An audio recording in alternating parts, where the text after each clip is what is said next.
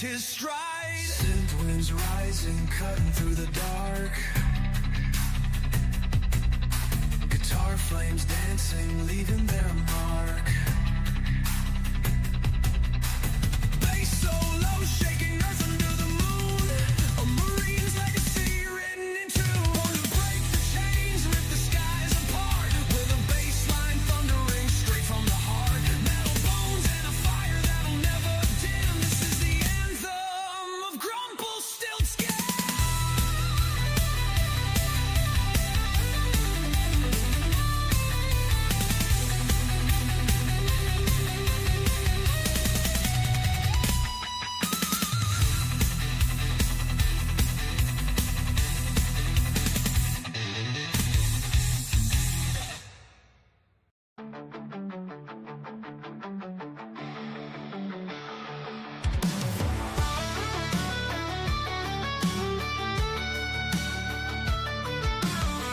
From the heart of Texas where the flags still fly,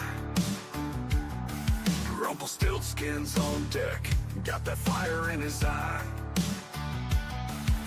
A vet of the chords and the digital front, in Helldiver's lobbies he's the last one to hunt. Boots on the ground, bass in his hand, Sunday service to the battlefield stand. He don't rage, he don't quit, just locks in and plays, streaming truth, grit and freedom every day.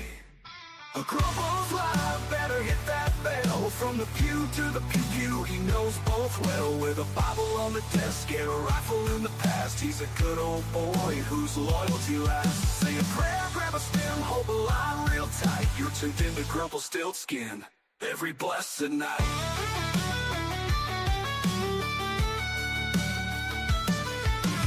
Pixels and prayer in his southern drawl, drops hot into chaos, never backs to the wall.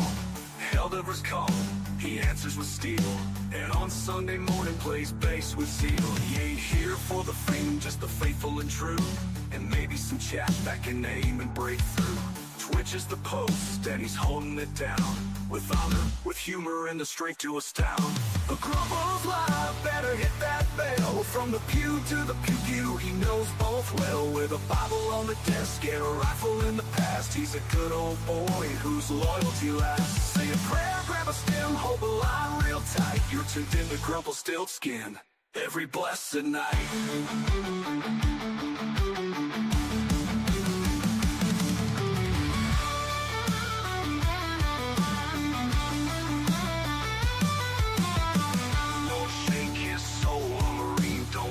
When the hate scrolls roll, from the Lord to the lobby, he walks that path with a righteous click and a holy wrath. A Grumble's live, come and join that crew, where the bass thumps low and the gospel's true. Simplify in the chat, amen in the stream, living the dream, God's soldier on screen. Say a prayer, grab a stem, hold the line real tight. This is Rumpelstiltskin. It's love tonight.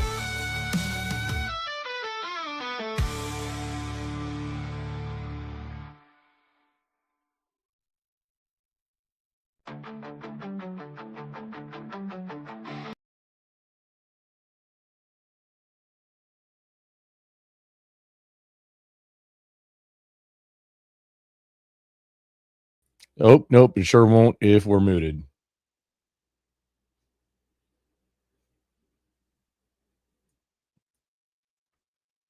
Test 1, 2.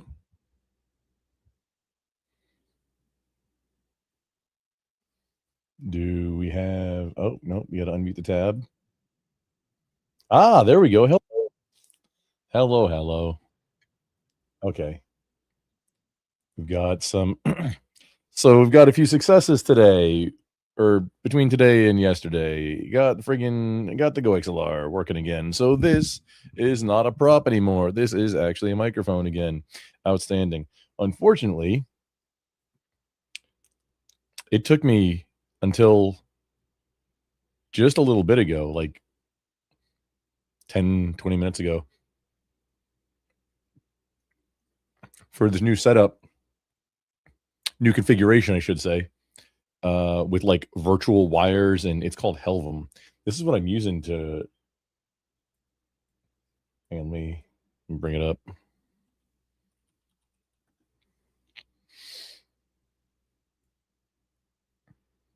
This is my virtual audio routing patch bay. Sick in the house, Mr. Buff. Oh, wait, hello. Jake over on Twitch. How you doing, man? Sidecar only. Okay. Hello. Welcome in. So this is what I'm dealing with for audio routing.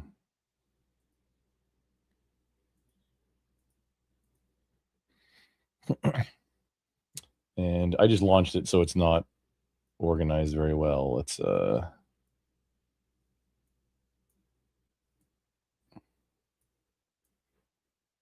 why would that be up there? Okay, this is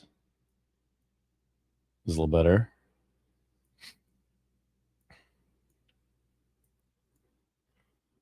All the things that aren't doing stuff directly.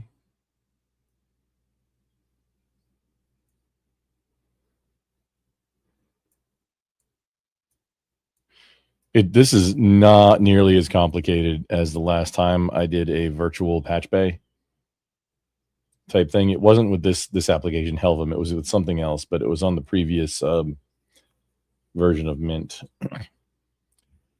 This is what I've been dealing with, because the newer version of Mint, I forget what, it's not specifically the kernel, it's just the version, takes all the different channels, all the different devices that GoXLR used to be, and makes them all one. It's like a 10 channel device, this thing, or no, 20 channel or 10 stereo channels. There's nonsense here.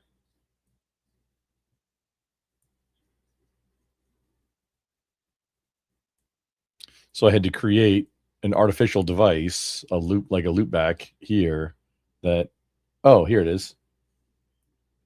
So I've got the input to it and then the output. That's where it's breaking. These need to be the same thing. Hold on, that's why it's broken. Okay, I'm not going to work on that tonight, but that is. Can I just?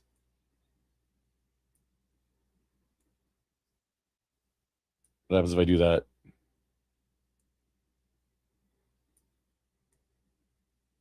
Test 1, 2. Or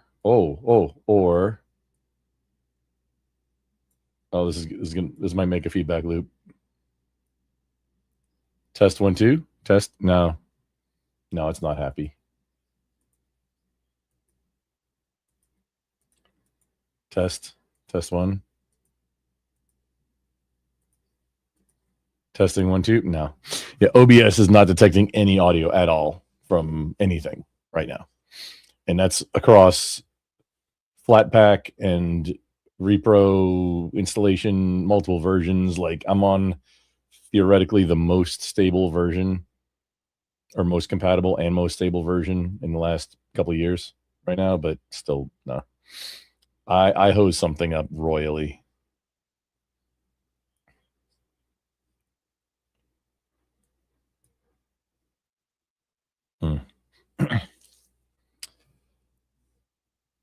Okay, so what are we going to do here? Not this anymore. So today was fun. I made a new book. I've been doing this all day. We got a new book, and this was the project today.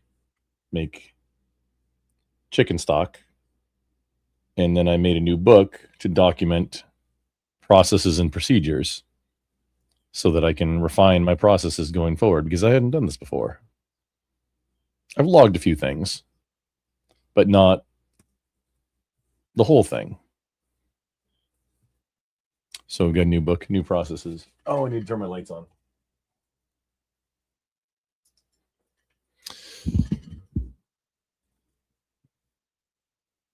Might talk about chicken stock for a little bit. Might talk about zombies for a little bit. Might do a game. You know, it's kind of up in the air right now. I was just excited about getting my regular microphone working again. It's been like a week or so since I've been live. Technical difficulties and conflicting priorities, honestly.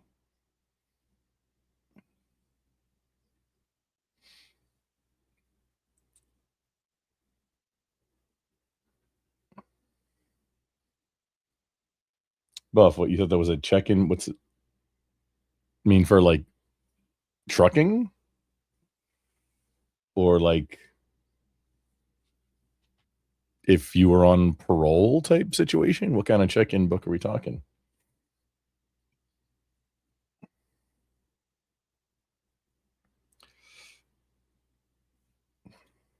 Need just a moment. I gotta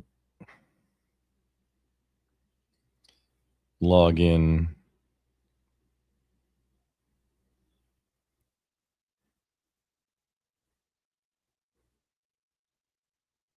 To this is not working. Do we need to do updates? Just because, hey, time to go live. Everything needs to get updated in order to work, of course.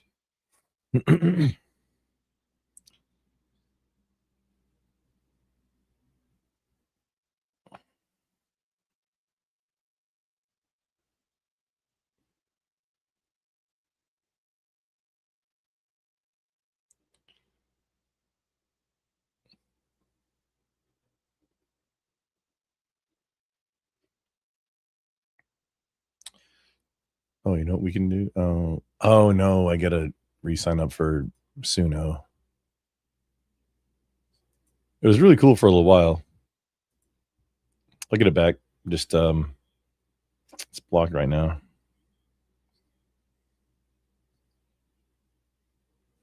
Oh, okay. Seeing no internet connection. Well, that'll do it. That'll be an issue.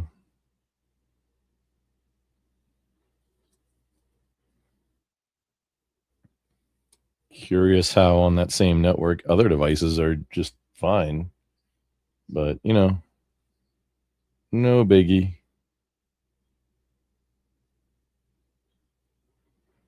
Oh, maybe it's working now.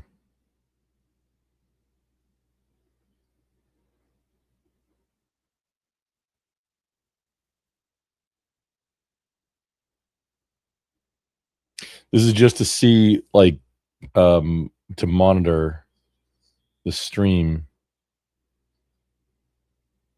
from an unlogged in device. A vertical one, just on a phone.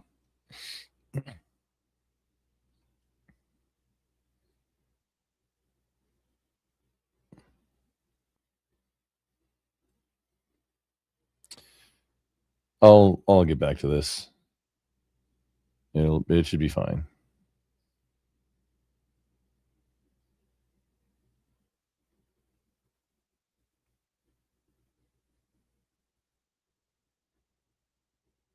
There's two components that it needs, and everything's just grinding.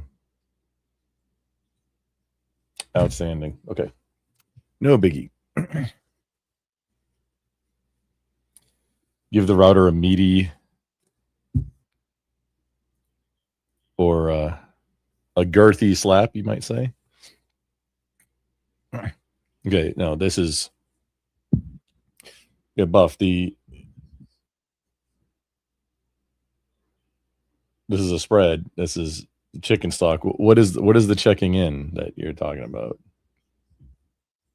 We got timestamps and like basic procedure, and over here I printed out, hey, what scrap veggies should we be using and not be using? So it's still going right now. We're coming up on we're at 11 hours so far of stock. I cracked all the bones. All that delicious marrow can get out too. Didn't bake. Just after about 3 hours, I want to say, pulled all the big chunk bones out that I could get because all the meat was falling off already. All the scrap meat that was left on the bones, and just mushed them with a knife. A cleaver or some other tool would have been better, but I got it. Cut them mostly lengthwise, and at this point, most of the marrow should be getting absorbed into the broth or the stock. It should be a lot thicker than block broth.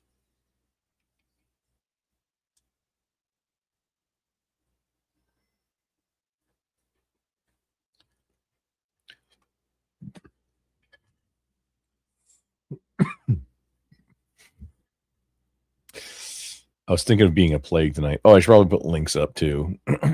Okay.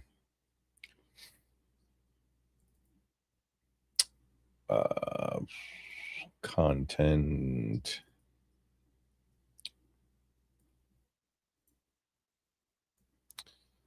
This is not. So I'm running from StreamYard right now. So this is not a you can't be forklift certified type of situation. Ooh. Even if you are forklift certified, tonight only, you're good to go.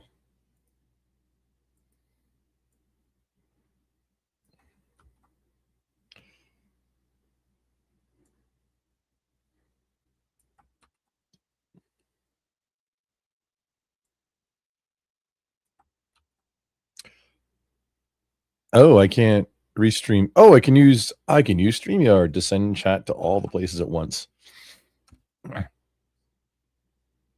Haha. There we go.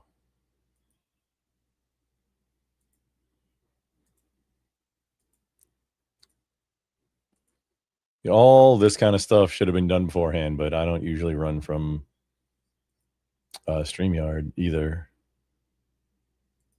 Just trying to get my stuff together.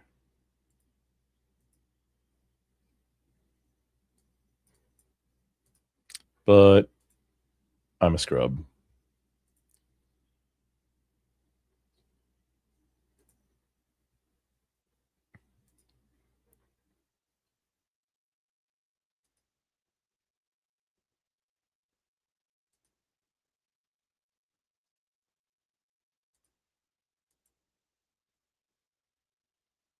I think we're going to be a plague tonight. Oh, there's a Mr. Buff. What's up, sexy? What the fuck are you doing, Sigel? Sagel? I do not have time to explain that reference, but what up? Hey, how's my volume on StreamYard? Sounds fine from here. I don't have Okay. my good headphones on, but sound good. It's okay. I don't have my good ears on, so that's fine. Well, I still got to do a whole bunch of config for my Go XLR, but like, hey, we're using it again. This is not just a prop anymore.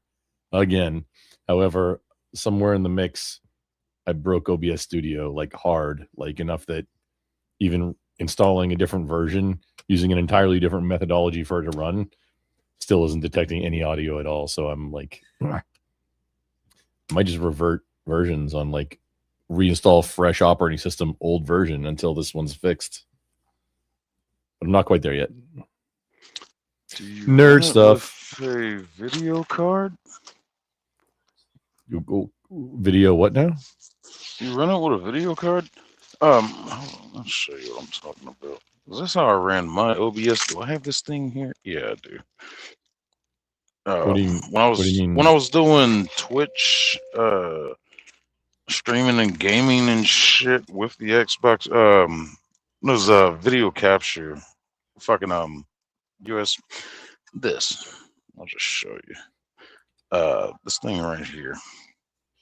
It's Oh like yeah, a video capture device. Yeah, no, I'm not. yeah. Which that's just a video device. No, this is OBS Studio, not detecting any audio at all. Not mic, not desktop audio, not any devices at all. Oh, From just studio anything. straight up. Oh fuck. Yeah, it's kind of hosed right now, dude. This is what I'm working with right now. Huh. This is my audio routing. Nothing. This is also not the GoXLR audio routing. This is just internal to the computer audio routing for different audio devices. Oh, what's this? Something else. Something's new. Okay, Brave browser.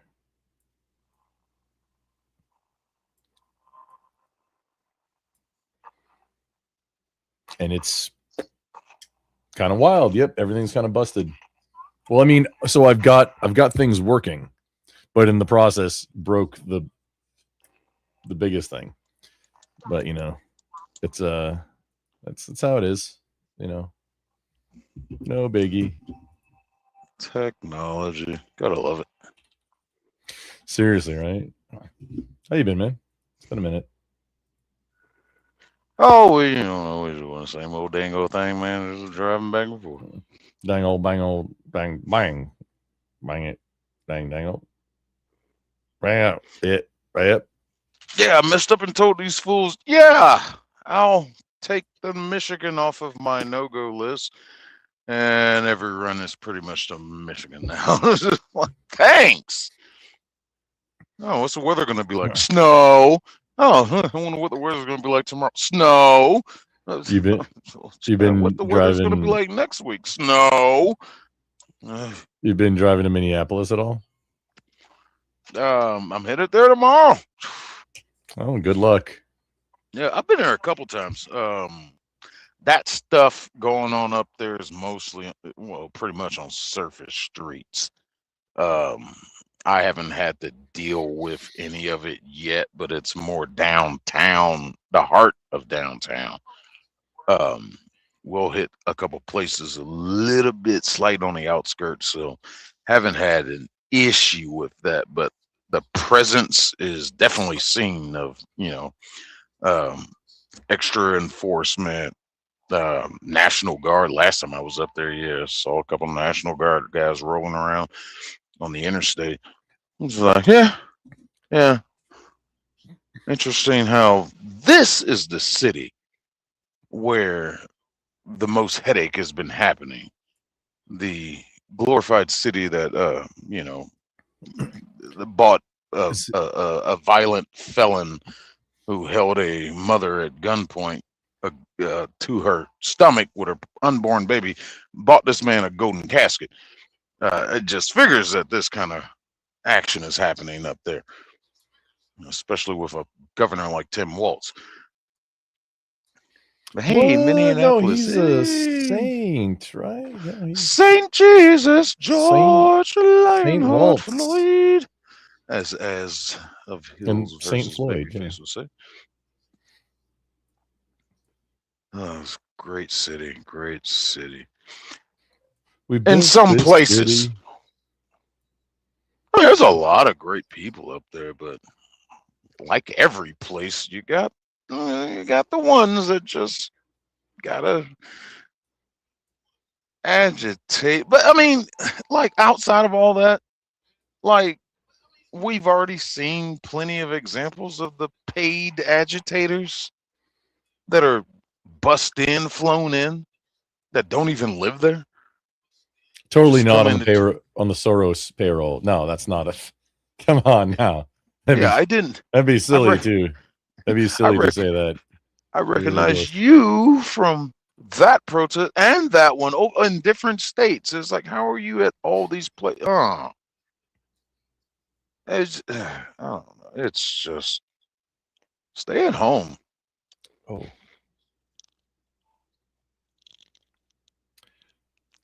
I ain't got time for this shit though. I got a job. These people, I don't think they do. Well, that is the job, you know. Yeah, And it's fair enough. probably under the table too, so they can be on whatever. And what the shit? I saved this. No, you didn't. No, I very much. This is the third time this spreadsheet has not taken saves. What the? Ooh, This is not cool.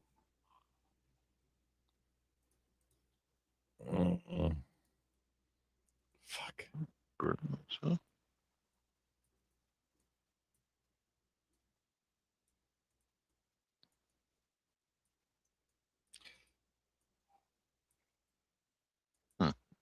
You ever try and get like a full actual handle on 100% of your in and outgoing like cash flow? It's hard. Yeah, I'm gonna have to say no on that one. Fucking need to.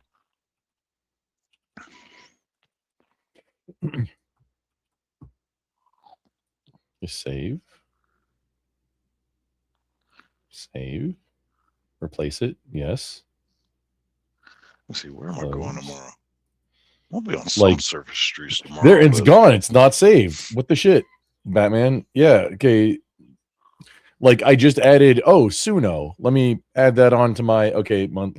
You know, you got your monthly expenses, then your annual like recurring expenses, just services that you have and things like that. I'm adding Suno into my permanent. I'm moving it from temporary to permanent, but this spreadsheet is not saving. Let me save it as something new.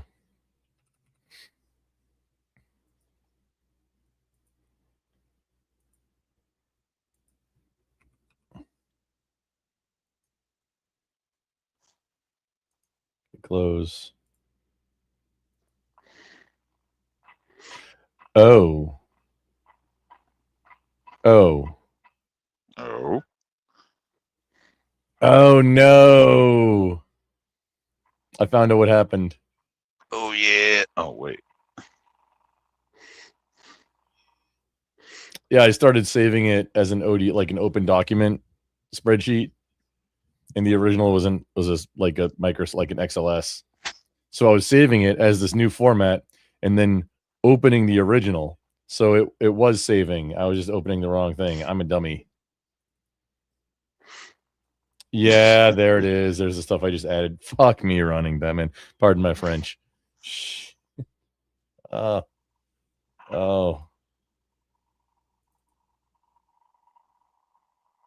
Oh man.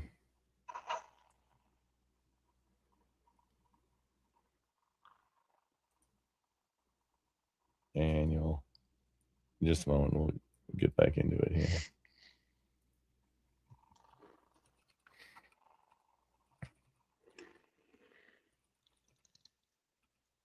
Annual things. Mailbox, email. Okay, just whatever. Friggin'.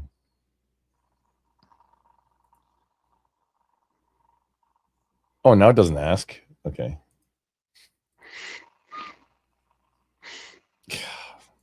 Fuck me running.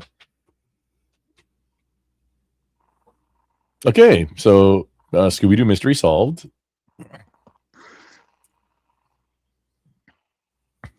I feel like being a plague a little bit.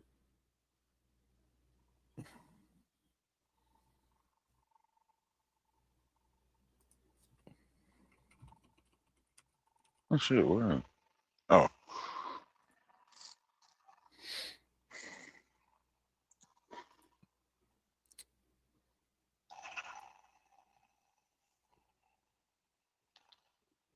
I'm done troubleshooting all this stuff for the day.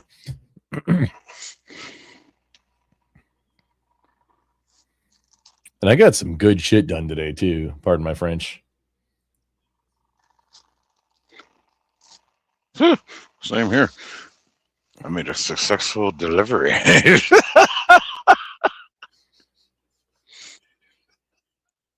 Oh god. Insider tip for you pet owners. be careful about ordering anything from Chewy.com. Oh, really? I've heard a lot of good things about Chewy. I don't know. We delivered to them from well, I forget the name of the place, but they basically do like Arm & Hammer, baking soda, whatever parent company that is. They do pet stuff also. And we do like a dedicated from them to Chewy in Missouri, one of their distribution centers. And like the last time I went there, these fuckers, they overbook their incoming loads, and I got turned away the last time I was there. It was like, oh, we can't take it right now. Really? Like, what? What do you mean? It was just like somebody messed up. They ordered too much stuff, so they couldn't bring in proper stuff or more stuff. And their whole entire facility was like full, so I couldn't even leave the trailer there. And today it got lucky, and the guy was like, "Man, I shouldn't even be taking inbound loads right now. They're still playing catch up." I was like, "Really?" But they let me drop it, and I was like, "Okay, that's all I need, dude." So I gotta get the hell out of here. Ain't got time to go over here and drop this trailer off for somebody else and come get it and all this and blah blah blah blah blah. They're having some logistical fucking mismanagement going on.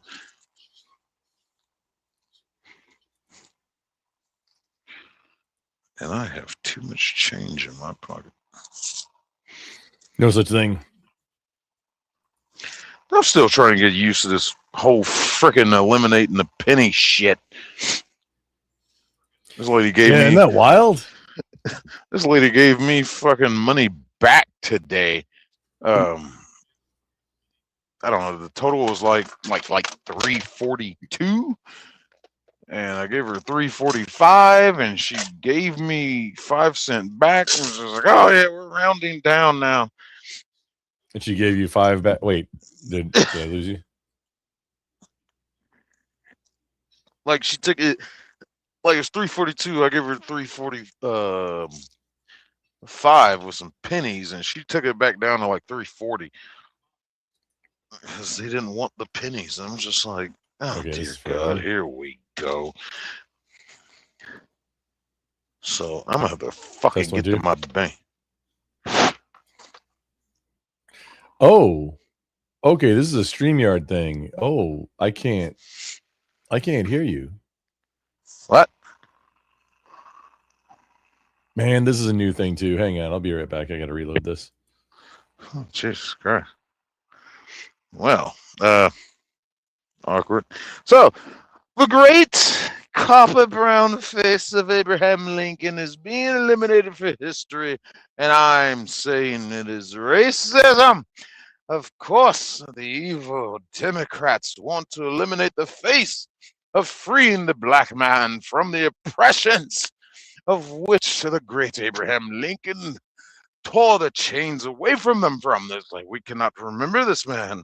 We want you Negroes back in chains. So how do we start that process? Eliminate the face that, oh, there you are, you're back. Right, Buff, can you turn your camera on real quick? Just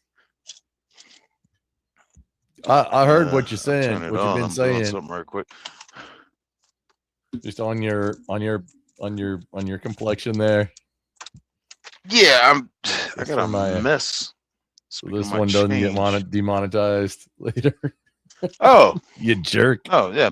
Hey, how you doing? Yeah, I'm the black guy. I can say these things. Thank you. I'm the black guy. I can say these things. Like to hear more, subscribe to 62210 fucking YouTube. Damn it, I'll tell you all about it. But oh, OG in the house. Hey, no, not Command and Conquer. Plague Incorporated. Although I froze it, I've been breaking everything today.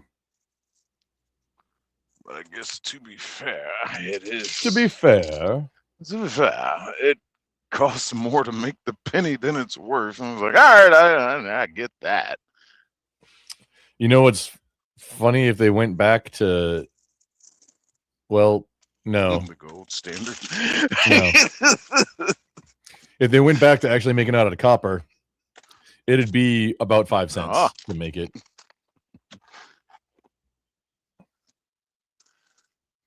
Yes, I think I'm just gonna. Oh, okay, it is. We're saved and just need to fix the audio there, and then we can put it on the screen. How did this happen?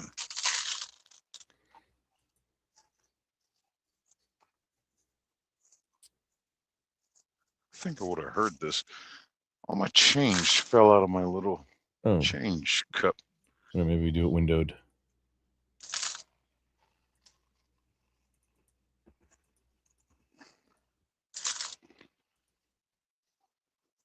So one of these days, I'm going to sit down with all my pennies and keep the best ones from each year. Yeah, you got to do numismatics, man. You got to check them. Yeah, try to check them. Everything before keep everything before 1981 and prior, because those are all actually made out of copper. It was 82 and up that are. I mean, those just get spent. Which I'm all about it now, dude. Like you give. I mean, it's not scammy. It's just, oh, this is how the system works now. If something comes out to be, 32 cents and you give them 32 cents, you're going to get a nickel back. And it's going to be better than the band. Horrible band. Horrible. Just horrible. You know what? I saw a meme the other day, like, hey, you know what? Nickelback, were they really that bad, or was it just a meme? I think it was just a meme because they weren't. No, they weren't. They weren't. I mean, generic assembly line manufactured fucking rock. Yeah, that's also true. I didn't see and hate them until they did that song Rockstar. Because it just pissed me off as being a musician and garage bands and everything, trying to, make it. And you got the nerve as a millionaire with all these fucking hit records and, fan base selling out stadiums and shit. Hey, I want to be a rock star. You are. Yeah, it very smacked of like, hey, we already made it. We're gonna make a song like about, hey, all you peasants that are still in garage bands. Yeah, that should have been like a song on your first album, not your like whatever album that came out on with their fifth, sixth, or some shit. No, that's some first album. I don't know how many albums they had. No, I have people no actually clue. know that. I don't know, but and it was later in their career.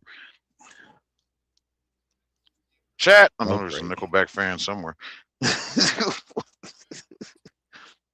Enjoy Daily Diseases Outbreak. Okay, this is a new game mode. Apparently. Oh, what is this? What's all this? Get ready. Every 24 hours, a novel new disease emerges.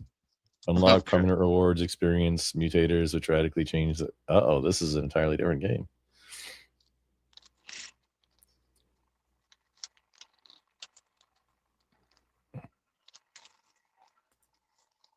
Oh.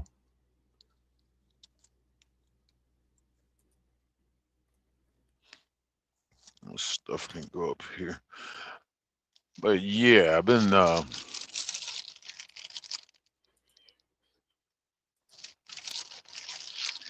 don't know when I want to caught on to this fucking whole penny shit, because like I try to keep cash in my pocket at least $200, and because I don't like using my cards that much, but hello. Quick, easy convenience.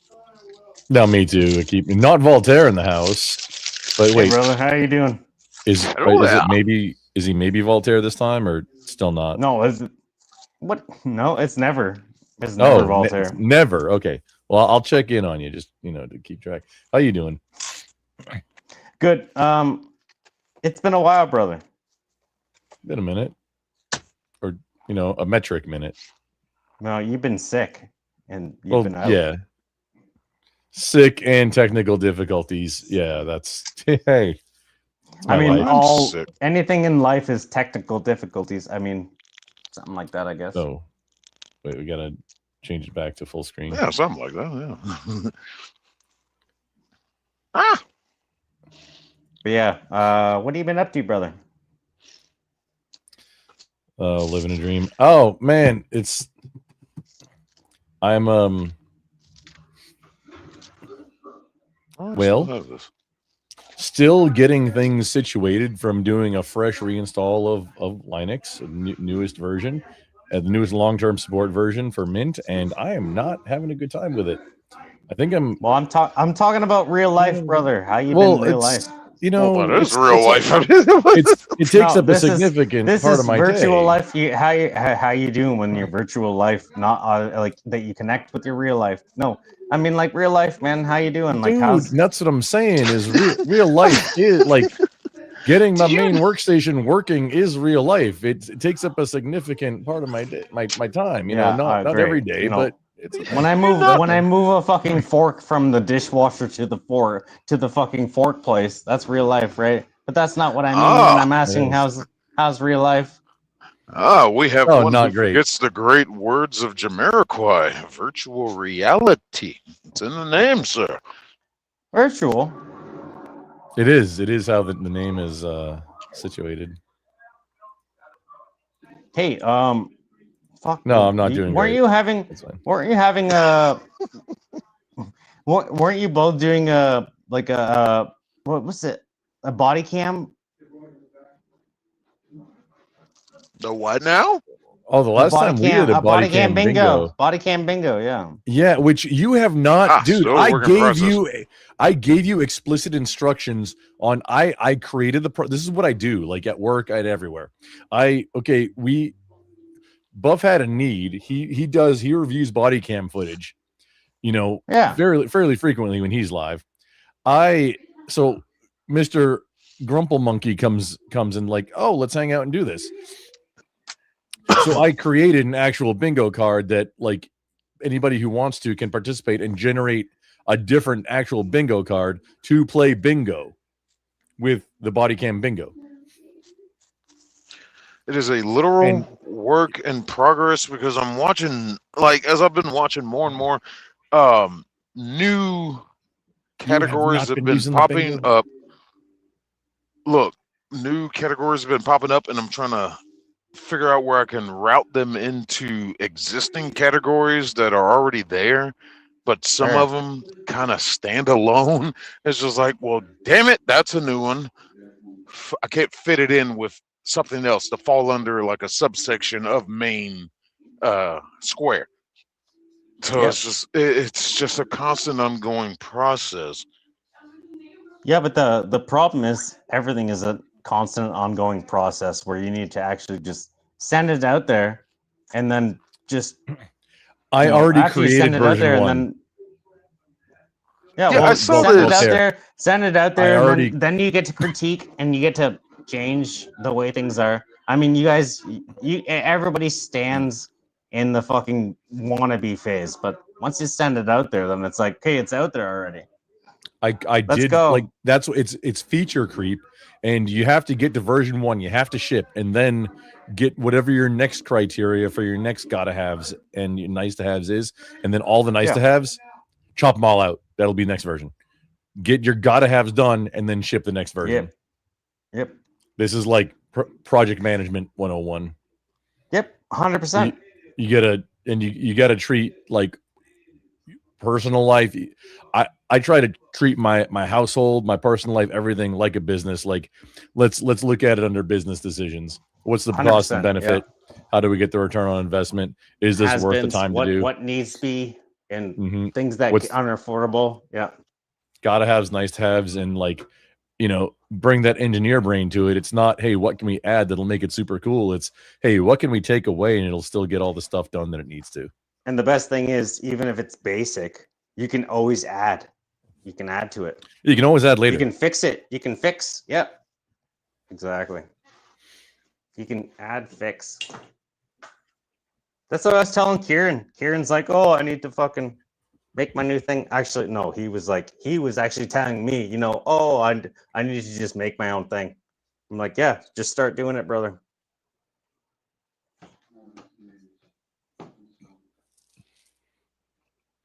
If you start doing it, then you can add onto it. You can critique. Why am I fucking echoing? I don't know. I don't think you're echoing to me. No, it's me. It was me. I got rid of it. I don't hear it. Oh, it's like if somebody, unless it's me echoing back, but no, okay, if you got it, then you got it. No biggie.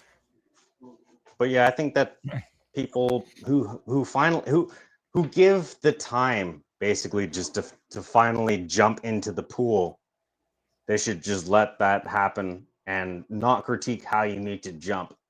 Just jump and then critique how you've landed. I don't think the judges at the Olympics will appreciate that. Well, this is not Olympic talent quite yet, right? It's a joke. Well, I mean, I know it's a joke. I'm joking with you. Right? I'm not trying to be board, serious. We have a 10. We have a 10. We have a 10. We have a 10 and a 7.3 from the German judges. You fucking. Anyway. Hell yeah.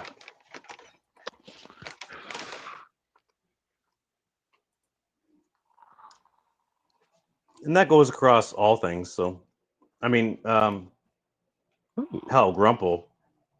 Yeah. You probably understand this just like anybody else, right? I don't understand much. I'm a simple monkey, dude. We're all monkeys. I laugh. But you've been trying to get all your shit together to actually make a pretty good, like a survival video. Oh, not just a video, dude. That's like, I mean, part of it, like homesteading off the grid, man. I take it full spectrum from. What I'm trying to do is put things through the through like an algorithm of, hey, what do we need at life, like sustainability, reliability, durability. Yep. For in case of whatever catastrophe happens also, but then can still function for normal everyday life. Yep. Like going through the things, like one of the branching diagram things is like, hey, can I do this without electricity and have it be just as good? Scales are an example of that. What I'm trying to say is that you also have a channel that's trying to get off and or getting on it, and you need to understand that, like the way that people listen and the way that you can advertise. Huh. What do you mean? The way that I can advertise? Well, I mean, you want to through. All right. So I've been modding for Abe, and the fact it's hard to be just like Abe because he does what he wants to do things and he wants to not do things, and it's like, well, you need to actually advertise certain ways that actually catches these certain people, even though you don't want to advertise these ways, and you don't want to present yourself as this certain kind of people to get the monetization and the super chats. You know what I mean? Yes, it's like it 100% is. I mean, if you're going to be a content creator, you're a content creator, and it's going to be rough until you're X amount of size. But even if you're X amount of size, you need to, like, through the super chats, you need to get. You still got to attract the people that are going to do that to make it a sustainable model. Yep. There's always compromise on every. I don't think there's a single thing at life you do that's not a compromise in some sort of way. I understand that exactly, which is why I'm saying the compromise is having to deal with the people that you don't want to deal with, that you can bring them into your area. You know what I mean? Yes, that's a thing. which I try and reach out. So I network with or at least I have network and hang out with like anybody. I'm actually like not necessarily on YouTube, but over on Twitch. I'm a mod for like a whole at least a few people that I vehemently disagree with. The only thing is like they know that I'm not like I only do things as a mod if it's something that's going to cause your channel to get clapped. That's it. Yeah. I don't like if you want somebody to help you content police, I'm not that guy. I'm the guy that helps you keep your channel so that we can have the conversations, you know, maybe or whatever, so that we can have more conversations in the future. If either one of us gets clapped, then that doesn't help anybody. Yep. I'm just saying most people, like obviously you understand. Most people don't understand that kind of shit. And they fuck around and they find out with modding and all that shit. And it's big team sports. Twitch is like the worst about it. I know there's a few there's a few out there people in the YouTube space. I mean, because YouTube's like a much bigger pond. It's the ocean. But on Twitch, that like swatting was like a thing. Like there's wild, unhinged people that will go and try and do that. And it's like, that's why I'm so, anytime it even remotely comes up, I try and give the advice about like, yes, let your local law enforcement, let your local police and sheriff's department know that, hey, you're a public figure, even if it's a small internet figure, you're a public figure. And hey, if anything comes up, contact me first, because it might be somebody trying to do this. Because some, you know, in some places they've never even heard of it. Yep. Change the subject just a little bit. I got recognized to be just like you, which gave me a little bit of honor with on Speakeasy's channel. Oh, really? Yeah, Speakeasy and VK. I was questioning his stupid ass prompt because I'm like, well, this could go any way. And and he's like, you know, he's like, the only person who fucking makes me like more annoyed than you is Grumple. Like for the prompt fucking, and I'm like, what the fuck? Like, when Grumple's based, your fucking prompts are stupid as hell. Yeah, I appreciate that. Yeah. Oh, speaking, I still talk like DM sometimes. Oh no, I'm just saying, like, no, I can. You can send this to him, but I would just I'm totally cool with it. But it's like, come on, man. Like, like the prompts at sometimes people don't argue them enough because you have to fucking understand where you stand in the prompt, and there's all these fucking questions. You have to argue them too. So it's to me, yeah. Sometimes they're just stupid. I think thinking later on after, you know, one of the last few times that, because I'm not anti VK or anti speak at all. No, I'm not. I just haven't. I haven't participated in a little bit. I thought it was funny that he put me in the same category as you. Is all I'm saying. Well, I appreciate that you put me up there to like, hey. And yeah, I agree. I would hope you think you're in good company. Yeah, fuck yeah, let's go. But yeah, like to me, it's just like I should be able to argue the prompt. I mean, most people won't because it's just out of being part of it. But it's like, well, I need to see all my corners. When you're entering a room, you need to see behind the door, all the corners. It's just like, well, I need to know where people are coming from. I think where he's coming from is it's one of two things. It's either he didn't think about the prompt all that much, which I mean, hey, maybe, oh, hey, here's a prompt, no biggie. But then the other one is that maybe he was going for, and this is in like other prompts too. And I think this is, I would like to think that this is how most hosts, when they're putting a prompt out, that's like that, would deal with it, is say that, hey, here's the basis. It's up to you to make the framework and then argue that framework. Yeah, fair enough. But the thing is that when that's involved, because it's not strictly already established, then now you have to eat up part of the time, which in some cases it's like 5 minutes for the whole debate. For like VK or some of the other shows, it's always 5 minutes.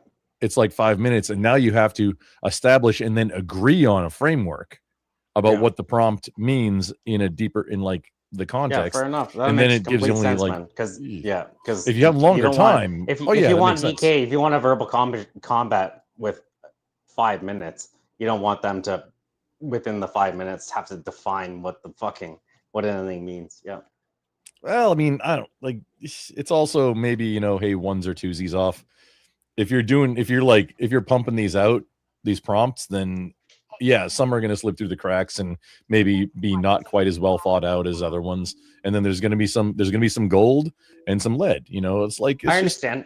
Yeah, no, but I guess I'm thinking back to it. It's just like because he put a lot out that were like, okay, black and white, but then when they're gray, it's like, oh, I can't even attack the grayness. So it's like, I can understand because I already the grayness, because it's like the person I'm debating against agrees with me on the black and white. So when I critique the grayness, then it's like, that's kind of a shittiness towards Speakeasy.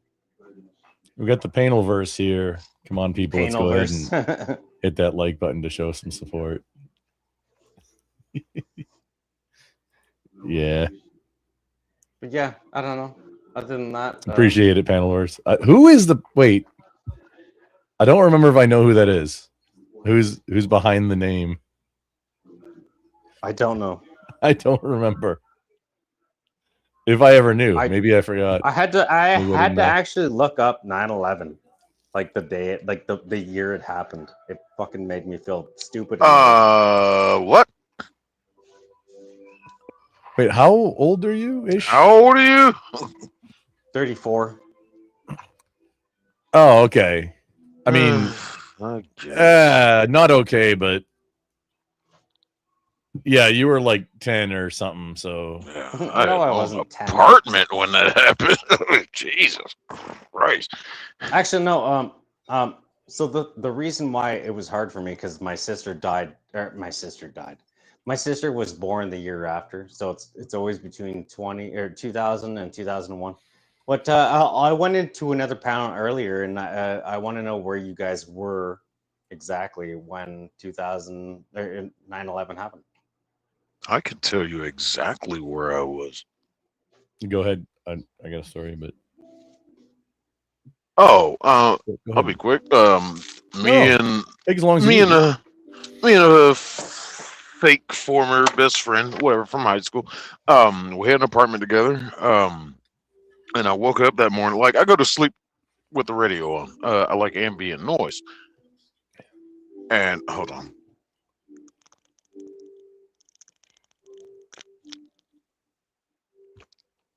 All right, sorry. I had to finish my beverage. No worries. But I go to sleep with the radio on, and we had a radio station, 96 Rock in Atlanta. And, you know, that was playing through the night. And I woke up to hearing them talking about it. And I just thought they were doing like some Orson Welles kind of stuff, that War of the Worlds broadcast. I'm like, oh, is it an anniversary of that or something? And I get up, I go into the living room. My roommate and two of my buddies are in there. They're watching TV. And they see me coming. It was like, dude, have you seen this? And I was just like, I swear I was hearing that on the radio. This is after the first tower got hit. And I'm like, this is what's going on? It's like, dude, an airplane flew into one of the towers. And as we're watching this, we watched the second plane fly in. And it was just like, holy what the fuck? So it was kind of like, all right, what the hell is going on mode? A little panic. Is something, what else is going to happen? And that was like all North American world. Concern. Nobody knew what the hell was going on. I got in my, I don't know, one of my first instincts was to, jump in my truck and go find my aunt who stayed not too far away. I went to go find her, and like she wasn't at the house, and it was just like I didn't know what to think. But like I left the neighborhood, got up the street to the red light, and here she comes down from another street. And I caught her, and like as she was making that turn at the intersection, I stopped her right there. I was just like, "Hey, did you hear what's going on?" And she's like, "Yeah, I know that. I'm going back to the house now. Just keep an eye on it and all that shit." So I went back to my apartment and everything, and we were just like, "Well, what the fuck do we do?" I don't know. I don't know. Just keep an eye. So we were glued to the news all day. And Yeah, I was like it was just weird. It was a weird moment. I was in grade 4, and then got to see the towers fall, which was fucked up. Yeah. Wait, not Voltaire. Are you Canuckistanian? Yes, I am. Retardia. Yeah, I come from Retardia. Okay. You know what gave it away just now? I was like, you know what? I don't remember that. I remember that. I said grade 4. And see, that was my grandparents actually were in the States because my granddad, he traveled. That his job was to travel the States. It was scary. It was a scary time for us, and because you guys had declared war, and you shut down the borders, and well, I think what really stood out was the weird moment of watching them fall. It was just like, that was the craziest moment. Shit! God, it fell! And then at the same time, it was like, wait, I'm a big freak of architecture and structural engineering, and it was just how did they fall perfectly down like that? That seemed a little suspect. It actually makes sense though, like because when you the steel, it's not going to melt the steel, but when you heat steel enough that it becomes its weakest point. See, here's the problem. Yeah, they fell straight down, almost like a controlled demolition by a team that knew what it was doing. You know, amazing. Almost like that. I didn't say that's what it was. I said almost like that. When 3 levels of steel are actually getting heated to the point where they're basically getting to the point of malleable, they can, you can do with them. It's not gonna. It's the okay. The level of floors that were at the top. 18 floors. That they were only more than 18 floors. They weren't even. That wasn't even 1/4 of the build. That might have been about. Oh shit! That might have been about 1/6 of the building. There would have still been some stand. Yeah. There still would have been some standing structure. It's not 1/16 perfectly. It was at least one perfectly. It was more than 1/3 of the building. The first one. It was not. That fell perfectly straight down. That is very suspicious. Because that's how buildings fall. Any and all buildings fall when they lose their structural ability. They don't. When they lose, there are buildings that are perfectly integrally structured. There are buildings that are perfectly integrally structured, but the bottom floors will withstand what's falling upon them. Do you know why? To fall perfectly straight down means that every beam at every corner at every 90-degree angle and within all failed at the exact same time. Yeah, but that's totally a little than the 9/11 building. No, that's exactly what happened. It's funny because like actually You're the way that all buildings fall and the way that all buildings are demolished is they actually take out the fucking foundations of the building. How could they possibly fall when the fucking standard of the building, the foundation of the building fell? It's like, that's where you heard yourself. That's what the foundations of the building. I literally heard myself. What I said is that people take out. One at a time. People take out the fucking foundations of the building. You said the quiet part out loud. I literally just said that out loud. I said that people take out the foundations and the fundamental fucking. You said when they're demolished. Do you need to fucking repeat what I said after I said that? I just repeated what you said. You said when they're demolished. So I'm already repeating what you said that I said. Like that. Okay, see, if you want to look past the fact. You didn't even hear what the hell you just said. You said the quiet part out loud. What you heard was what I said, and then you looked at it towards a certain part without understanding what I had said to complain to oh my gosh. What you fucking are dealing with. I said what I said, and then I explained it, and then what you said, it was like, hey, this is what you just said. It's like, yes, that's obvious the way I said it, because I was using that to say and explain what I said. Yeah, so it looked like a controlled demolition, like you just said. Yes. I said I compared it. Do you not hear yourself contradicting yourself? No, okay, hold on. So I made it. There's no contradiction. There is the way that certain things fucking fall when it's a controlled demolition.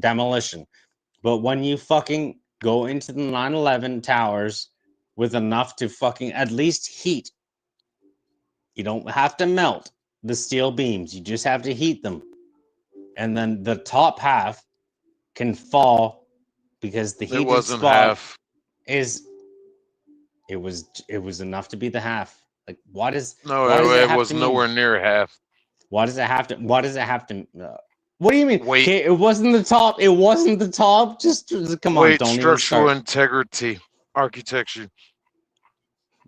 Come on, you're fucking with a guy. Tell me where it was. Fucking with a guy that obsesses. Tell me where it was. No, I wasn't. Tell me where it was in the fucking structure. It was at the top half. Where what was? The fucking heating heating the steel. The aluminum? The aluminum. I'm not sure where the aluminum was. It might have been in the stair rails. All right. I don't know. It's funny when you can't. Maybe Dave Stapler. It's funny when I correct myself and you can't even fucking argue with that. Like, You're stumbling over your words right now. Just go with the aluminum, you stupid fucking retards. I can be drunk and still out argue with you. I'm talking about iron and steel. Let's take it down just a notch. As long as I keep as long as I still fucking allow myself to actually give the proper response, you're going to do the response that is the one I made earlier. So that's looking realistically. You resorted to not Voltaire. Not Voltaire. You're speaking slightly in cursive, sir. I haven't heard that in a minute. Just FYI. I'm gonna crack a beverage to my victory.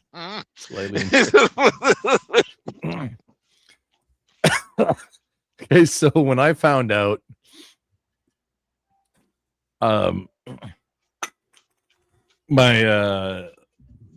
my girlfriend and I at the time, really, that we're living together, and all right, guys, hold on. The host is talking. I enjoy. Hey, the host is talking.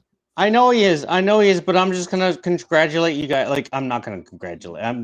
I want to bid you guys good faith, because I like you guys. I've been here around enough with both you guys around here, and I love you both. And don't run. I'm not running. No, I'm not running. I'm literally just like, I'm tired, and I need to fucking.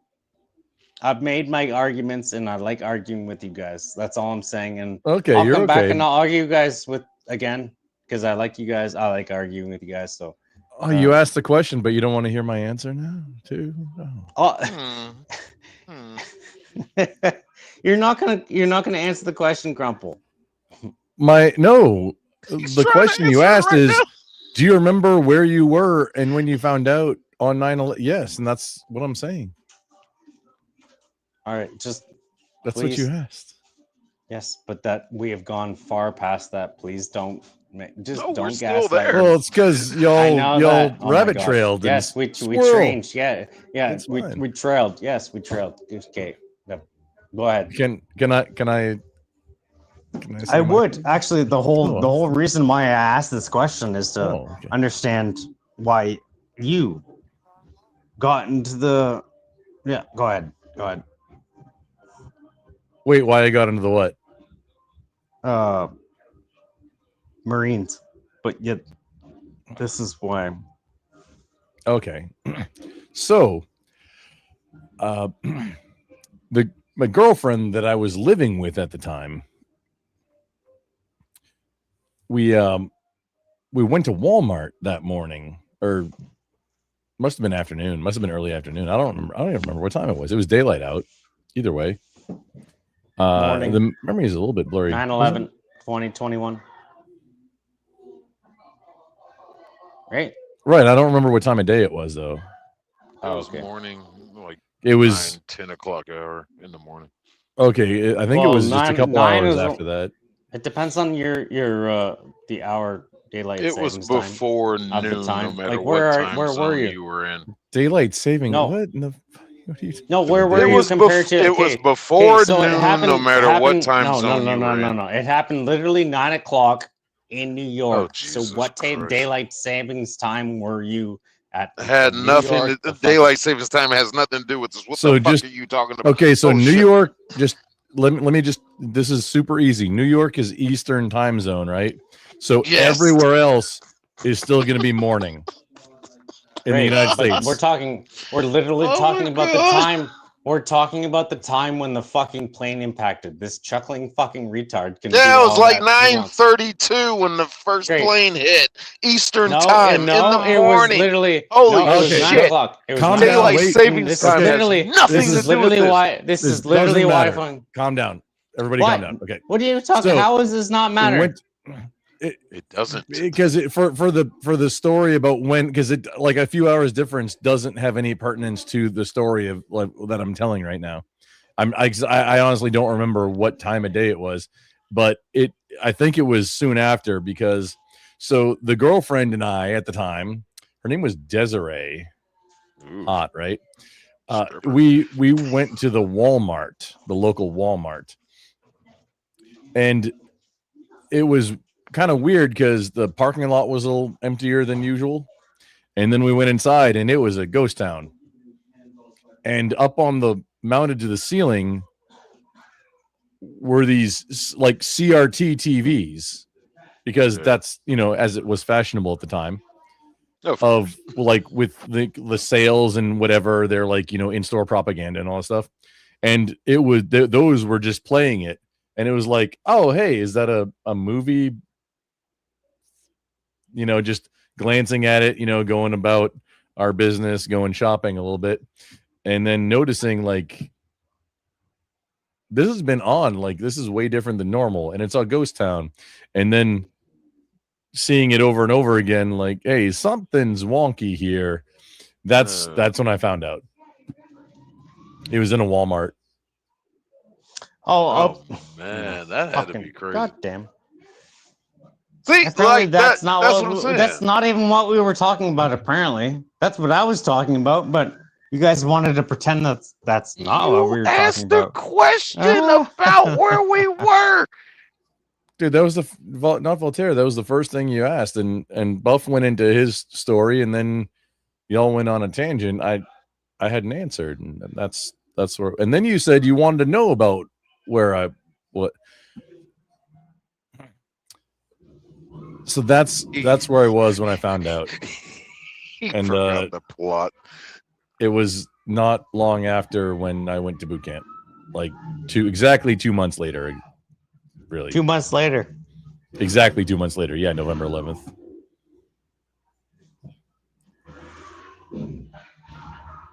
That's where I was getting at, but yeah. I started to, but there was a great documentary about black people in America that I remembered that said the black man ain't got no place in the white man's earth. No, I'm just kidding. But anyway, I just like bringing that crap up. Is that the Tuskegee experiment, or what are you talking about? No, it was Boys in the Hood. Lawrence Fishburne talking to Cuba Gooding. I forgot Lawrence Fishburne was in that. He was Cowboy Curtis on Pee Wee. Yes. Yeah. Some people would say Morpheus. No, he's always going to be Cowboy Curtis. Cowboy Curtis. This is the best freaking role ever. Childhood favorite. Killer Kyle in the house. How you doing, sir? Yeah, that's a good job. That's fine. That's okay. We're being a plague, also.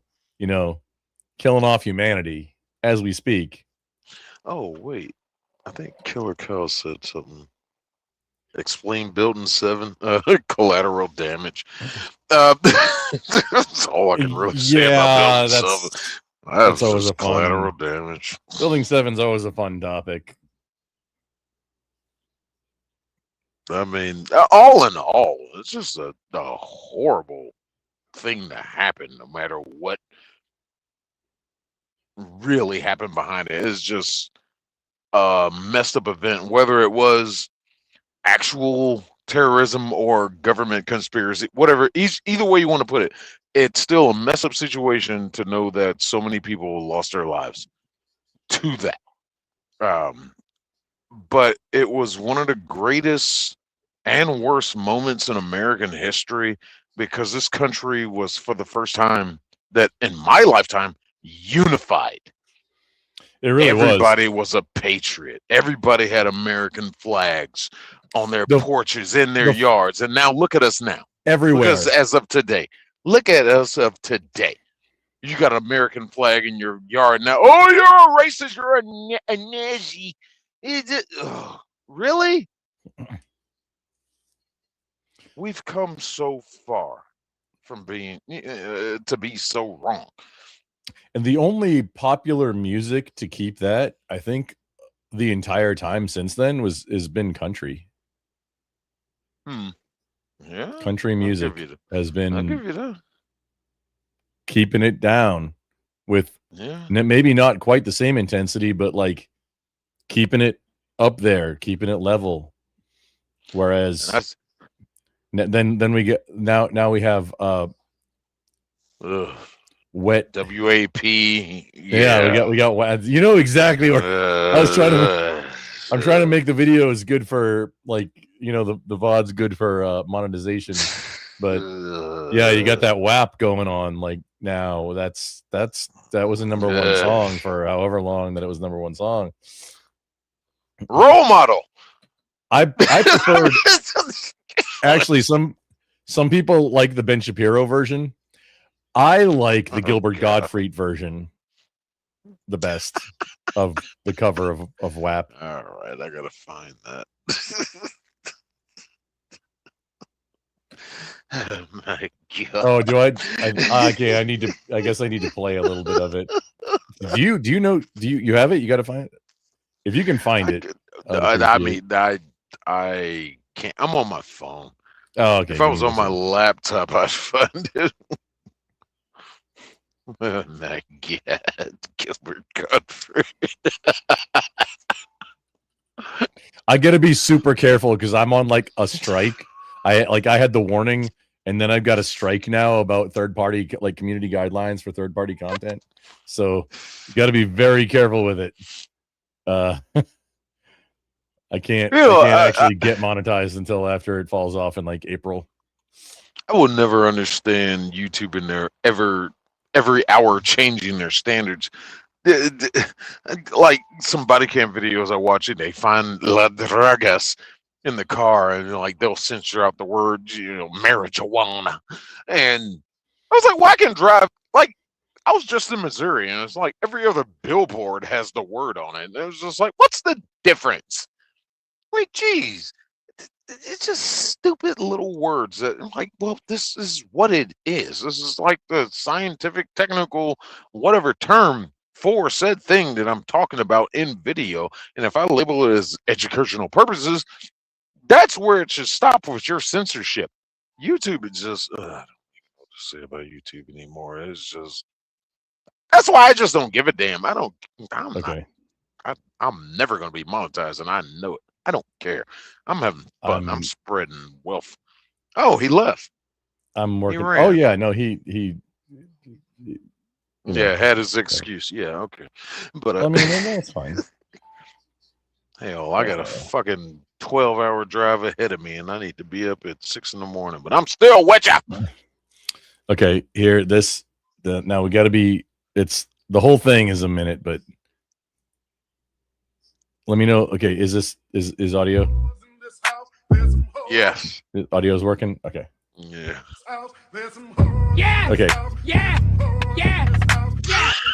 Yeah. You fucking with wet ass pussy. Bring a bucket and a mop for this wet ass pussy. Yes. See now. That is great. This is the Gilbert you crave. I've heard he's like. I heard his story just real quick, and then I heard the actual message. He left a voicemail for somebody. I don't remember if it was like Howard Stern where he left a voicemail for him or something. But like, you don't want to hear him when he's not being the character. He sounds like a serial killer. Oh, I wouldn't say that. Have you heard him when he's not doing the character? He sounds like a Gilbert Gottfried not Gilbert Gottfried, Bobcat Goldthwait when he's not doing the voice. Just normal. He does not. No, wait. Hang on. You've heard Gilbert, or excuse me, you heard Bobcat? Yeah. Like being. I've heard a lot of Bobcat when he's normal? not doing the voice. I have not heard Bobcat being normal. Like there's an episode of I think it's Tales from the Crypt that he was in where he wasn't doing the character. He's playing like this scared shop owner or something. But he wasn't doing the voice, and that was the first time I heard him. I was just like, huh. That's weird. And it's just weird hearing those people. Yeah, you grew up hearing that with the yeah, man, and then you hear him talk normally. It was just like, who are you? Or he's like the character, like voice actor, like when he was like Tiago, the parrot from Aladdin. He was the character voicing Tiago. He wasn't him being a voice actor. He was playing a character being a voice actor. Give me everything you got for this wet ass pussy. Beat it up, touch your jaw, extra large and extra hard. Put this pussy right in your face, swipe your nose like a credit card. Hop on top, I wanna ride. I want eagle violence eye. Big my mouth, look my eyes. Pussy wet, take a dive. This is a little bit time manipulated because he was just reading it like a cappella. Somebody added the like the beat to it. There's beauty to this in the sense of that it seems like that's wonderful. What she was trying to come out, like she was trying to make it seem melodic, but in her true heart it was aggressive, and Gilbert is expressing that aggressiveness that she did not express in her recording. I do like what he did here. I love it. The song makes this is peak. This is why this one's my favorite. This is better than the Ben Shapiro. This is better than the original. I mean, imagine like the music video for WAP, if you've ever seen it or part of it. Imagine Gilbert Gottfried like serving, I guess is what they call it now, in like a thong in front of a pool and with like some backup dancers. Imagine if all the backup dancers are Ben Shapiro and Gilbert Gottfried's right out front. It's the same music video. It's just this is what AI was meant for, okay? Yeah, I can see the funny in that. Yeah. Yes. Okay. Yes. That's, you know what? I'm gonna write that down.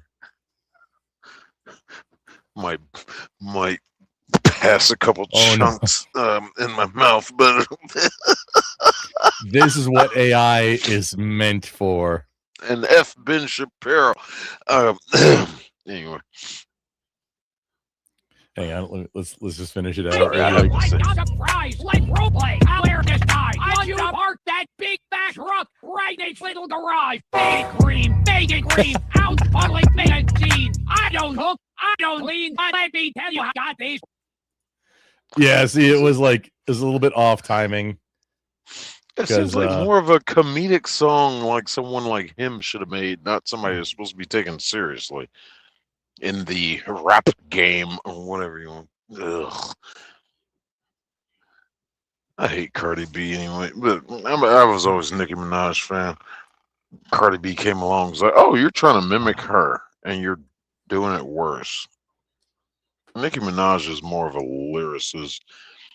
Cardi B is like, I can do that too. Look at me. I drug men and robbed them. Okay, you. Yeah, that was You wild. bitches. I remember hearing that, and it was what? It made Role model. Excusez-moi? Role model. Hey, whatever happened to Lizzo? It's just Oh like, no, Lizzo is a role model. Wait, no, don't you remember she played like Lizzo? Apparently, that's the first time I ever heard of Lizzo was when she played the crystal flute from like the presidential archive or something like that. Oh God, yes. And I don't remember which president or whoever had it, but Lizzo played it. Biden. No, Biden didn't have it made. No, it was like somebody from a long time Oh ago. no, who had it made? Oh, I don't know. Like who did it belong to? Yeah, no, it was under Biden when it happened. I don't remember who had that made. Why is my hair stick like it's growing? No, I need to cut it. Why is it all I look like friggin' not Popeye, but static the electricity. baby. I don't know. The baby on Popeye. Yeah, that's just stuck there now. Okay. We got that. Oh God, what's that? Well, I'm character's gonna name? look like a peacock or a cockatoo, whatever. It's fine. We're gonna be a cockatoo right now. Oh, what's that character from Little Rascals? Alfalfa. That one. Yeah. Yeah. Oh, I for the first time saw the like reboot, like more recent, or at least the first one, Little Rascals movie, and like, you know what? This isn't bad. That's okay. It wasn't bad. Yeah. Like, especially if you ever saw any of the original Little Rascals, it was very much in the flavor of the original, and they got all the kids that looked a lot like the originals. Yeah. It was always like cringe little kids doing stuff, and it stuck true, and it was funny. I mean, kind of. It was. I mean, I wouldn't say funny, but it was like, oh, that's it's adorable. They're doing stuff. Little kids doing stuff. So like, yeah, encourage them and whatever. Just, I mean, but then also, oh hey, Hollywood monetize them.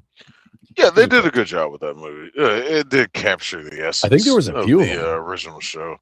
Yeah, that's exactly where I was going with it. They captured the essence, which so many of the reboots don't. Yeah. Oh, you remember the Thing reboot?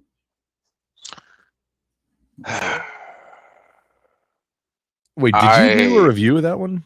No, because I am forshamed. I have never seen any version of the Thing.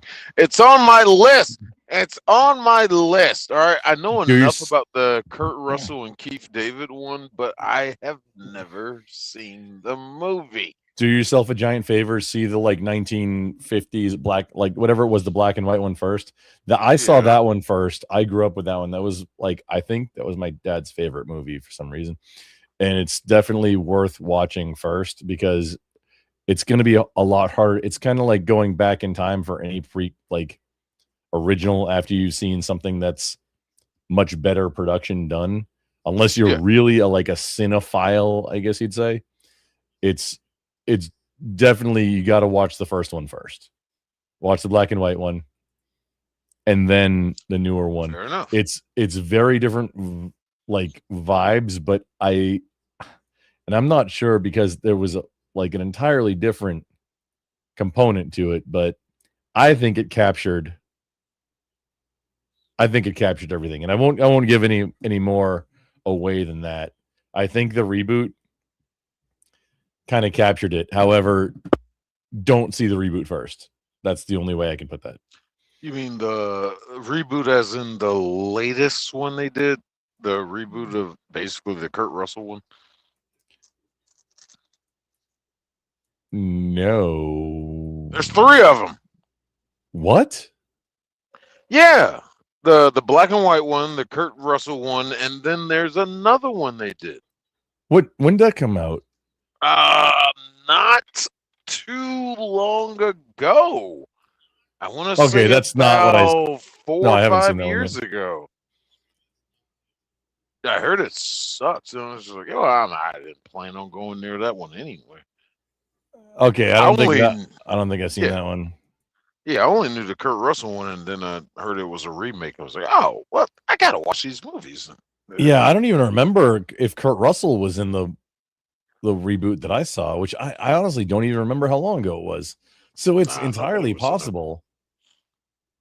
Nobody No, was it in would have it. had to. It would have had to be because it was like 10 something, 15, 20 years, like somewhere in there years ago, right? The Kurt Russell one. That was like 80s. Oh no. Kurt Russell one. Yeah, that had to be like in the 80s. I believe. Hold on, time to like IMDb this shit. Yeah. Phone getting hot. Yeah, it's tricky finding reboots, remakes, sequels. I found out today there was a The Outsiders. I don't know if you know anything about The Outsiders, but Yes. there's a Broadway or whatever stage play going on about that now, and made for a modern audience. Let's just say that. And people hate it. Of course, it's like the new Star Trek, Starfleet Academy that's going on. Don't get me started on that. And I'm not. But let's just say that show is bomb. Um, wow. Star Oh, Trek is done. okay. I may have. What'd you find? I'm not sure which one I've seen. Okay, so just Well, one's black and white, asked one's Brock. color.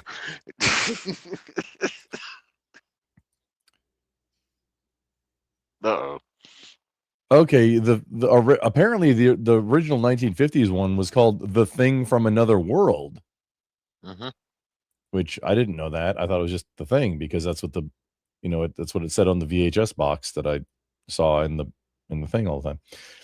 So then, yeah, the Kurt Russell one was 1982, and then The Thing, like another one was 2011. So the 1982 one apparently was a reboot, reinterpretation, and then the 2011 was a prequel to that one.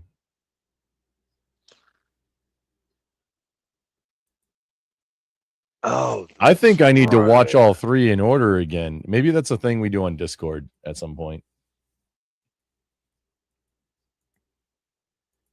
Not tonight, that's obviously, right. but A prequel. It's a movie that didn't need a prequel. Oh God, they did the Cloverfield thing. Stop it. It's just there is no. So wait, yeah, no, hang on. Can you explain to me in like 2 sentences or maybe 3 sentences or less? So Cloverfield was about like a Godzilla monster, and then the Cloverfield paradox was a prequel to Okay, that? I can explain it to you. Cloverfield, first movie, shaky cam, everybody going through the monster itself. Okay. Second movie, 10 Cloverfield Lane. That movie was happening at the same time of the first movie, but just from somebody else's point of view. Okay. What John Goodman was going through, I like those. Where it's like, hey, fun. It's happening at the same time, but it's somewhere else, and you get a little bit of overlap. I like those. Yes. Cloverfield Paradox, the third one, that is the prequel movie to explain how the monster got there, and they got so convoluted and just, we went on a space mission and something happened on the ship, a little parasite, whatever. Somebody got arms stuck. The thing somehow created them into a parallel dimension.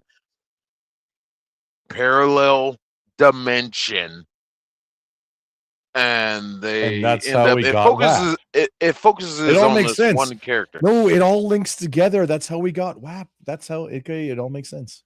Well, Cloverfield Paradox is absolute crap. To try to explain what happened, it's just like they just like one of the movie tropes of to fix a problem that people have questions for is it's like time travel or alternate dimension or different Or timeline, like after Marvel's been and then he doing. woke up. It was all a dream. Oh, the dream stuff. Ooh, I hate that. But Paradox did that and was like, oh, alternate dimension. Because the main character they were focused on was this lady and she had her kid and all this. And it was just like, oh, we had to destroy this and that, but they get sucked into a alternate dimension where the monster was there. It's still never explained through those 3 movies. It's still never really exactly explained how the alien got there on Earth, and that thing still runs rampant today. As far as the movies go, it's so. I think irritating. at the time when I saw, because I think I saw one of the Cloverfield movies in the theater with either a wife or a lady friend at the time, and maybe some other, hooligan type friends and people. But I think it also at the time that it was probably a drinking game. I don't honestly remember it. It was also years ago, and I haven't seen it since then. So, is it worth the time? Like, well, which one, Paradox, or any of the because I mean, if I want to see one, then unless if I one is had absolutely to, dog shit, is Cloverfield any of the Cloverfield worth seeing? If I had to suggest one, it would be 10 Cloverfield Lane, the second one. That is the one I would suggest. How do you feel about shaky cam? I mean, not bad. I wouldn't watch it with somebody, but okay, like I wouldn't watch Blair Witch with somebody, but I've seen them myself. Okay. This is what I'll tell you. Of all 3 of those movies, Paradox, forget about it. The first one, it's all filmed from the perspective of T.J. Miller. He's the character. He's holding a video camera documenting stuff that's going on with them. Like they're having a party, Everything is like like Blair Witch. It's like that. Okay. You're seeing the movie through a camcorder that somebody's holding the entire movie. Well, not the entire movie. Some parts are but most of it is just that shaky cam. I would recommend 10 Cloverfield Lane because it is a solid movie. It is a kind of thriller suspense aspect to where it's John Goodman, Anya Taylor-Joy. They break down, meet Crazy Guy. Crazy Guy has this conspiracies, and they end up with him in his underground bunker, and they think he's crazy, and then the ending surprises you. It's like that should have been the first movie, and then it should have been Cloverfield. Actually, it should have been Paradox first, then 10 Cloverfield Lane, and then Cloverfield. But 10 Cloverfield Lane, I would only say watch that one. It's the best one. It's so like the suspense and how I'm trying to describe it without like giving away the entire plot. Is it worth watching at one speed? Yes. Because I watch everything at like at least 1.5. Absolutely. Like, even movies or shows now. It's like, the whole tense. It's the whole tense moments that happen through it of them dealing with this guy thinking he's crazy and this and situations they go through. It's a very solid structured movie with that surprise ending. It's like if you knew nothing about Cloverfield and Cloverfield Paradox, if you took both of them out of it, that movie is standalone. and it's just such a great ending. It's one of those, how do you say, bad guy wins at the end Have you reviewed movies. this one? No, I have not. It's on my list. I got so much I need to do, but job gets in the way right now. My next pet project is I'm gonna make a flat Earth video. Oh no, I'm interested. I'm You gonna caught make a me. video. No, I'm making a video proving the flat Earth. while Yeah, making no, a you got me. Like, I'm in. Like, you can't. Like, dude, you cannot debate a flat earther. The flat earther is gonna win because nobody is as interested in the topic as a flat earther.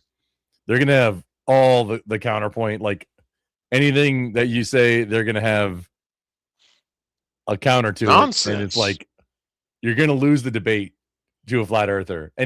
Anybody is. Oh no, we lost points. Yeah, one of the last things I heard, there's a guy I follow, sorry man, Dan. I follow this guy on YouTube and he tries to find every one of these flat earthers to debunk their arguments, and he does a great job at it.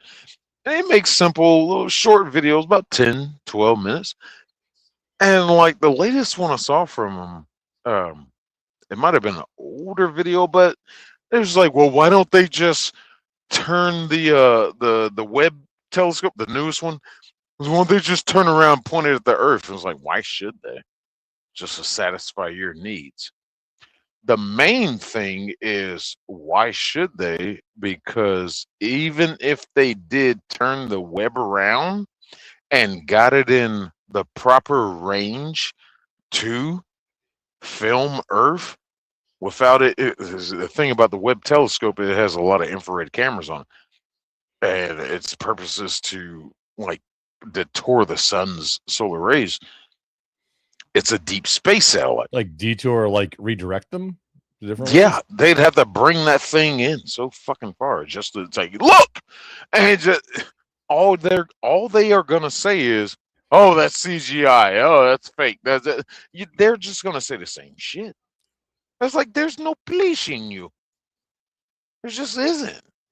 You can present flat earthers with every single bit of look, look.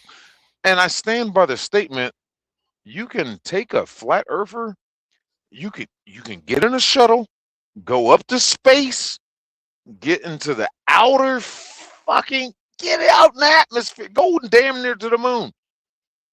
And you can open the door, no helmet on them, and put their head out the door and say, look.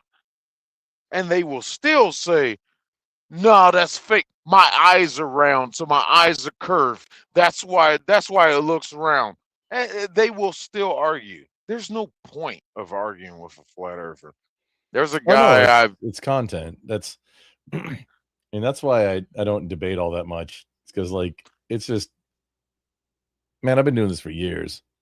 I And debated at least two over on flat Twitch, it was earthers. like, hey, we're just arguing with the same people about the same stuff over and over again. Some topics, it's like, hey, this is going to be an easy win. But then the other ones, it's like, it's the same people talking about the same things over and over again. We kind of trounced all the firearms debates over on Twitch. There's a couple of guys and me that just, you can't. It's done. I debated two flat earthers, and at the same time, these idiots. I came across this guy's channel just by chance. He had an open panel, and what he was doing was reacting to TikTok videos, whatever. I was just like, oh, I like doing content, reaction stuff. And I joined them, and he popped me up on his panel like 2 or 3 times. But it was him and another guy made a little friend with. I was like, oh, okay. And one day that came up. It just came up out of nowhere, the whole flat earth thing. And those two were both hardcore flat earthers. And I'm just like, oh, here we go. And just went after them. Like, well, explain this, explain that, da, da, da. And they just had the same talking points that I hear all the damn time. Got no answers for simple questions. It was like, if one simple question was like, explain seasons. What? And here's the beauty. Here's the beauty. One of them acknowledged space, the other one didn't believe in space. I'm like, that right there, you flat earthers can't even agree with each other. How are you trying to convince an entire population about your ideology? Y'all don't even agree with each other. Oh, that's like the how do I say, the the transmissions, the the Decepticon people that can't get their plumbing straight. They don't agree amongst themselves. Like, there's not a like, you talk to one and then you talk to another, they got wildly different like, the agenda is not on the same page. Yes. Even in like the debate space, the agenda is not on the same page. So it's like, how do you argue like for or against it? Well, the individuals on that side, they're arguing their own points, but like, well, okay, you're trying to say this way now, but this is what your compatriots are saying. Okay, let's talk about that now. I mean, it's just, I get frustrated sometimes. Oh, another great example of that. LGD, whatever that community. The LGHDTV community. Stranger Things final episode. The whole Will coming out scene that divided that whole community. Half of the community is like, "Oh, that was so stunning and brave for him to finally Who's Will? believe in who." Okay, Stranger Things. Yeah, Will no, is it's the been main. quite a while He's that. He was the Stranger Will Things character where all this started from. He was the one in season 1. He got sucked I don't know into who the, Will. No, which, like, it was the cop or no, Will one of the he was one of boys? the kids. Okay. He had the bowl cut. He was Winona Ryder's son. Yeah, if that means anything. Yeah, I know, right? Very fair. No, that does. Like, that's like the main one of the D&D boys, I guess. Yes. He's like the main one that had the main connection to all this supernatural stuff that's going on. Here's the plug. Yeah. Final season, he just out of nowhere is just, they spent like, I swear to God, it was like 10 minutes on this one scene of him just saying, "I don't like girls," and he's crying. He's just crying. That's my weakness. That's why the bad guy knows my weakness. I just had to tell you guys. I'm like, this seems very unnecessary. We should be strategizing and figuring out how to defeat him. No, I don't like girls. The whatever, the alphabet community was so divided on that. It was just like, oh, half of them, oh, that was so stunning and brave. They let him be his true self, and the other half is like, that's not how people reveal their true, orientation to people. And they had a war amongst themselves. It's like, can y'all agree on anything? No, that's hilarious. It was hilarious. Meanwhile, us normies over here are just like, this is horrible writing. It's just like, dear God, you guys, especially like us Gen X normies, like these 8 episodes of this season. These 8 episodes of this season have been like a total of 57 hours. It's just like, and there are still major plot holes. Y'all haven't explained anything about what's going on in the story. No, you're focused on identity politics. And it's just, stop it. The Duffer Brothers are frauds. It was so frustrating to watch that last season. It's like 2-hour episodes, 2.5-hour episodes, and nothing's going on. There are no stakes. Everybody has plot armor, except for poor Eddie and Barbara. May all rest in peace. Just yeah, you don't know who they are, but it was these side characters that died for really no reason, but you don't kill off main characters to add some stakes, and then you turn this one character, little 5-foot girl, into Rambo out of nowhere. What? Yeah. Where'd this come from? What's her like name? Her name's like Seven Nancy? or something. No, Nancy. And wasn't Nancy it a number? was no. Forget about 11. No, that's Millie Bobby Brown. Forget about her. Oh, No. okay. She was powerful from the get go. She's fine. She's fine. It was Nancy who was the brother.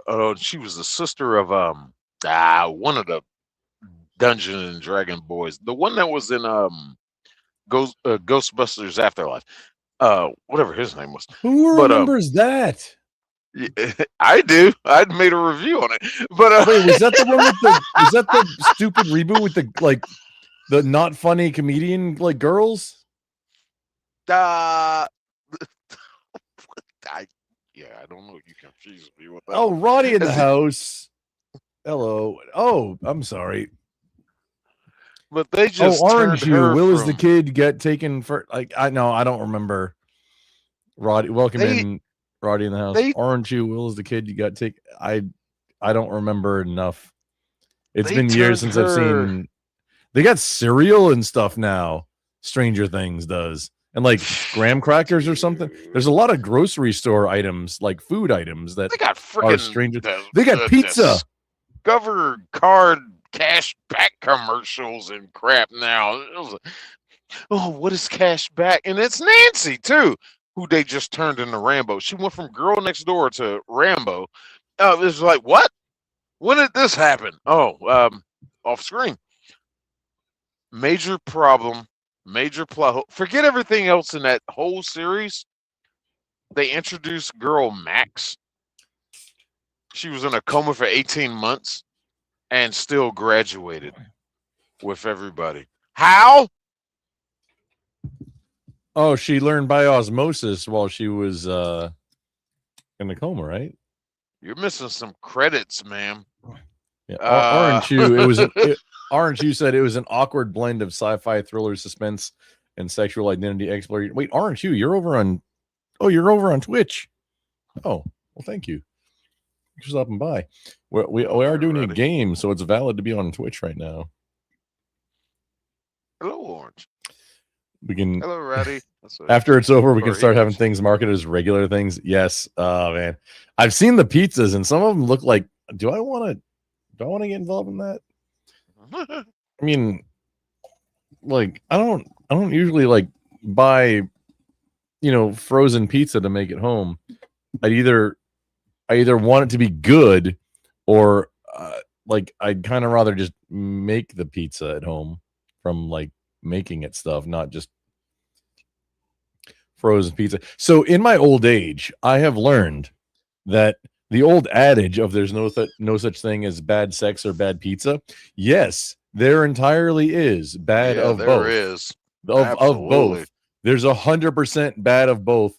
And life is okay. So now my motto is life is too short for shitty pizza. If you're going to have pizza, have good pizza. Either make it yourself and get that skill that you can make it better the next time, or get a professional. So maybe someplace with a coal-fired oven that can get that crisp. Just get that crisp and yeah. I'm so glad you said crisp. Broke Life, Totino's. When Totino's was in the box, I could make Totino's in a toaster oven, and just perfect. That nice, perfect crunch. Get that nice melt. Maybe add a little bit of shredded cheese, or maybe cut up some sliced cheese and put it on it. Get that right crisp when it was in the box. Totino's has moved over to putting their stuff in plastic packaging now. Not the same pizza. Can't get that crisp anymore. They changed a lot. Yeah, that's bad pizza. Oh, don't get me ranting on, because I'm a very recent ranter about like food touching plastic anymore. Oof. Oof. I'm a very recent ranter about this. Not, and like my rants aren't coherent quite yet. But look, yeah, don't that's have part of it. Well, hold on. especially That's not if it's got the part of it. recycling number 1 on the back of it. That's PETE. Poly. I forget what it means off the top of my head, but you don't want that touching your food or anything you're drinking. And that's what most like drink bottles come in, is the number 1. Hang on, what is it? Let me look it up real quick. It's PETE, polyethyl. Yeah,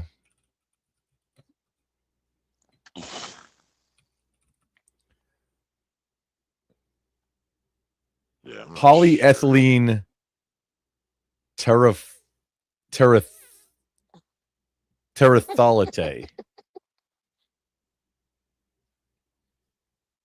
So the PE is polyethylene, and then the TE is terephthalate.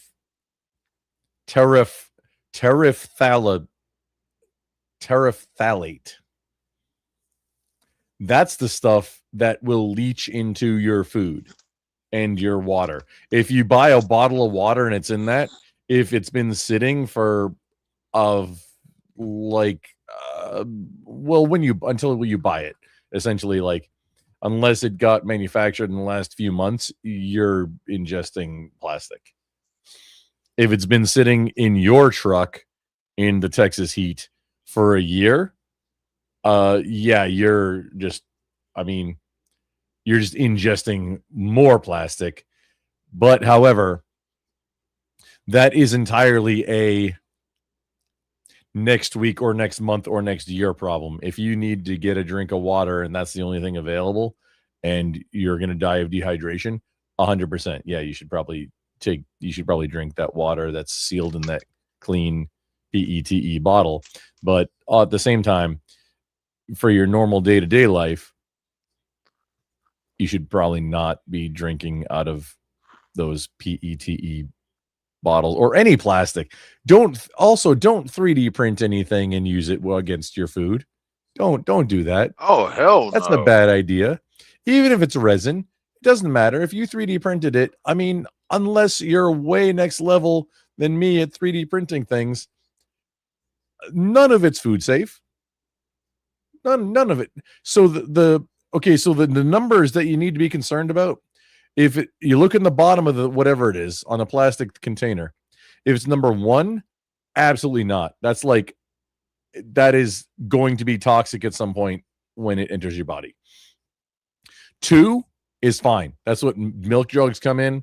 Arizona iced tea. Maybe collect Arizona iced tea gallon jugs, because that's probably the safest thing you have if you want to have long-term storage of 1 gallon at a time water. That's just a bottle that you can get from wherever. Maybe start drinking Arizona iced tea. The business has been great. No, it was just $1 forever. I think they just recently raised the prices. And then if the number 5 is on the bottom, I forget what that one is, but that one's usually okay too. But number two, which is high density polyethylene. I don't remember. That one's good to go. The thing is, the milk jugs that you get like for milk, that is the best, like the most common ones. They're very thin, so they don't last all that long. But those are the safest things you got. Also, Arizona iced tea and anything that looks like it. Check on the bottom. If it's 2, safe. The Arizona iced tea jugs are thick plastic, but they're also very food safe. High density polyethylene. You got me looking at this one jug I have. Some bootleg ass water. And it's got the 2 on it.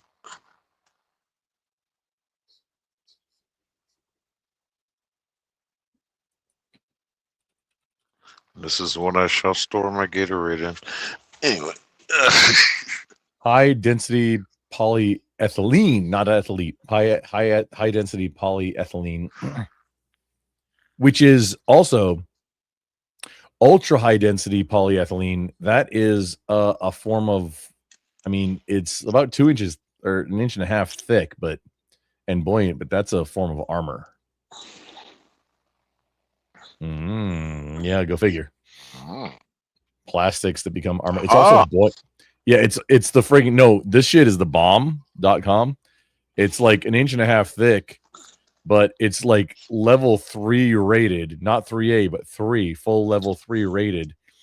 And it's buoyant and only is like 3.5 pounds per plate. I have a set. They're friggin' amazing. It's wild. They're very girthy. They're very thick plates, but they're very light. If you have to be overt, if you're a high profile, if you're doing some work and you're only worried about level 3 type threats, that's the way to go, dude. 100%.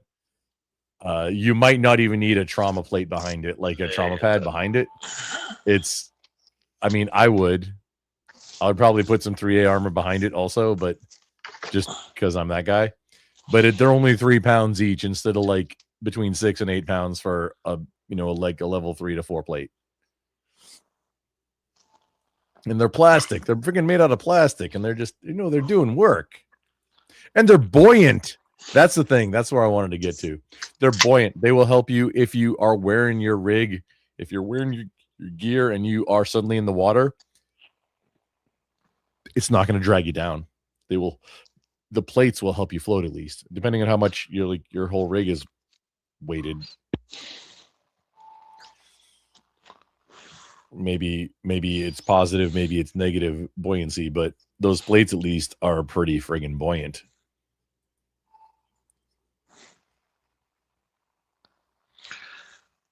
But they use the power of racism to make them buoyant. But to wrap that shit all up,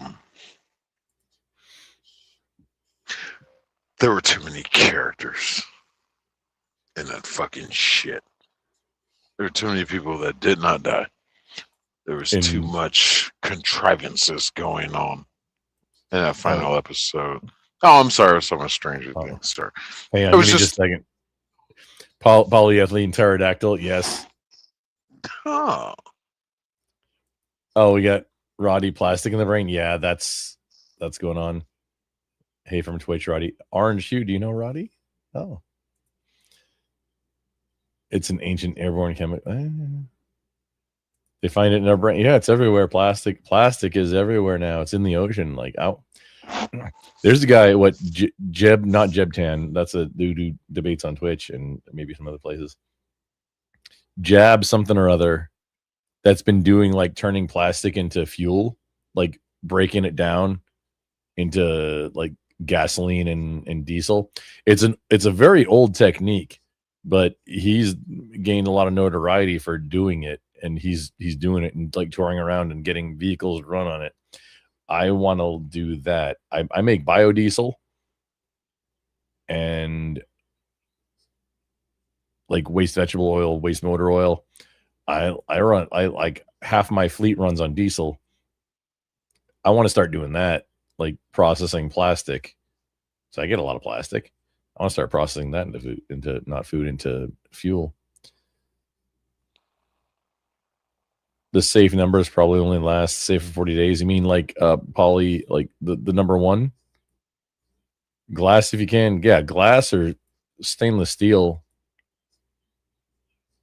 Maybe you can ingest some iron because iron's good for you. Scott Hovit in the house. Welcome in, sir. Stopping by to like. Oh, very much appreciated.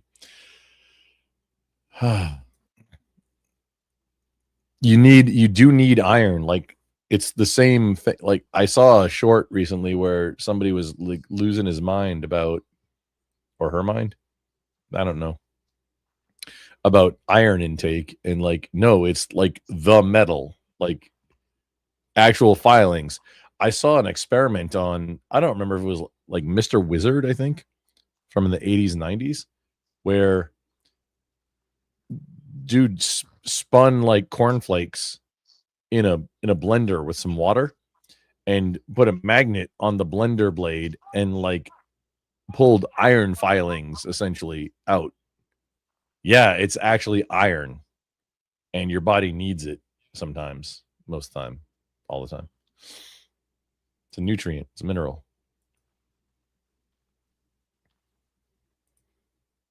Yeah, I prefer stainless, either stainless or cast iron or glass. I mean, I don't use glass as much, but for cooking implements, I'm trying to figure out my workshop, and it's always like constantly evolving about like, hey, what's the best now?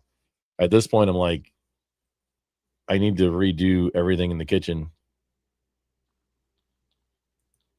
I just threw out a little Teflon like egg pan where there was a scratch in it. Like, I don't need Teflon in my life anymore. I'm done. Moving on. We don't need that. A little bit of knowledge and either cast iron or stainless, and you can get the same results of it not sticking. But it does require a little bit of knowledge. So let's be smarter than the Teflon and not ingest chemicals anymore.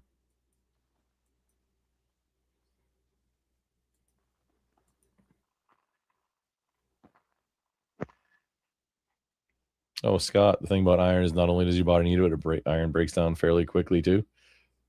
Yeah. It's cooking on cast iron, maybe stainless, might even be considered good for you. Probably more the cast iron, but I mean, that level of seasoning that makes it, not sticky, that's going to be between.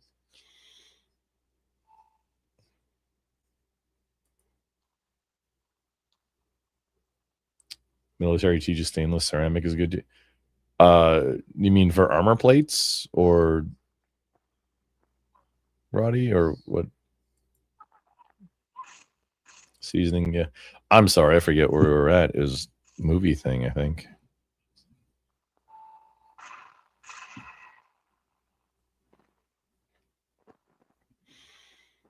Oh, the audacity of Stranger Things, the nonsense. I don't know. I really need to address this stuff. I think I'm gonna address it the next time I stream. Will be about 2 days here, I think. Just a degradation of what's going on. It's like this new Star Trek stuff is the final straw.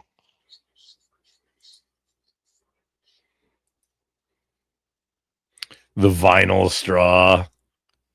Everything is identity politics now, and it's the constant rotation of the people involved with the shows blaming the fans.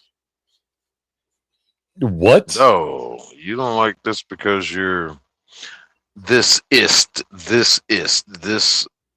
Wait, did you mean Star Trek or Star Wars?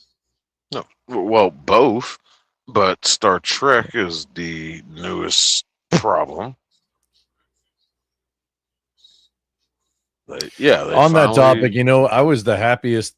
I think I was happier than a pig in shit. Pardon, I was happier than a pig in a pile to learn that the Orville has been maybe canceled. The only reason, not because it wasn't a good show, I just never I've seen a lot of shorts of it. However, the same network now owns the rights to the Orville and Firefly. So now, after however many years, 20? Yeah, about 20 years. Now it's possible, because they weren't going to have the same space adventure genre show. They weren't going to have two of them.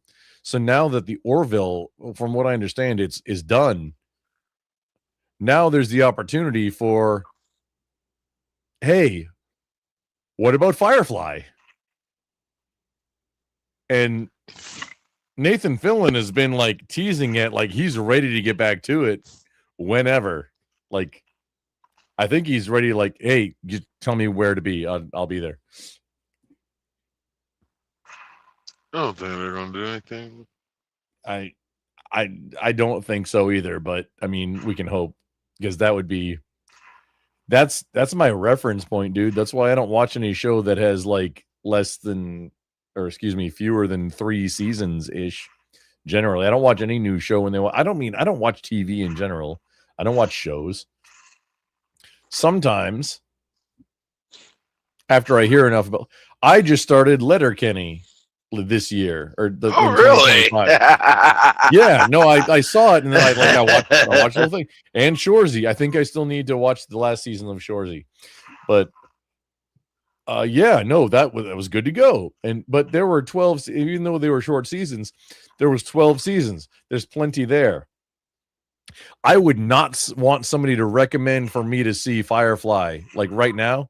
I wouldn't want that, because like, okay, so you got, I don't know, like 12 or 13 episodes or something, and a feature length feature movie, but then, okay, so then what else?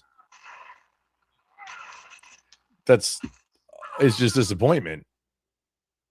It's just asking for disappointment if you've never seen Firefly, to watch it. Because you're going to like it. Doesn't matter who you are. I don't think there's ever anybody that didn't like Firefly. I'm scared to see what they would do. Which I kind of am too. I would hope that they bring back maybe, because canonically, Alan Tudyk canonically died. Yeah. In the movie. So probably can't bring him back. But he's been so good as like a voice actor and like robot in a whole bunch of. Alan Tudyk is a friggin' national treasure at this point. Okay. Well, he was doing this show called what's it called? Resident Alien, and he's just absolutely entertaining in that. I'm not sure how far that show is going to go. I forget if it was a Mission Impossible or something where he was like a bodyguard that was like, oh, way more trained than Tom Cruise. If it was a Mission Impossible, I don't remember if it was. No. Like he just took care of everybody. Oh, no. That was wait, Bodyguard. The only thing I can think of is Transformers. He was oh God, what's that dude's name? Turturro.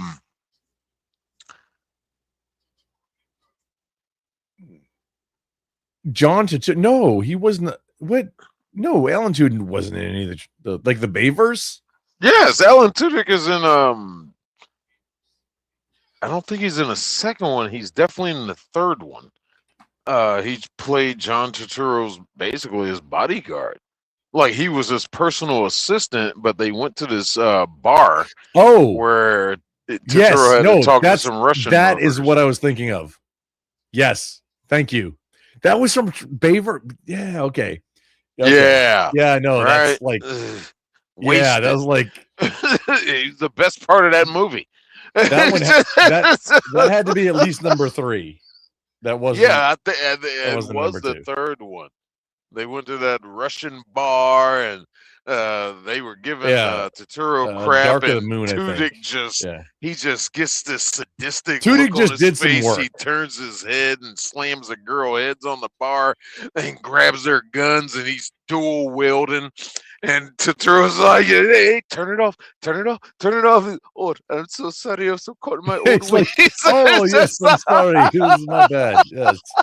That was like, yes. Yeah, that was Alan Tudyk was like, he stole the scene he steals the scene in most. He was the friggin' one of the robots in Star Wars. He was apparently like a Superman movie that I haven't seen, I guess. He's like, oh, maybe you'll name me someday. You have a name number 4. Yeah, but I could be named Gary. Or something like that. That was the new Superman movie. I haven't seen that one. James Gunn Superman. Don't waste the time. Was Cavill was Cavill Superman in that one too, or somebody else? No, they brought the new guy in. James Gunn is head of the new DCU. Oh dear God. Okay, so we have the DCEU. All right, all that stuff with Henry Cavill, all that, Well, we knew. James Gunn has been brought in to do the DCU. Now, the problem is, there's supposed to be a whole new reboot of the entire universe. But the problem is, Peacemaker exists. And Peacemaker is in both of these. So, yeah, and Peacemaker actually makes money, I believe. Well, not anymore. But it's all connected. It's all connected because of Peacemaker. Peacemaker is in the DCEU and because the John DCU. Cena cannot be stopped. he's a tour de force. Cannot mess with him. It's the one time I really wish I could not see him. Season 1 of Peacemaker was fine. Season 2 I haven't seen any of the shows. Slop. I just saw I saw him in Suicide Squad and a few shorts about the show, I guess. See, here's the thing. Here's the connection. John Cena's Peacemaker is in the Suicide Squad. And, that involves Margot Robbie's Harley Quinn, Rick Flag. It involves them, and their characters connect. So all that's connected. Now, when you get the Peacemaker, there's still the same Amanda Waller. At least through the Peacemaker show. There's still the same Amanda Waller. But in the new Superman movie, they show John Cena on a talk show as Peacemaker. I was just like, you're in both universes. At the end of season 1 of Peacemaker, he was looking for help from the Justice League, and they did have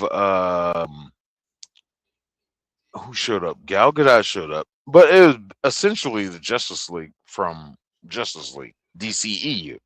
They showed up. And then he shows up in this new Superman movie in that universe. It's just like, hold on, you just connected both of them. And it just makes no sense. You destroyed the universe before it works. And James Gunn is just making the DCU, his DCU, like Guardians of the Galaxy. It's just it's too many jokes. That new Superman movie, the best, everything I've heard, everything I've seen, critically agreed upon, the best part of that movie was Mr. Fantastic, the black guy in the movie. He's the best part of the movie. He outshined Superman in his own movie. It's just like, huh? And then you want to kick us in the balls at the end of the movie with a drunken Supergirl. I was like, okay, what is really going on now? To set her up for her movie? That looks like it's going to be a ripoff of Guardians of the Galaxy. James Gunn only has one trick. Oh, no. Guardians was the best part of the MCU. Seriously, they can stand on their own, but I think Guardians was the best part. Did James Gunn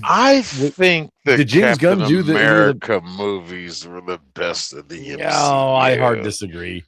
But did James Gunn do any Batmans yet? Batman? Did he do no. The Sparkle Peen Batman? No. Which wasn't as bad as I thought it was going to be. But this is where they're headed because he's trying to introduce Batman. I think it's called Bold and Brave, or Brave and Beyond something. And the writer that has been hired is the writer that did Birds of Prey, the Harley Quinn movie. I still haven't seen it. Which, it was the sequel to the Harley Quinn. No. Oh God, Birds of Prey is. Wait, no, the first Suicide Squad was the Harley Quinn movie, and then Birds of Prey was No, that wasn't a Harley Quinn. No, that wasn't a Harley Quinn movie. Birds of Prey was pretty much her standalone movie where she teamed up with the Birds of Prey. Birds of Prey is based off of a TV show that was a nobody thing. I saw. think it was on the CW, I think, or UPN, one of those. Yeah, nobody But saw him.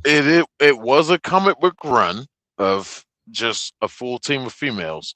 And it was a pretty good comic book series, but it the people they got to adapt it to screen, it just didn't click. I like the movie.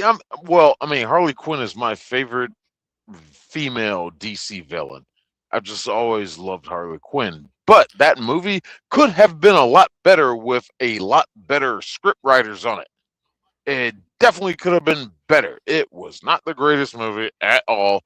They spent too much time with jokes. A huntress in that movie, what it should have been her movie.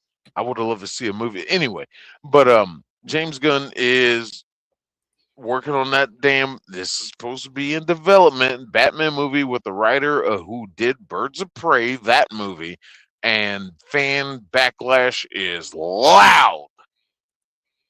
It's like they do not approve of her writing this after that movie. And of course, James Gunn has spoke out. Just misogynist. Oh shit! I don't James think he Gunn said. is I don't saying think that. he said it. I don't think he said that directly. I don't think he said that directly, but it's implied.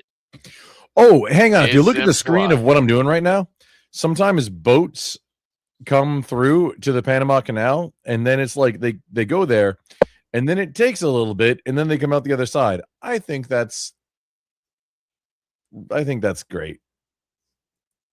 But yeah, dude, friggin' James Gunn, is he going to be good for the franchises No, or make them worth watching, or just the death knell?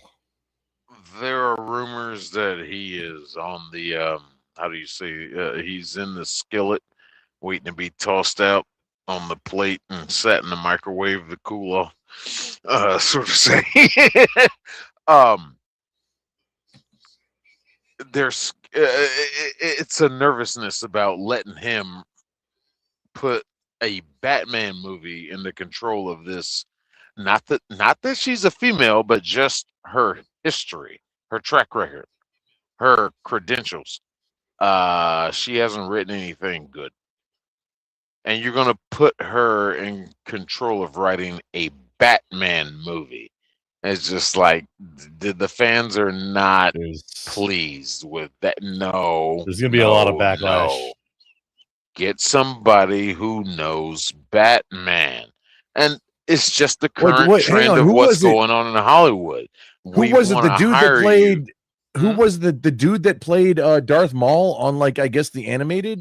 Ray Park. Oh wait, that he was like he turned into like the main consultant for like how I guess it was the Clone Wars animated series. Does that sound right?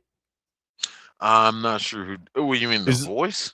Yeah, the guy who did the voice, but then he also was like, hey, I've just seen like little interview shorts. It was like, hey, the script, I mean, yeah, we can do it, but however, that can't happen right now because of this thing that happened and this like he's into it. And he knows, like, hey, this is what would be happening at this timeline. So that's why, like, hey, Darth Maul doesn't have like this particular lightsaber or whatever. I'm not sure who did his voice in that. I only know the actor that played him.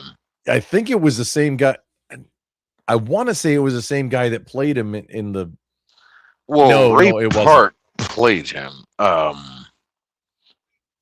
Ray Park has done so many roles where he's been covered up, except for Toad in X-Men.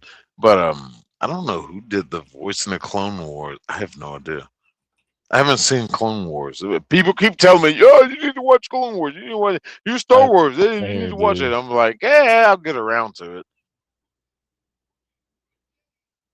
Sam Witwer? Is that who I'm thinking of? Maybe. But yeah, that's I think just based on this, yeah, that's what it is. But to come back full circle He should be writing. For James Gunn's Superman movie that he did, there are 2 Supermen. Quoi? ¿Por qué?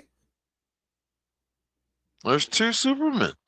¿Por qué? All because of Peacemaker. And it's just annoying. ¿Dónde está Superman? But DC has gone the path that Marvel has gone. ¿Por qué? Let's forget about what we did before. They've gotten so far ahead of themselves that they forgot what they did before. And it's just like, hey, did you forget about this? And they're gonna bring the Fantastic Four, the new Fantastic Four with Pedro Pascal, into Avengers Doomsday. Pedro Pascal needs to just go back to making Mandalorian shit and stop doing all the other stuff in the world. Don't you fear, Mandalorian and Grogu movie is on its way in March. And it's just like, okay. Who cares? I mean, that's fine. Just whatever else he's doing, I don't care. Okay, you're the Mandalorian now. That's your typecast. Roddy, it seems like all the stuff our grandparents did were healthy, and newer stuff eventually get us sick. Yes, that's where I'm at, Roddy. It takes quite a while to realize that, all the modern conveniences of life is like, I mean, you don't have to buy the non-stick, modern convenience thing. The older stuff works just fine. Maybe it takes a little bit of knowledge, a little bit of technique to use it, but it's fine, and it's not going to break, and it's not going to poison you. Generally, that's where I'm at. That's part of my algorithm now, which I'm still constructing. I'm still putting it together to I want to make an educational series about stuff like that. Basically, some of it's going to be like this, not that. And the most obvious, easy one. I mean, other people have done this, but I'm going to do it maybe a little bit differently, because the slant of how do you make it also last through an apocalypse or whatever. Just that little twinge of difference. But yeah, Roddy, you're on point. News. If DuPont or Monsanto are involved, especially, or like Dow, Johnson, maybe not Johnson and Johnson, but Dow, all of them, especially Monsanto and Teflon or DuPont. If DuPont is involved, you're probably going to get sick from it. Don't let anything DuPont makes touch your food. Don't make anything 3M makes touch. 3M makes amazing stuff. That's great. However, don't put any of it on your. Don't ingest any of that stuff. They make chemicals, and that's why 3M is great. Like, they make chemicals, and they're like no, as far as I know, nothing about it. Like, yeah, don't eat this stuff. These are toxic chemicals. However, some of them are going to make your life easier. Like, you make a tape that sticks on both sides. Like, yes. Oh, this is all cool stuff. Don't consume it, though, inside your body. I don't think 3M has made anything that's been like a food-related or food preparation-related thing ever. Or like harvesting of food. Have they? Clear tape, I think. You can use that in some food. It's a specific. It doesn't touch the food. I don't even know if they make it anymore, though. Hold the fuck on, Mr. Buff. Do you take a piece of Scotch tape, stick it to the food, and then wrap your plastic wrap around it? Or whatever. What is it that you're thinking that they make that touches food? There was a biodegradable fucking clear tape that was made to hold food product. Oh God, I'm trying to remember that. But it was supposed to be harmless, but then, of course, later they found out, there's this micro stuff in it.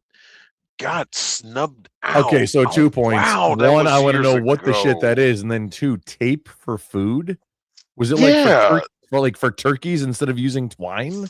or like jute twine. It was somewhere around the age of the turduckens and stuff like that to hold them together, and that's like when it went back to people were recommending using like twine and little thin rope stuff, whatever, that would not bleed off into the food.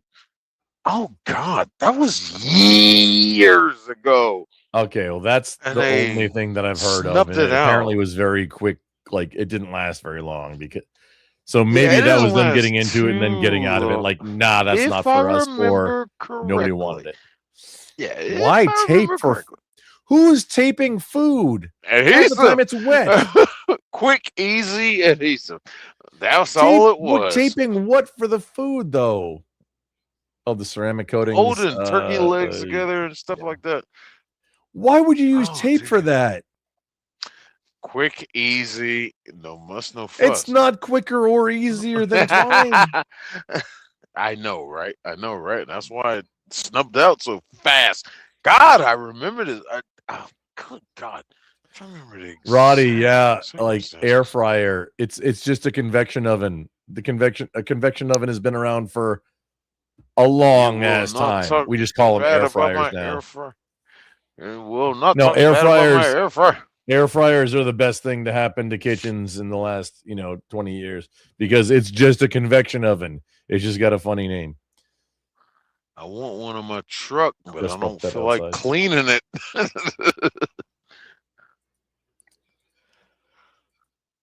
It's too much of an inconvenience to try to keep it on the truck. Ugh. Yeah, if you eat like somebody from 100 years ago and you have the food like somebody from 100 years ago, you will be a lot healthier and probably lose weight. If you're overweight like most people are, you will lose weight, guaranteed, just by nature of fats aren't bad. Actually, the funny thing, in a survival situation, fats are the thing that's hardest to get, and you need them for survival. That's why things like pemmican are so great, because it's a high fat, high protein. That's what you need. I'm sitting there trying to gain weight. It's like, fuck, I'm losing that battle. What the fuck is going on? I move around too much. Scott Hove, you have Pedro Pascal fatigue. That's what I was saying. Like, I haven't even seen it, but like he's in everything, all the things now, and like I don't like. Okay, I'm not interested in any of these things. A, but then B, what is he supposed to? He's not like an action star. He was a Mandalorian. No, he's not. He's not an action guy. No, hell, it was like the third season of Mandalorian to where he wasn't even there because the helmet stayed on and they had another guy and he just did the voice from his, his $1 million mansion, whatever. I don't even know if he's in the movie they're about to release. That guy, he's done one movie that I can remember that he played a different character outside of himself. And it was the one he did with Nicolas Cage, the Unbelievable Talent or whatever that movie's got. It's such a long title. But it was a movie he did with Nick Cage. And it was just like, okay, he can do comedic. And other than that, Pedro is he just plays himself. Like Will Smith. I was like, he's just himself. And Adam Sandler. Ooh, Sandler's a good one. No, I don't know. He plays No.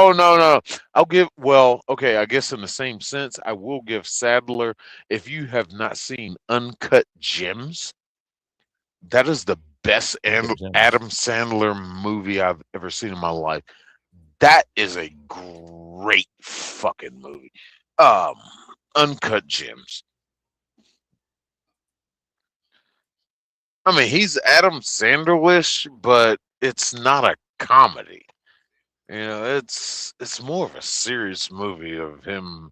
He's like a jewelry dealer and has a gambling problem, but like it goes through a lot of aspects of gambling addiction, juggling family aspects, and trying to answer to the guy he owes the debt to, and da da da. The ending, ooh, I'm just gonna leave it at that. I'm not gonna spoil it.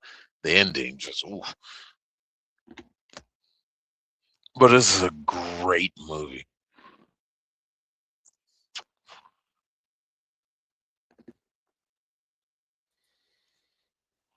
Oh, hello there. I got that this one's on lock except friggin' Greenland. Okay, let's kill Russia. Greenland. The whitest country on the planet, Greenland.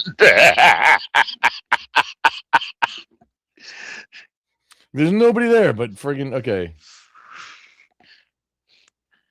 We're gonna get Greenland. We're gonna get it. It's gonna be great. We're gonna make it great. What the hell is there? I don't know, but we're gonna get it. China, the first to fall into anarchy due to PAX 12. No cure research can take place. Okay. Okay, we'll just let it go. People in Kazakhstan are dying faster than anyone can be infected. I mean, that's okay.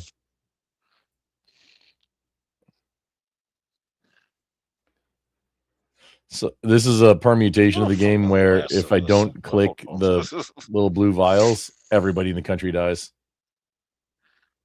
Ah, screw 'em.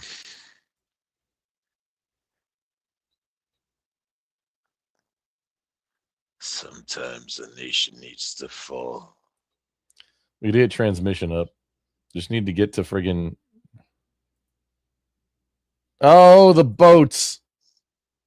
Mother lover. The boats are gone. There are no more boats. This is gonna hurt. We're gonna lose this one. Oh, I'm sorry. What is that? Pedro Pascal. It was the Mandalorian. From the Mandalorian. And then I don't know if that was his first role. Apparently he's done other stuff before that, but it was like I never heard or seen him before. And then you didn't like in the Mandalorian, you didn't like see him either, except for like 2 or 3 times.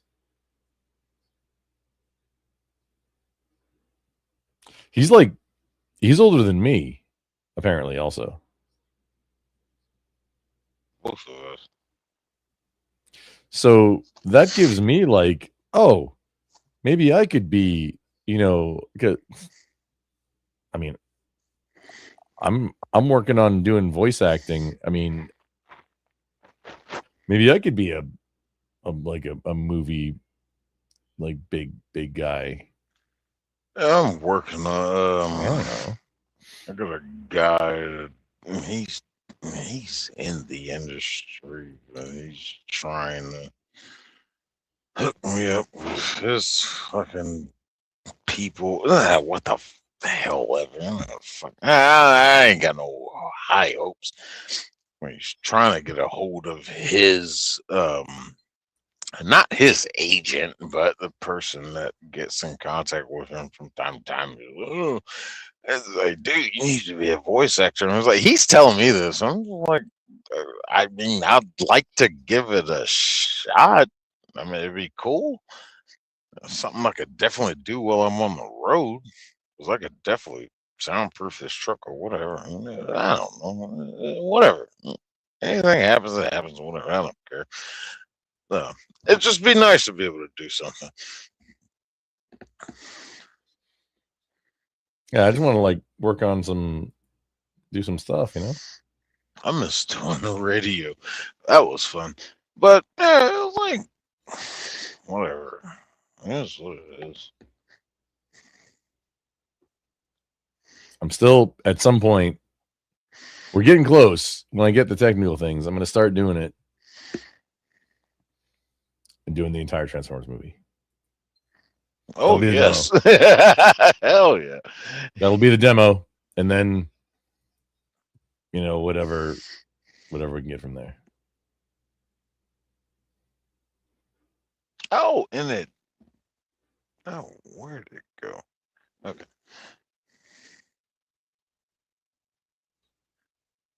Okay. I am. The research planes are killing everybody right now. Skills, crap. Stranger Things sucks. Star Wars. Oh, not Star Wars. Star Trek sucks. What's the next?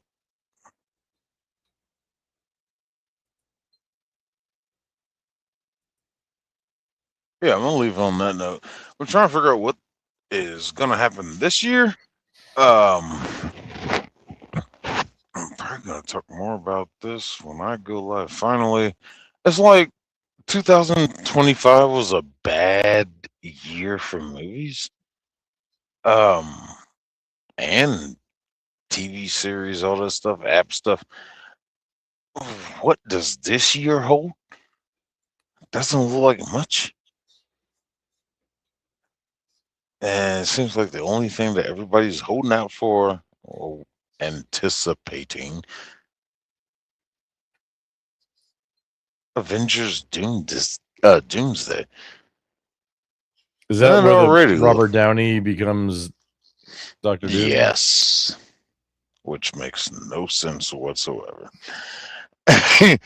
But you're bringing back Steve Rogers, Chris Evans. You're bringing back all these people that are gonna take Thor, Hemsworth back to his original. But if you're gonna bring all these people back to be what they used to be, that's gonna be weird without Iron Man, who started all of this. Well, not started all this thing. Blade started all this. Wesley Snipes. To envision. Well, no, Blade was the first MCU movie, but it wasn't related. Yeah. Yeah, successful comic book movie. Not MCU, but yeah. But it's just gonna be weird not having Robert Downey Jr. Iron Man there. That's gonna be weird. And I don't believe what I've been hearing. Riri Williams, Ironheart, is not supposed to be part of it. It's just like, because that show bombed so damn hard. Dear God. Talk about idea. Now look, that Ironheart series that we had this year, look, to be fair. To be fair, that show was one of the greatest representations of the comic book it was based on, because she was horrible in the comics and she was horrible in the show. And it's just like, yeah, y'all finally got something right. But it was horrible. The bitch was a criminal from the get-go. And it was like, oh, she's supposed to be a hero? When? Oh, we'll never find out. Disney is just... Oh. Roddy, no, it's not like Risk. This is like a plague simulator, essentially. It's called Plague Inc. He's playing Matthew Broderick War Games. Except I'm playing as the plague. Would you like to play a game at chess? That was in War Games. That was Matthew Broderick, wasn't it? Yeah. Good evening, Dr. Faulkner. Would you like to play a game? Oh man, that was totally Ferris Bueller. Oh shit! Did you know they made a TV series off of that movie? That was absolutely horrible. Fuck you, NBC. Oh no, we can't win now because actually can't win because there's no more boats going. The only way to get to Greenland is via boat. It's over. We're hosed. It's a stalemate. You're probably going to get to 100%. Hey, you better get on them boats and start singing a shanty. What you do with a drunken sailor? Restart. Oh, Sure. This one. that. Where do we start? Poland, Norway. Or wait, Poland. ship transmission.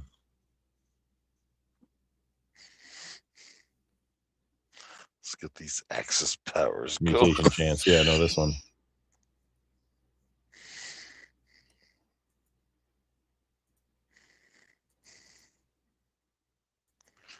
Oh, God damn it. All right, I got to do it. I am going to check out. I'm going to give me these 5 hours of sleep right quick. Oh, you're doing. Oh, it's quite responsible. But you got to be up for. Irresponsible. I'm very irresponsible.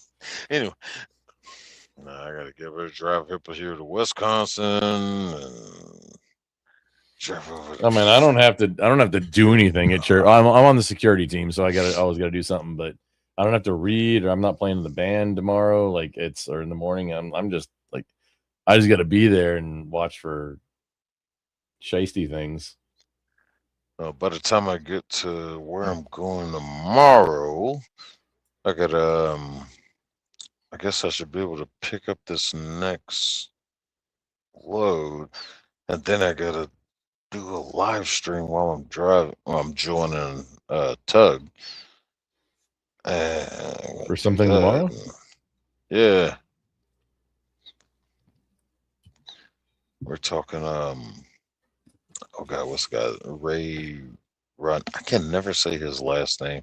But the guy that does a lot of stop motion animation for like he did Clash of the Titans, Mighty Joe Young. Did a lot of movies. Classic stop motion animator. Like Rudolph the Red-Nosed Reindeer? No, he didn't. Oh no. I don't think he was involved in that. Did not. Okay. More like involvement with human actors stuff. I talk with them, and that should take me to parking. I gotta get over here to Indiana. And I'm gonna get home on the 15th. I'll probably do a live stream from NASCAR party. Show y'all how I get down with my Harley guys. NASCAR family. Anyway, I'm gonna check it out. You remember when we entered that raffle for that truck? I wasn't expecting to win, but I was a little bit disappointed. I'm very disappointed. God damn it. I wanted that motherfucker. I kind of did too. But I was also a little bit worried about, like, wait, which one's my ticket and which one's yours? Oh man, ain't one of us won. Yeah, I know neither one of us did. So I mean, it's not a big deal. But like, oh man, if one of those tickets won, which one's mine and which one's yours? Oh, if it had look, I'll tell you straight up, if it had one, I would have fucking gave it to you. Because I really ain't got no room to keep that motherfucker. I wouldn't have known what to do with that truck. I don't even think I could have got it down my driveway. Like, yep, yours. Yeah, no. Man, I got a whole ass bunker in a parking lot. Yeah, I got place to store it. That that would have been my new daily driver for at least a little bit. Yeah, I would have had to get a little bit fucking storage unit to keep that thing in. It's more of a headache. Nope, yours. Nope. Yeah, that would have been like, okay, clear out some garage space so that it can sleep nice. Because that would have been an investment at that point. I mean, I say daily driver, but it would have been like a weekend driver. Oh man. Which isn't what trunks are meant for. They yearn for the mind, not the minds, but to stretch their legs.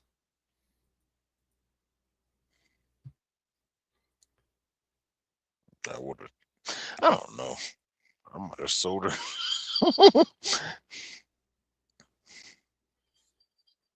Well, at least garage kept that. Something's not garage, but storage.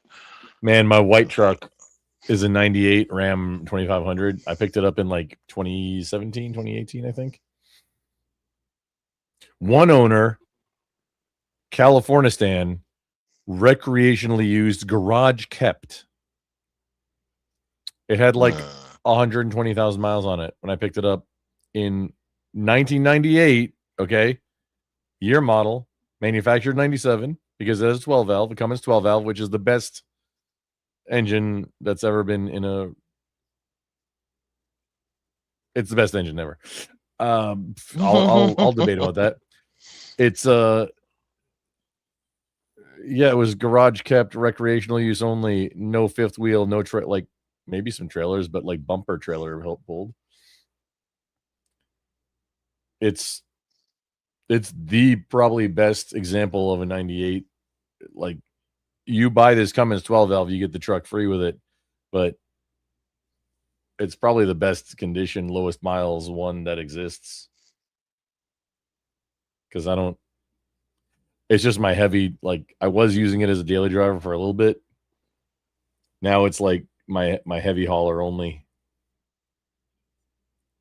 And it literally does not have a tow capacity. Like, it's infinity.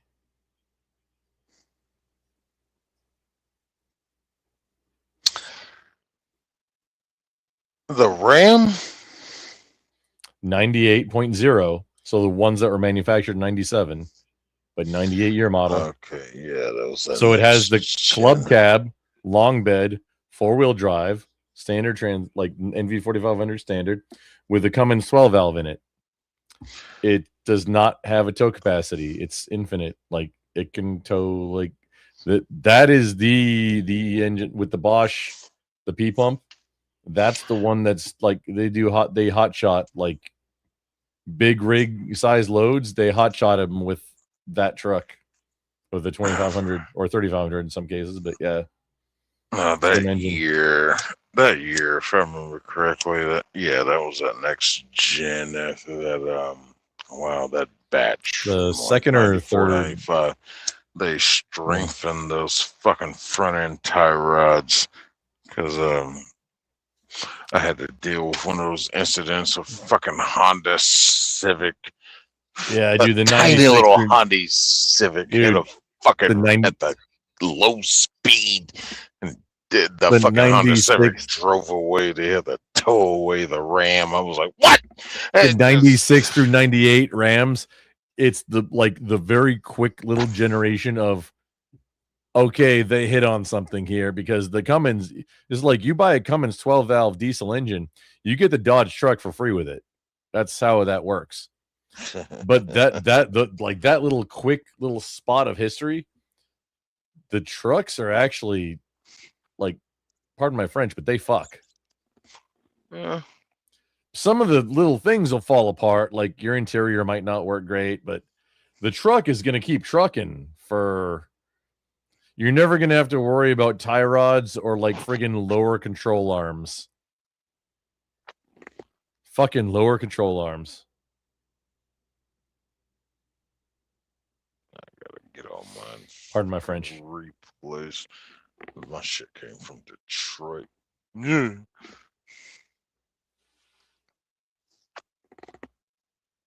Well, I'm checking out. I gotta go sleep. All right, good. Thanks for hanging out, man. Show. I had no idea. I'm still I'm testing out audio. Like, apparently we can do into a browser now. Keep testing. Everybody have a great night. Good night, chat. Love you all. You don't y'all do anything I wouldn't do, or do it. But I'm out. Later, nerd. Later. Mr. Spaceman, I got my troubles sorted. No.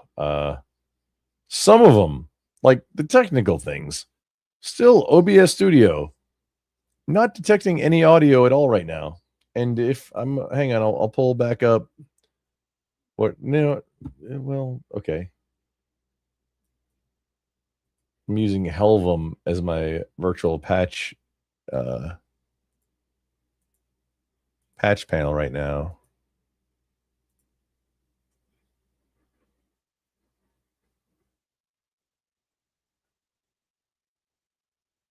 Where is it?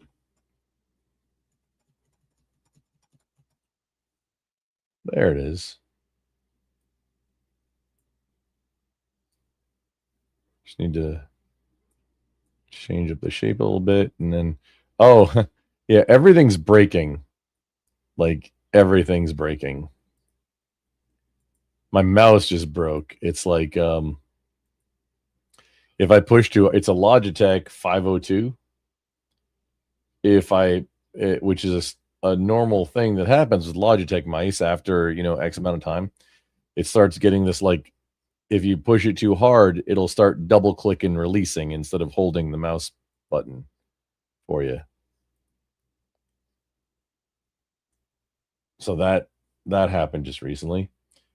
We're doing audio routing. This is my current audio routing situation. This is like real time. This is like this is the actual patch panel that somebody invented instead of just using command line, which is amazing because it makes it a lot easier to realize this. So the version of Mint, Linux Mint that I'm using, instead of having the GoXLR or GoXLR Mini be like between 4 and 8 different audio devices that you can then map to different things however you want, and then you can, like, either the slider works on it or it doesn't. It's friggin' one audio device now with 20 channels, 10 channels left and right. That's a total of 20. So these things I had to make in order for, like, there's some games that, like Helldivers 2 and The Division, that don't respect 10 channel. They can only see 2. So I had to make a loopback device that maps to just the first 2 channels, and that's what this is. But then at some point, I got everything working. Everything is perfect now, except OBS Studio doesn't see any audio at all, even though it's mapped, like, from multiple sources. There's nothing happening, or here even. Which this will be the mics. Yeah, okay, capture. Yeah, this is the GoXLR microphone.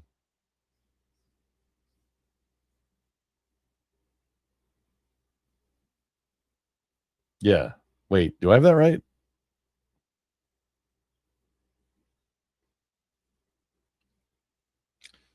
Not sure. I gotta figure it out, and because I have it all situated and figured out right now, with the exception of OBS Studio. So I'm streaming through StreamYard right now because I have no audio at all, in or out, in OBS Studio. And this is multiple versions switching between Flatpak, which has all dependencies packaged up with it, and from a repro, like a standard version that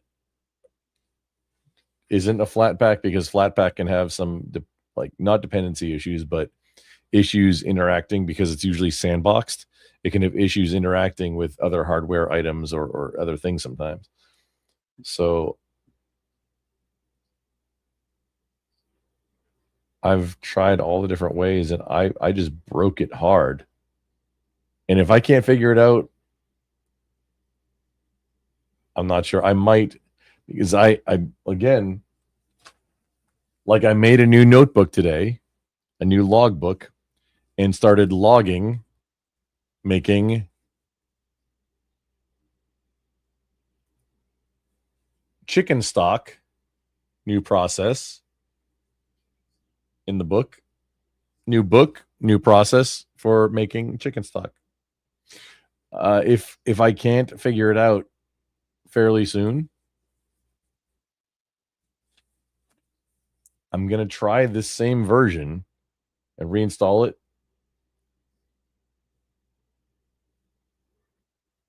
with knowing what I know now, based on the notes that I've been keeping this time, because I've been meaning to do this forever. Doing, hey, fresh install, let's keep track of and notes on all the different steps of setting all the different things up. I finally did it this time. So I've got all the steps after a fresh install operating system, setting things up. Maybe I do a fresh install and then go through it again, except for paying attention with this stuff. It might be the fastest and easiest and most expedient to go back to Mint 21. How long is that supported?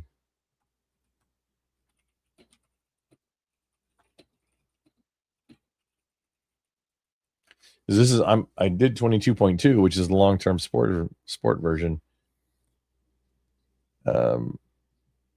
Let's see when.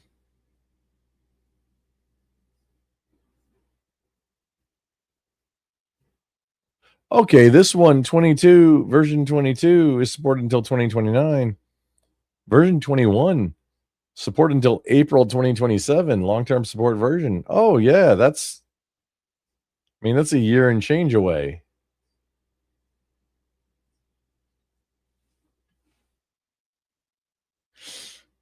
If I can't figure it out, we're bumping back, because it's this version that, like, they changed how the audio devices work.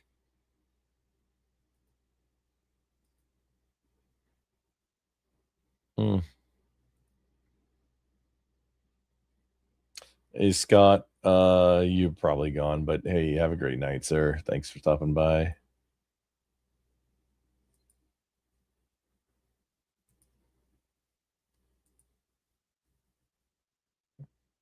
Oh, wait, I can. There we go.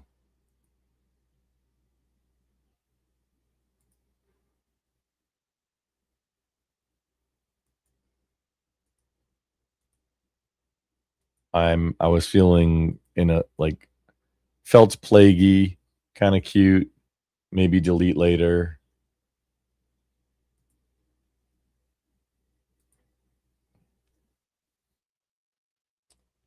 There we go.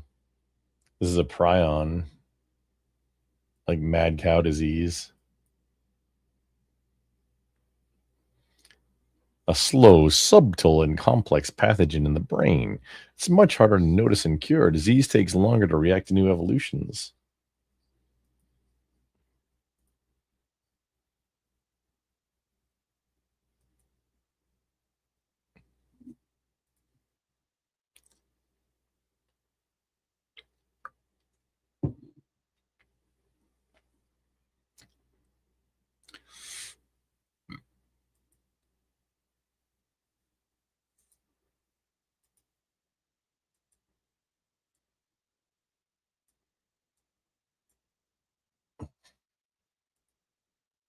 We got it. Oh, we gotta evolve a little bit. We gotta get transmission rates. I always like the boat one, because we have to do the boat one. We have to do water transmission to get to everywhere. Actually, should have evolved this first.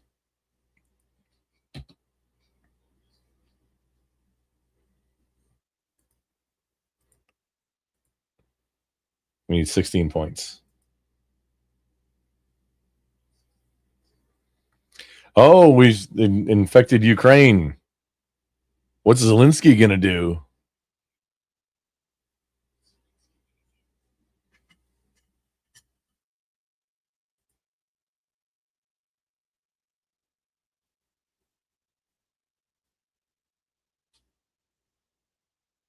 Oh, there it goes. Oh, here we go. Yeah, water.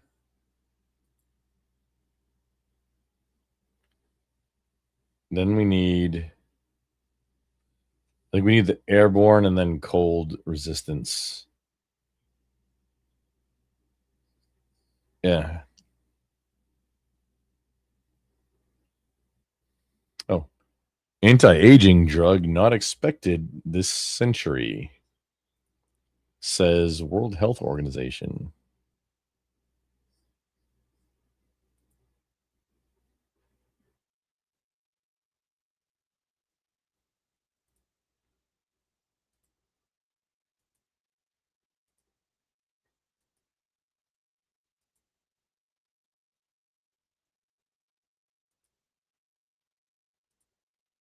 Withstand cold temperatures.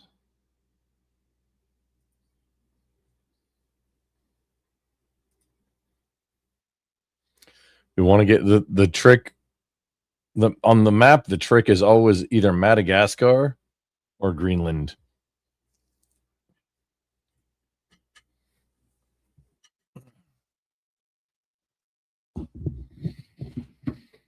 We want to get into all the countries first before killing anybody.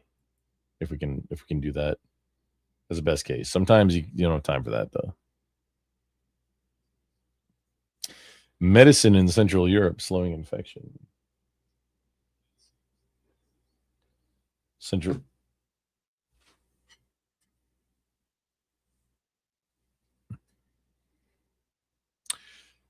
Europe is a wealthy country with high quality healthcare. To spread faster, you may need to evolve the drug resistance.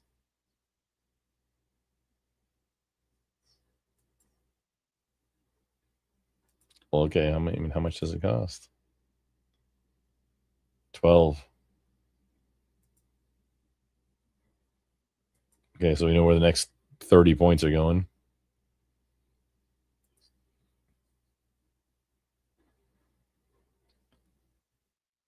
Mutated coughing. Oh no, we don't want that. We want to stay incredibly. Oh, it is a good one though. But we want to stay undetected. And then, so we got 8. Aha! 12. Okay.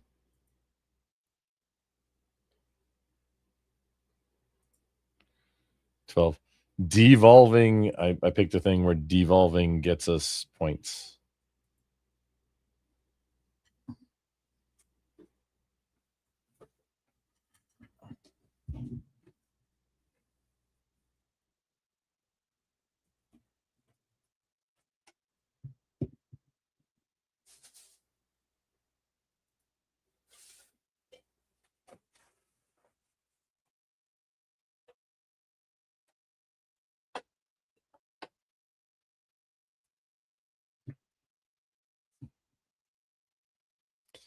We need the bird. The bird. The bird is the word. Transmission. We need this.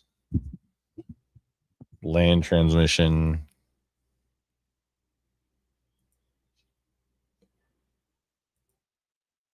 Okay, no, this should be good. We just need cold resists. Maybe not. Okay.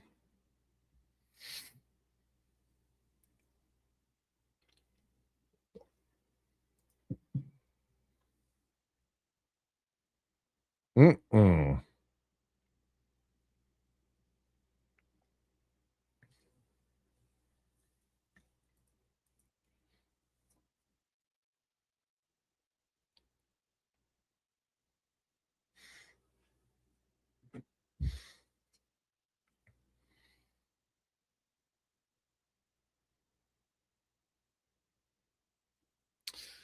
Okay, while we're at this strictly something juncture, I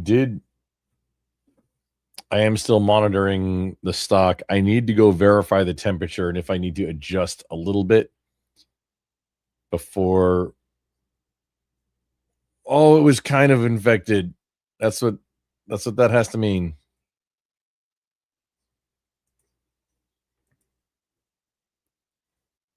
I think we need the cold resist. Okay, so give me just a moment. I'll be right back. I have to go check on this chicken stock to make sure that it's at the right temperature. We've got about a 20-degree window that it has to stay in for all. Like I'm leaving it on all night, but I have to make sure that it's stable in that temperature range before I crash. And this is one of my last chances to do any kind of final adjustments. So we're paused. If anybody wants to come up and talk about nerd stuff or chicken stock or being a plague, Or, you know, whatever.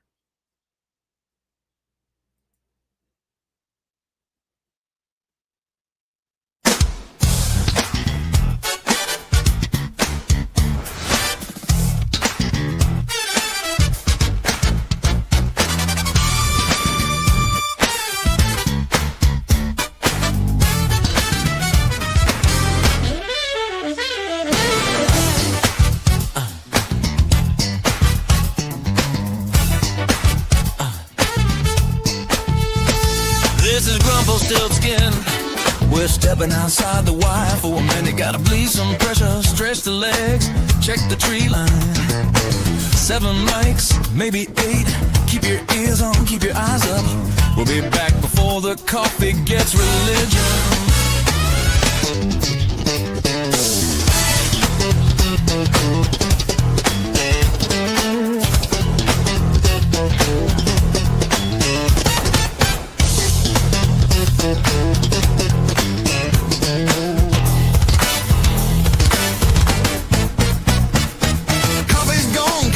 The folding tabletop, maps got red circles where the power likes to stop.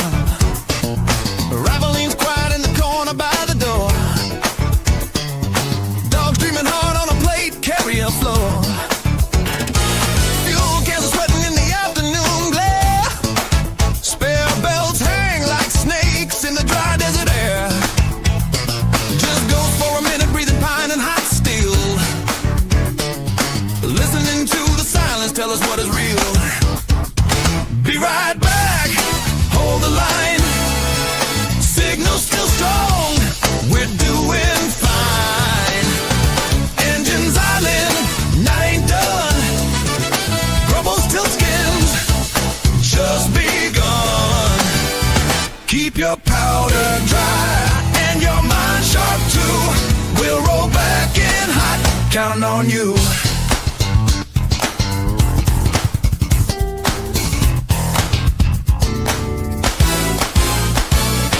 Walking the perimeter, boots on gravel and dust. Checking the repeater, making sure it's still trust. Static tells stories in a language we know. Frequencies whispering where the weak points show. Water jug slosh like a heartbeat in the bed. Spare tires patched, bearings packed with red. One more look at the ridge, one more scan of the sky.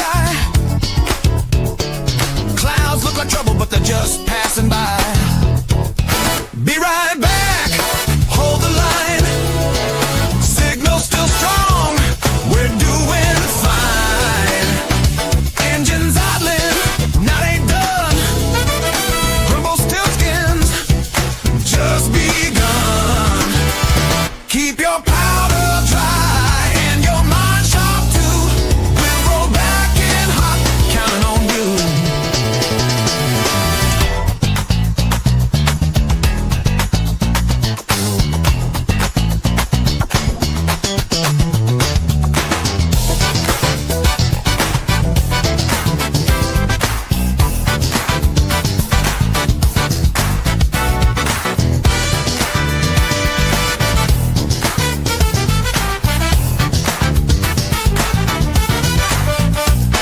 Sometimes a man's gotta step outside the light. Let the dark settle in and sharpen his sight. Count the stars like rounds in a magazine. Remember why we built all the things that we've seen. No grid, no glow, just the moon and the plan. And the quiet reminder, we still can. Be right back, hold the line. Signal still strong, we're doing fine. Engines warm and the night ain't done. Grumble still skin still, number one. Keep your powder dry, your mind sharp too. We're coming back hot, counting on you.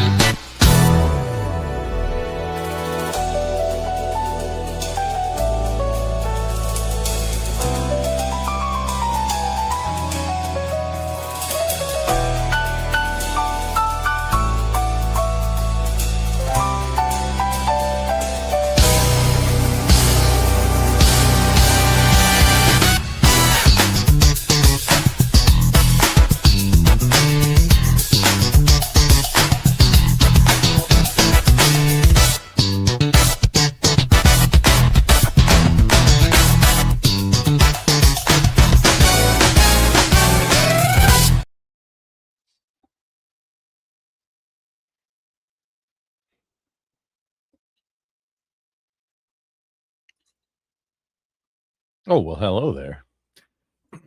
Man, it's a good thing I checked on it. I adjusted way too far down a few hours ago when I adjusted it. So in the Fahrenheit scale, which is, God's favorite scale because it's in freedom fractions. Because they've been to the moon, you see. Where's metric getting us there? The temperature range that I apparently want to be in right now is between 185 and 195 for optimal stock creation. It was down a little under 150 just now. I'd been having trouble with getting it low enough. We're up at like 210 previously, like roaring boil. It couldn't get below a boil. You need to simmer. A lazy simmer is what it's called. Well, I adjusted too far down and it just been cooling off since then, apparently, but very little heat input. So we increased it a little bit. I'll check it in a half hour and see how it's going. Because we want to be in that sweet spot for multiple hours between 185 and 195. This is something that a computer could do. Be really good at, like, with a piezo or an Arduino, something that can do motion and adjust, and then like temperature gauge on the thing. That's the thing a computer could do. That's the thing that hey.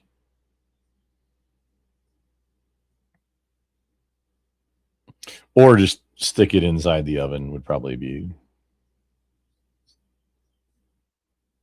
better for that. But there we go. That's I turned it up. I turned the heat up. And we'll see how it ends up. Actually, I'll probably go check in 15 and see how it's doing. If it's not increased enough, we'll bump it up a little bit more. But hey, we're trying to be Cancer right now. We're trying to, like, destroy the world. Comments, there we go. Everything's broken. I'm trying to do something productive and worthwhile that maybe I can teach it later too.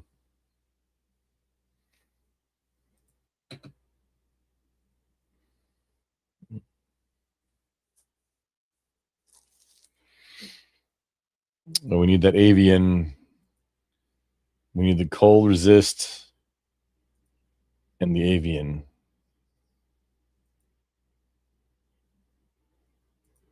And wait, what?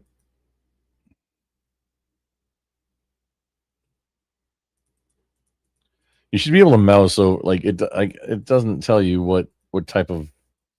This one's busted. It doesn't tell you what type of thing it has.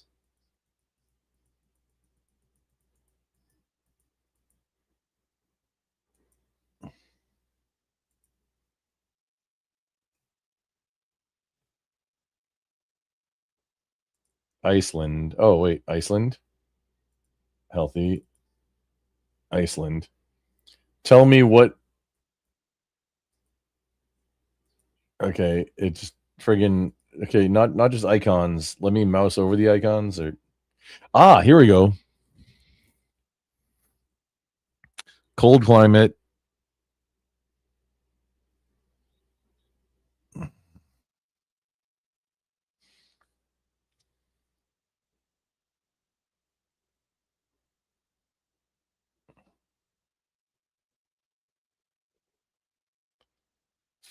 Cold climate, first world. It doesn't say what they are. Oh, wait, hello. Is this. No, this doesn't.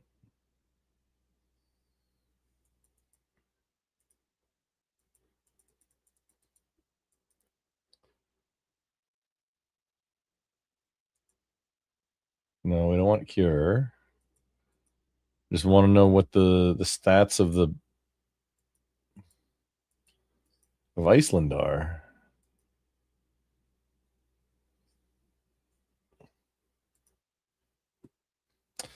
New robotic juicer banned in 17 countries after UN highlighted its profoundly disturbing behavior. Authorities trying to restrict access to the CAD file to prevent 3D printing. Mass panic over 3D printed robotic juicer.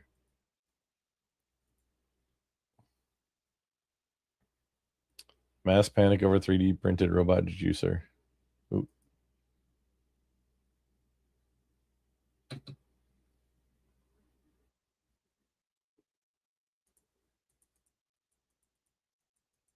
Oh, you can't click on these. It's just headlines.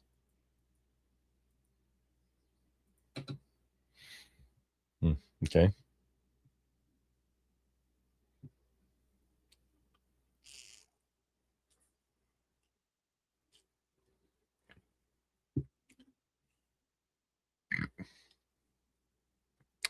Paxlovid has infected more people in the world than HIV. It's an extremely infectious disease. I forgot to rename this disease because I usually name it fat something or other. More infectious than HIV. Okay. We need to cold or birds. Birds first. We need 14. Oh, we've already got cold one. Okay.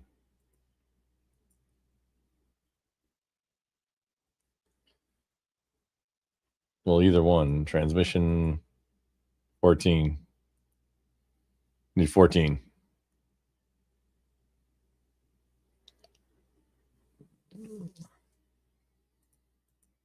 Oh, here we go. 13. Need one more.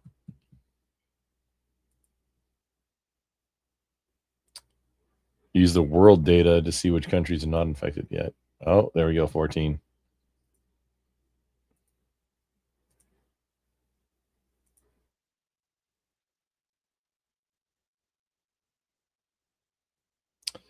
Developed anemia without DNA use. Oh shit! What is it?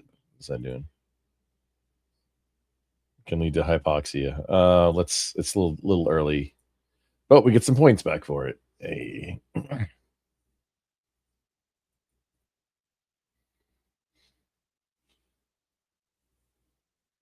don't know how to speed run this. I'm not as good because you got to like ride the wave to speed run it, and I'm not good at that.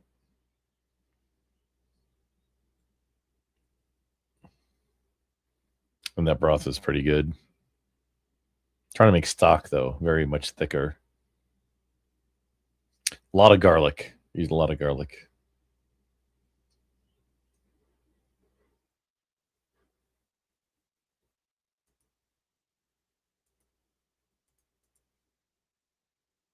Oh, now we're spreading. Now we're spreading with bubbles. The funny thing, the two problem children countries to get infected, it's Madagascar and Greenland. Both of them only have a seaport, and they're islands that only you can get to via ocean. So you have to do that. 9 point. Okay.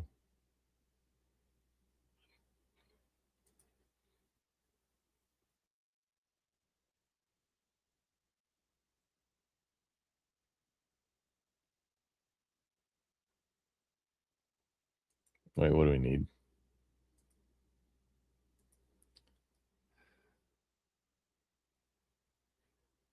Arid and plain transmissions. Yeah, we got to get this one next. 12. We're trying to just get spread into everywhere first.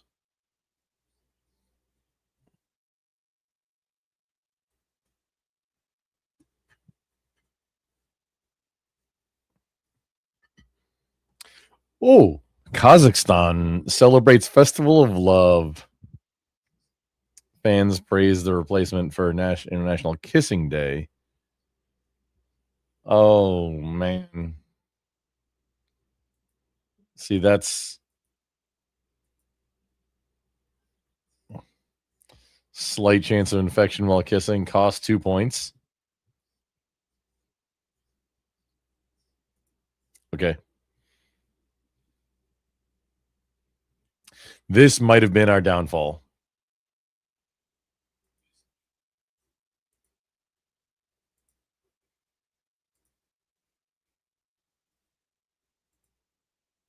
Oh, we got Greenland.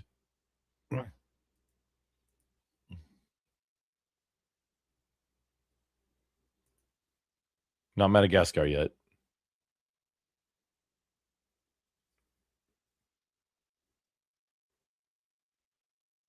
Do we, I mean, yeah, okay, we devolve that now. Did it already happen?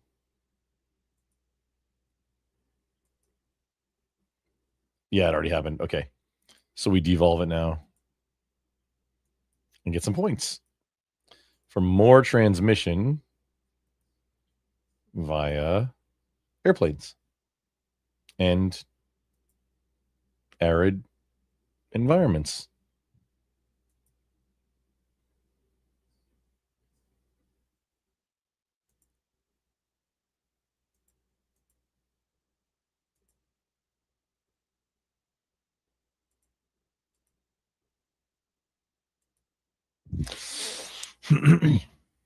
You can't, it feels like I want to get all of the first tier things because it involves mutation that we can get more.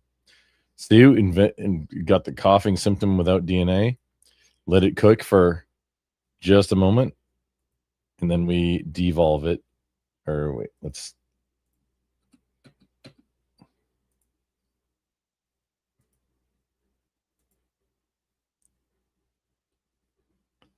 Let's let it cook just a moment.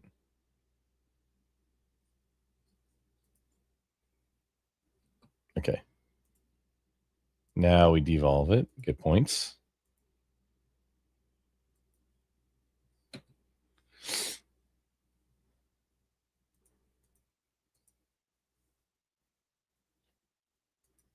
We got to get Madagascar first before doing anything lethal.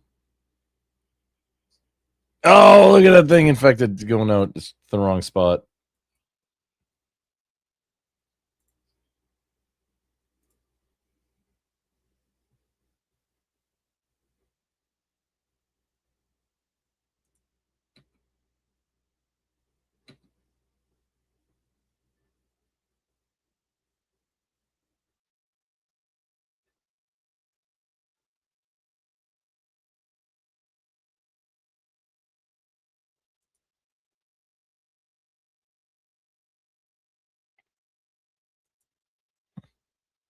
I think Australia has a trade route with Madagascar. Oh, so does South Africa.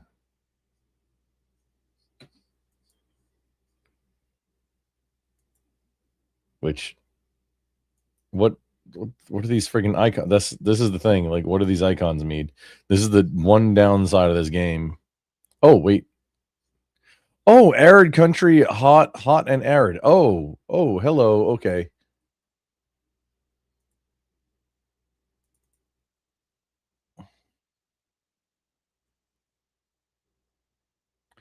Arid and hot. Okay, let's work on arid and hot.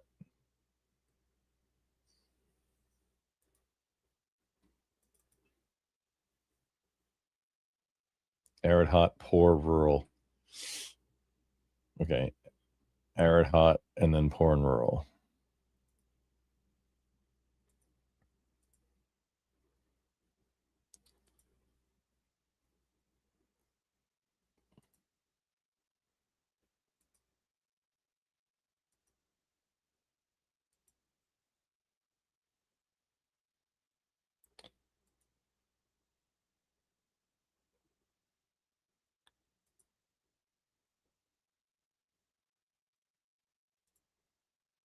Hot, poor.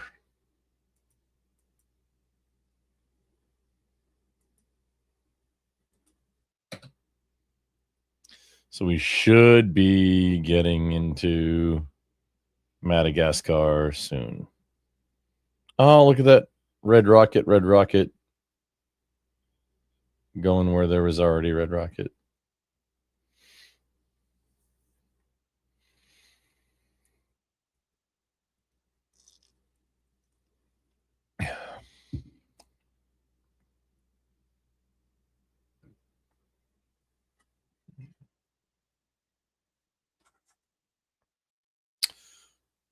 More infectious than the common cold. That's me. We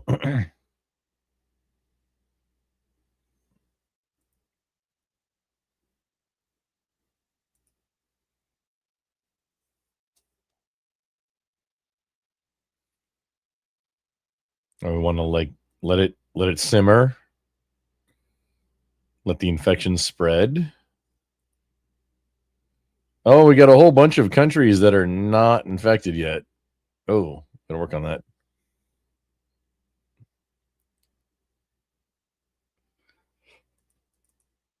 Argentina, rural.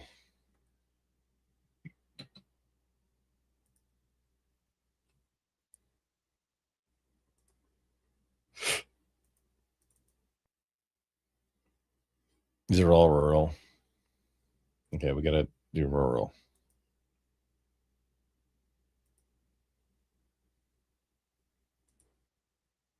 $13 points. More mutations. No symptoms yet.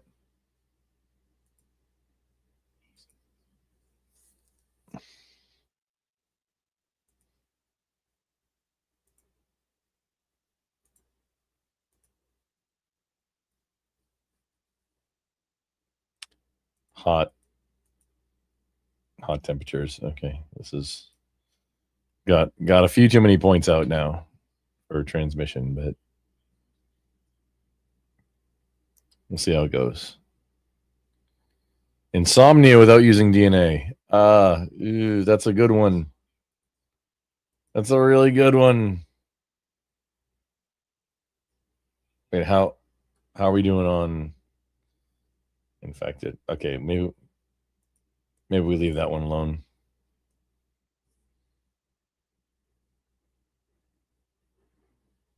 No. We got to devolve.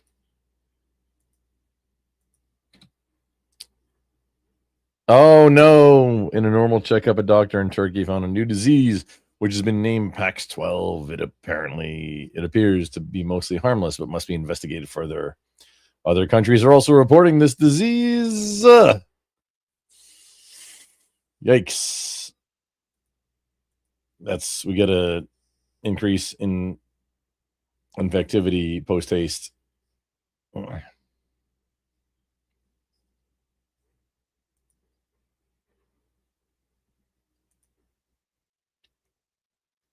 Fortunately, nobody's really working on cure yet. We got a whole bunch of countries that like hot,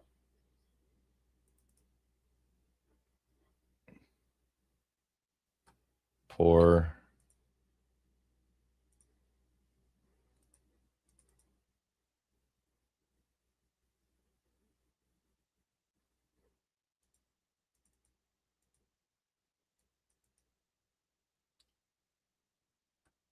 hot, rural, poor. Oh,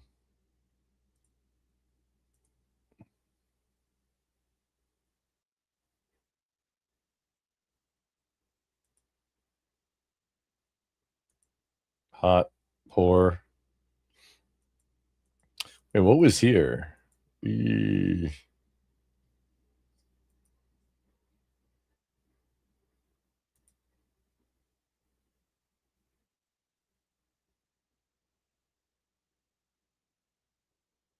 Not sure if I should.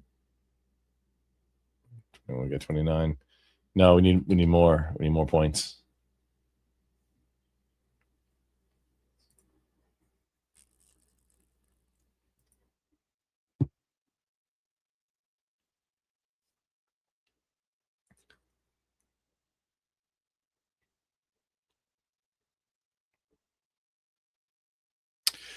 The UN announced new aid initiative to poor countries, making them less vulnerable to disease.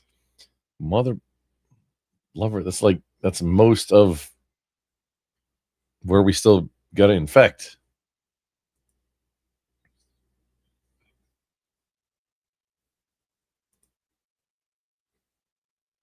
Okay, it's just a few African countries left, and then friggin' Madagascar. I think we already got the things in place for it.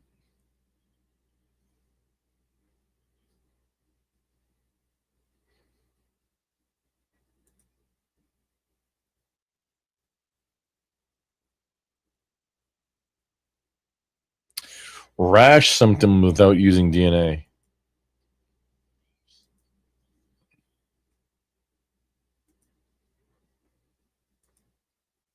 Slightly increasing infectivity.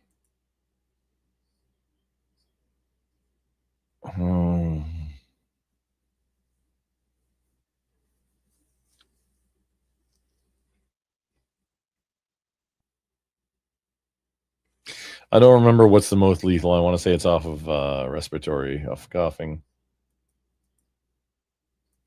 Let's see. We got 4 countries. Okay. We'll let this one ride. We got to get to Madagascar, though.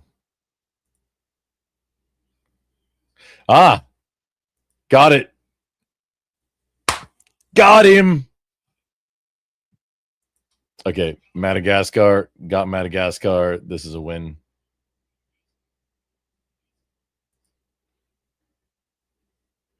I think. Okay, so we gotta okay, pause. We gotta increase infectivity across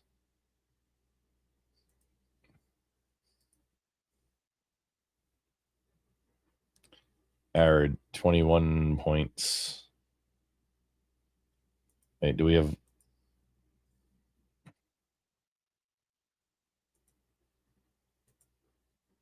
world? Okay, we got Morocco, Algeria, Central Africa. Okay, we can start getting more infective.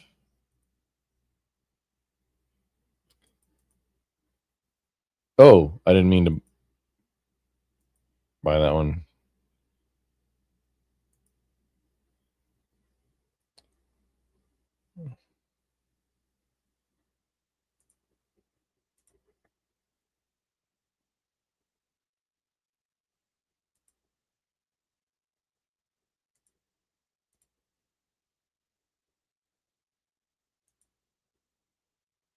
Okay. We got inabilities like insomnia. Inability to sleep makes people irritable and less productive. And then paranoia, irrational delusions, and mental symptoms. Victims' distrust of others makes them unlikely to seek treatment or cooperate with others.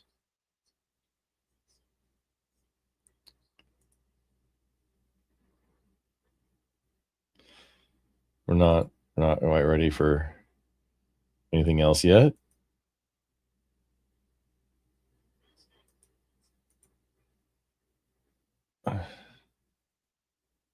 Okay, what do these countries look like?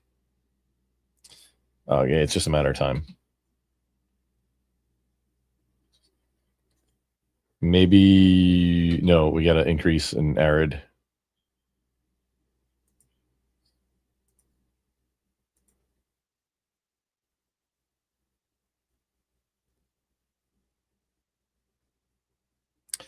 $25. I don't know about all that.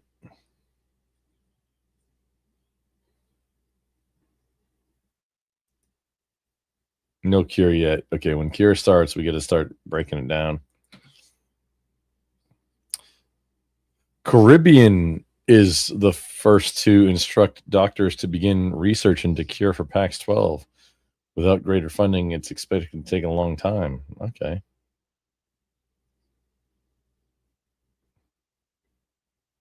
We're almost there. Oh, hello. Look at these numbers. PAX 12 has been placed on the WHO watch list, although not very dangerous. Governments warn that a more deadly strain could appear.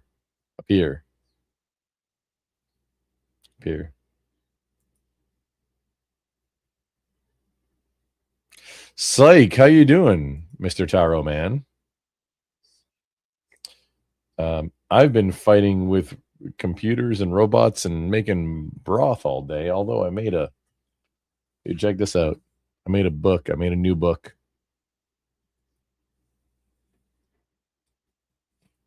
New process book. Yeah, it's like this one happens to be not a recipe, but a log of what I did and instructions. That's what I did today. Along with actually, like, we're now at 14 hours on the stock. It's not broth, it's stock. But so in another 12 to 14 hours, it should be done.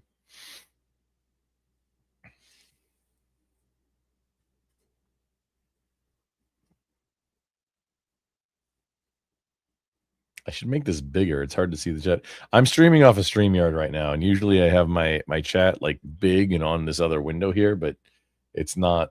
That's not how it works right now. It's OBS has no audio detection at all.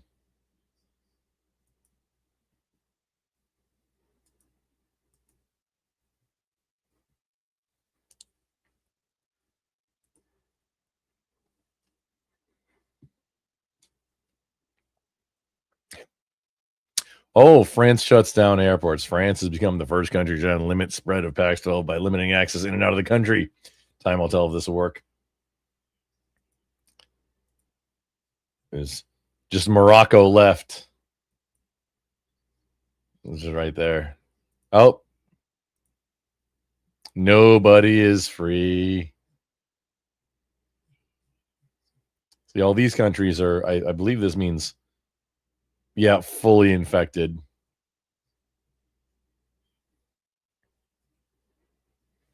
All these guys up here, not so much. Doesn't matter at this point.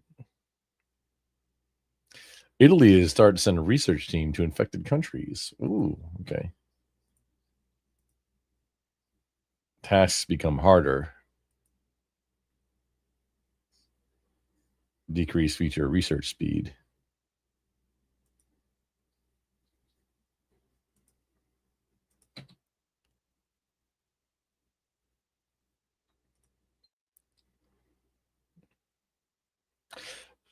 Cure bubbles appear when research team finds something. Pop them to destroy the research and stop the cure from speeding up. However, in this model, if you don't pop it, it kills the entire country. Oh, develop necrosis symptom without using DNA points. Hold on.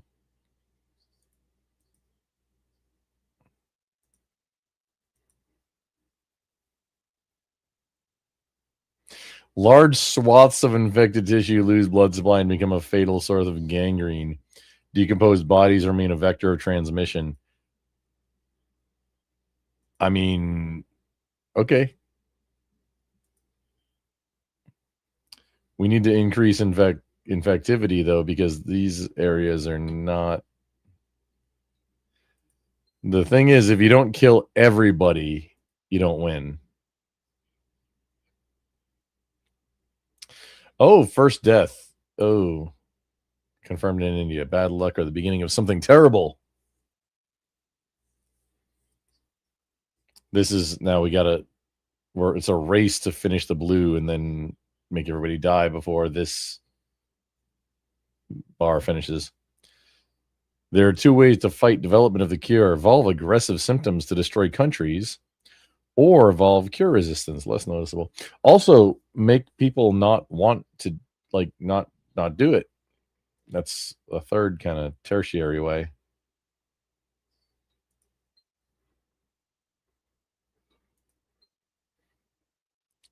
And pretty soon we stop clicking those bubbles.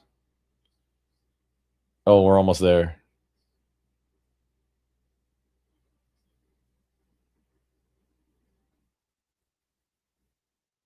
Scientists are struggling to understand the extraordinary mutation patterns of PAX-12. WHO researchers say that this setback will damage cure efforts.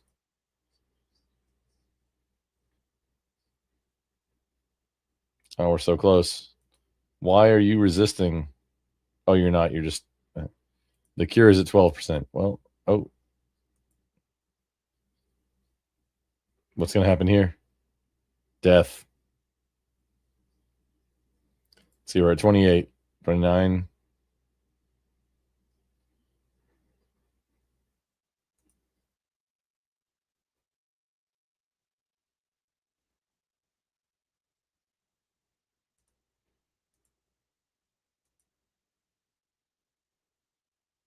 Okay, there it goes.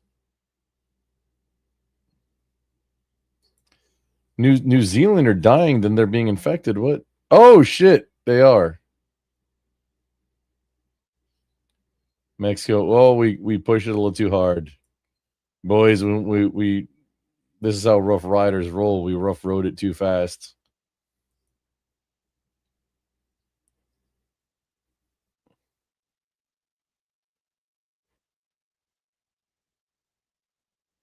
Okay, New Zealand. Okay, you're good to go. Oh, it's mutated and developed a hemorrhagic shock without using DNA points.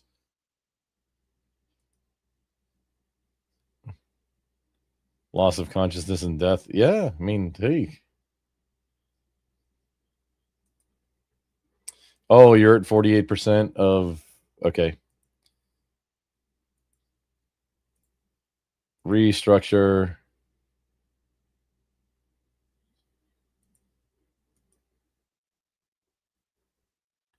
Increasing work to develop new cure.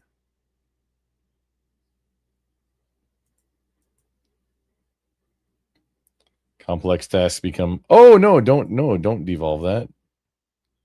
Evolve that.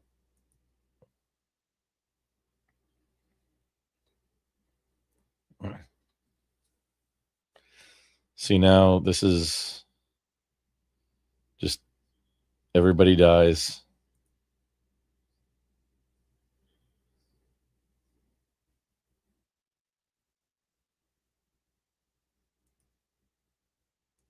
Now, out of the world, we've got...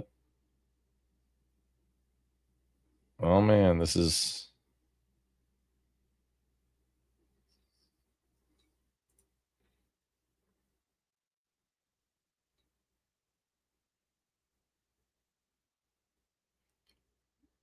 New statistics show that PAX-12 is the deadliest plague ever. It has killed over 300 million people worldwide. It's worse than smallpox. Okay, we got a 3 million, 2.5, 2.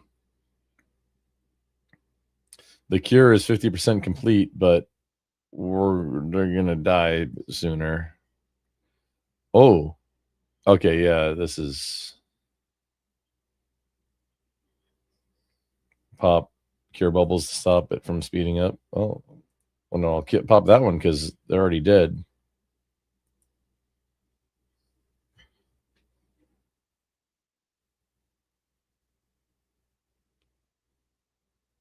So now we got... Oh, the last healthy planet on the planet has recently become infected with PAX-12.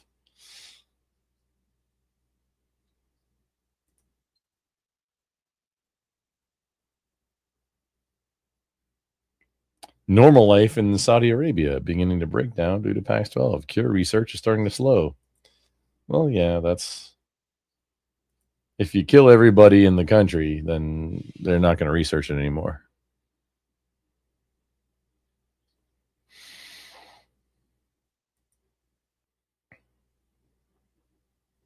Oh, no, that one's... Yep, that one's done.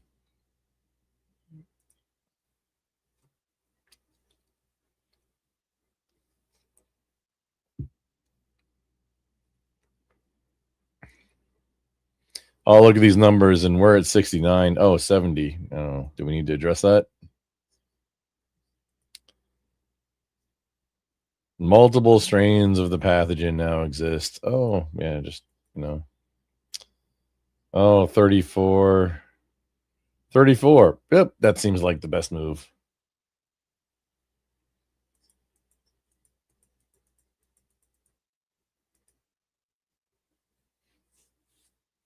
It's plenty deadly. Now we're going to kill Australia. Look at that. Australia wasn't dead, but now it is. Oh, mutated and developed anemia.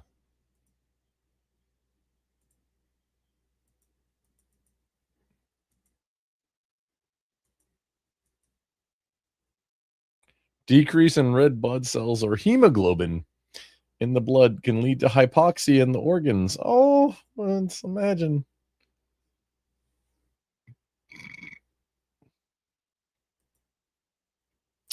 We don't need to be ineffective anymore. Victims' distrust of others. We want to. Oh, we already have that. Let's see. Inflammation or seizures. Everybody, hey, you get seizures. And then you get seizures. That's totally not going to interfere with research abilities, right? Right? Everybody gets seizures. The whole planet's infected. Everybody's getting seizures.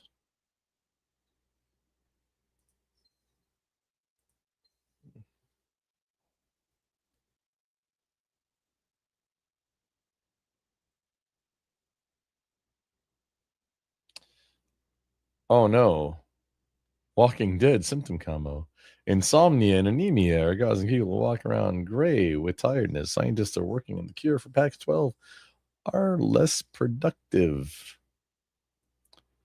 Oh, was that intentional? I don't know. Well, the world might never know.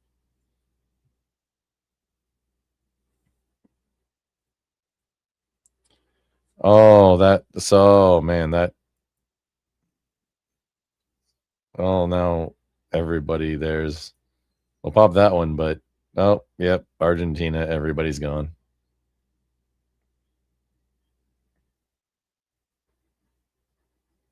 I'm going to pop all of these in here because I don't know if.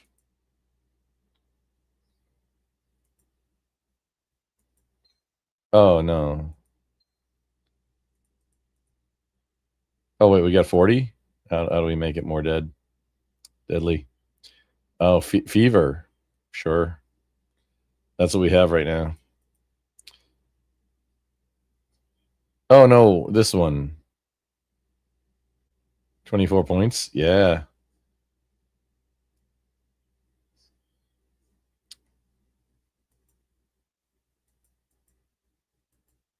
We got insanity, boys. Significantly harder to cure.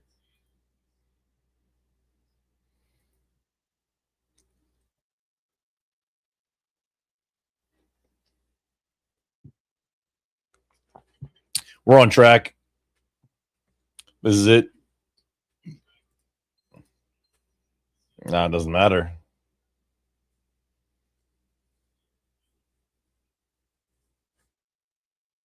What's the news saying? Oh, USA is going. It's going so fast. Everybody's shutting down everything.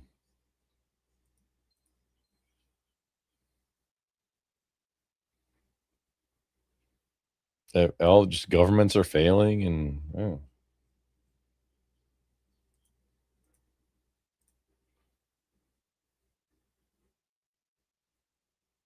don't even need to spend points.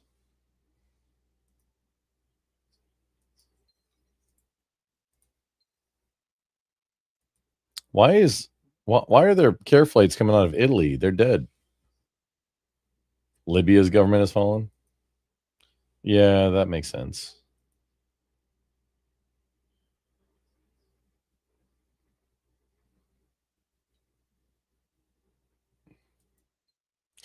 Oh, no, I was trying to see how many are there.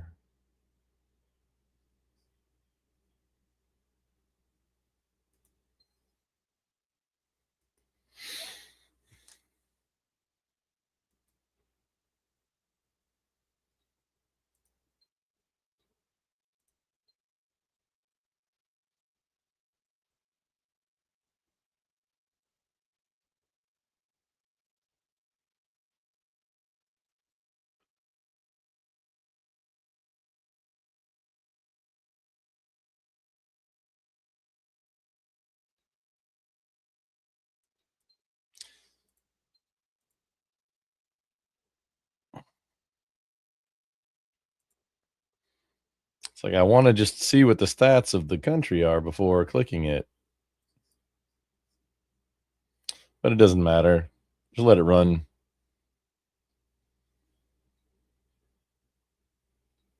Yeah. Let them happen.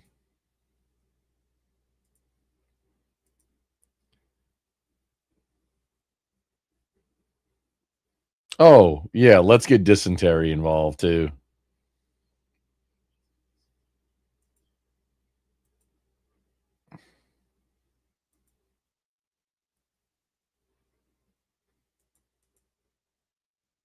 Got insanity and dysentery. And then just whole countries getting wrecked. 2.5 million left. Worldwide population. Let's go.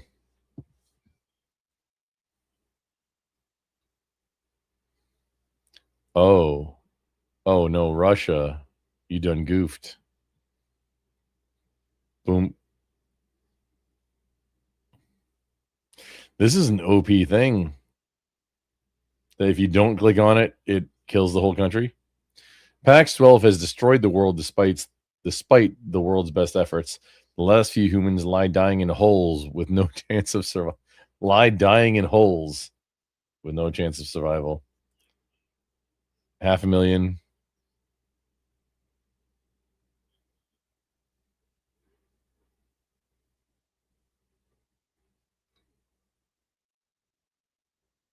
That's okay.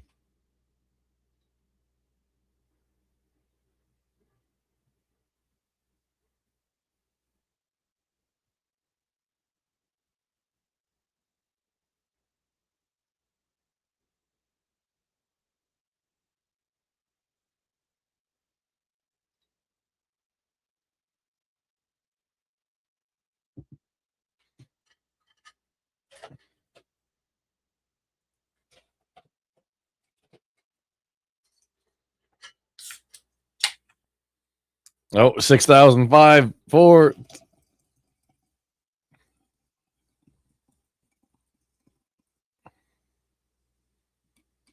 One.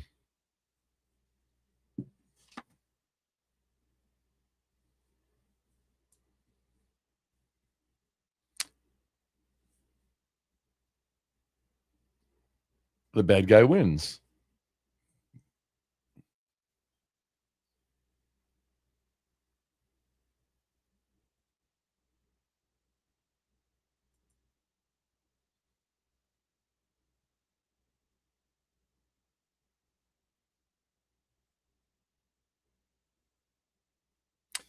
$1,194. That's like,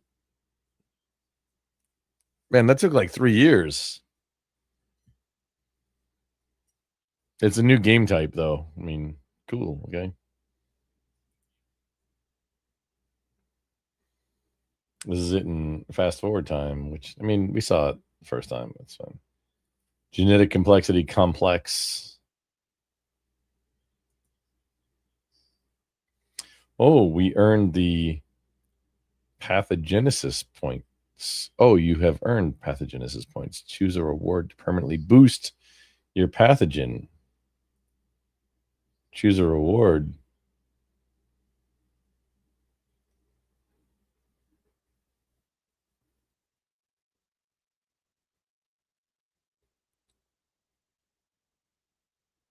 I mean,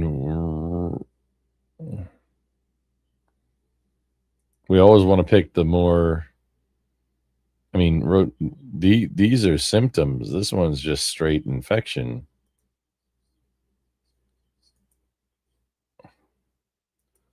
Okay, we got to do all of them.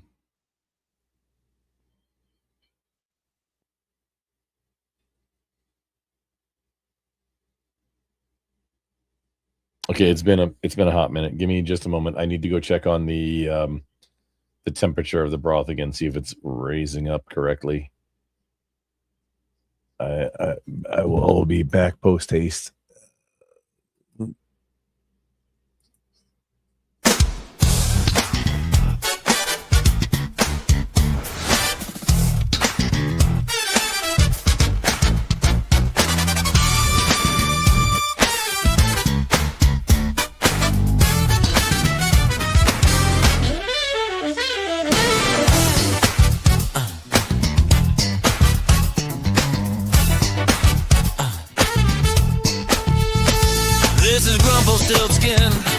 We're stepping outside the wire for a minute. Gotta bleed some pressure, stretch the legs, check the tree line. 7 mics, maybe 8. Keep your ears on, keep your eyes up. We'll be back before the coffee gets religion.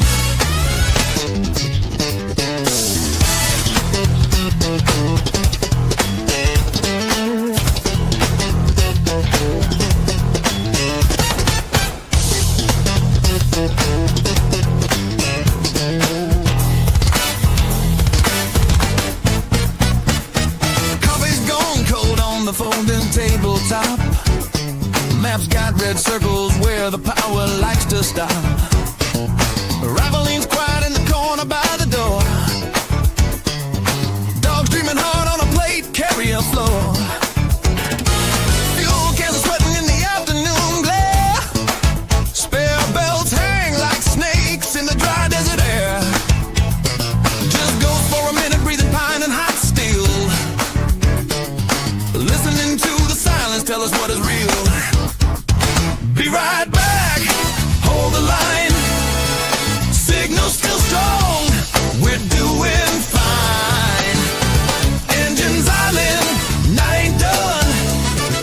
Grumbles till skins, just begun. Keep your powder dry and your mind sharp too. We'll roll back in hot, counting on you.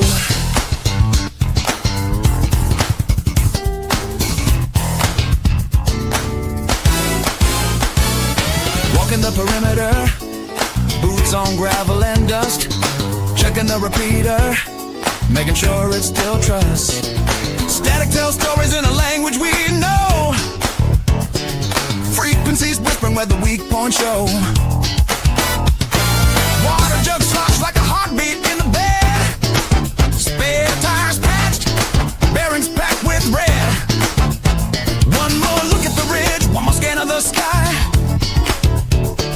Clouds look like trouble, but they're just passing by. Be right back, hold the line. Signal still strong, we're doing fine. Engines idling, not ain't done. Grumble still skins, just begun. Keep your powder dry and your mind sharp too.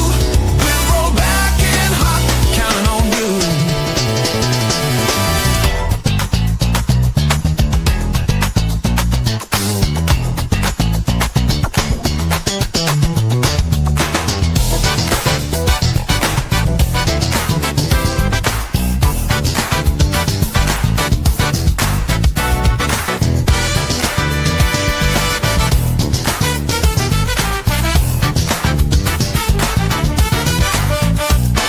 Sometimes a man's gotta step outside the light. Let the dark settle in and sharpen his sight. Count the stars like rounds in a magazine. Remember why we built all the things that we've seen. No grid, no glow, just the moon and the plan. And the quiet reminder, we still can. Be right back, hold the line. Signal still strong, we're doing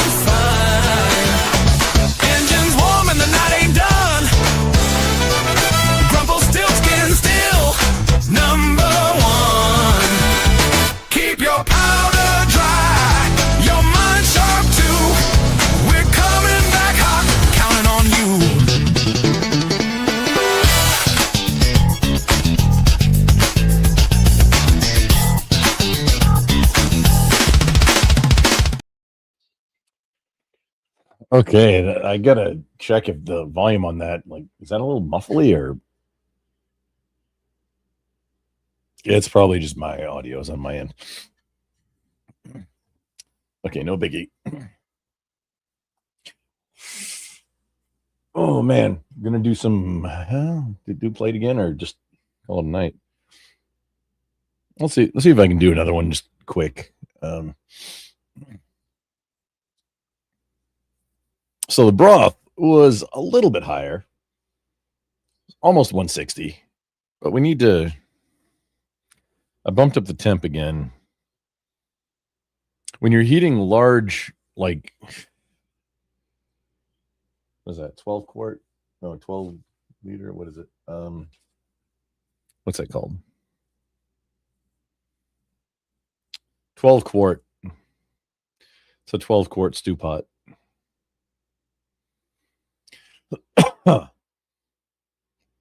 It's hard to like. It takes a while to see the results, like the stable results of when you change like heat input.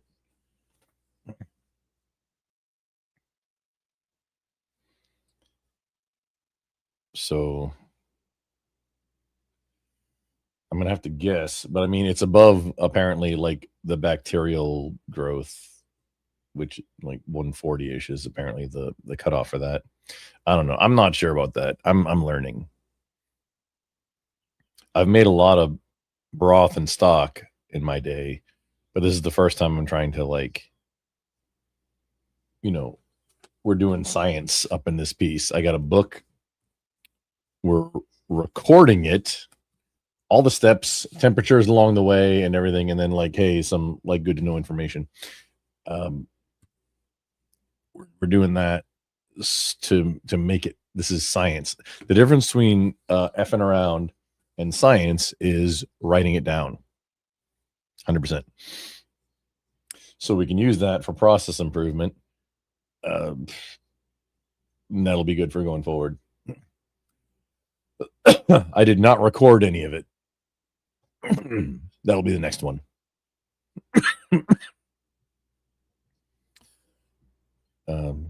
And I'll probably have a little bit different process and bake the bones beforehand. I didn't do that, and I've never done that. But baking the bones and then using the same, like the outcomes of these processes with baking the bones, we'll see if it creates much bigger difference. Like, is it worth it to bake the bones and break them beforehand, or to do it more like how I did? I don't know. We'll find out.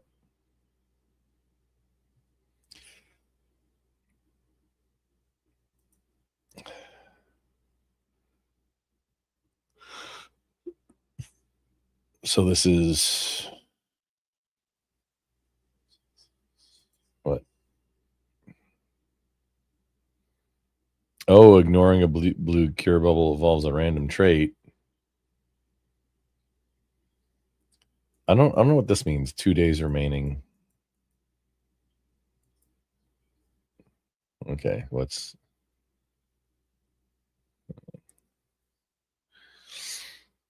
I don't like mutation chance.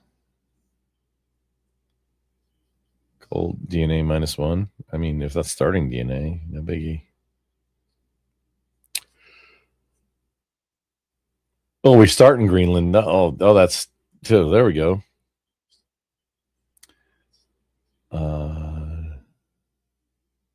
New gene. Ionized helix.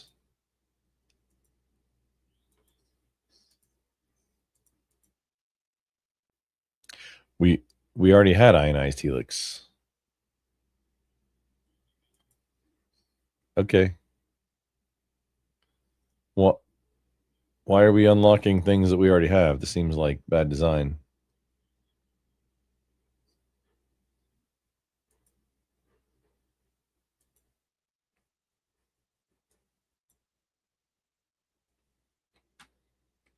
It's not PAX 12 anymore. It's now fat. The disease is fat.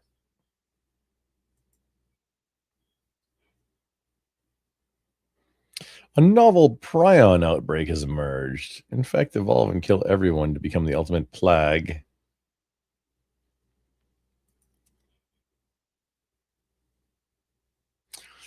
Fat is a prion, a slow, subtle, and complex pathogen in the brain. It's much harder to notice and cure. Diseases take longer to react to new evolutions.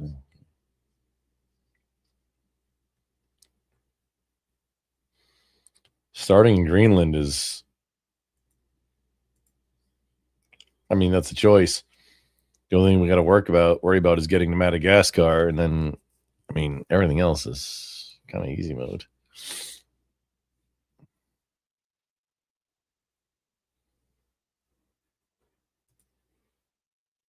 Wait, what is that?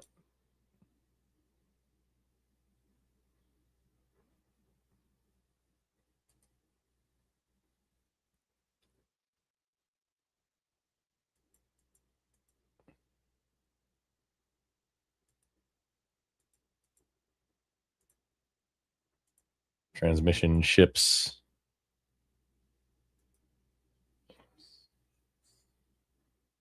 You've successfully evolved Fat.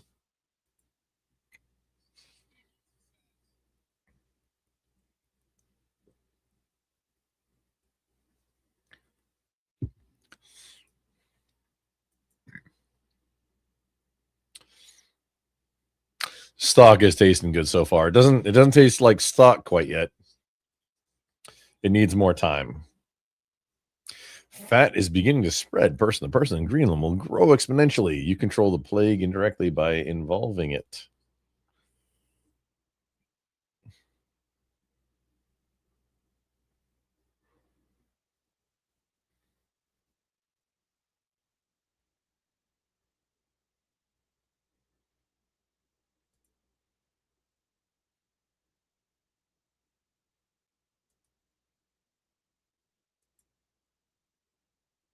I guess we do cold. Wait, do we do cold or what? What is?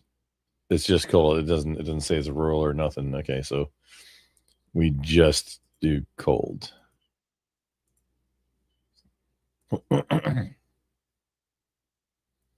And thus infection goes faster, maybe.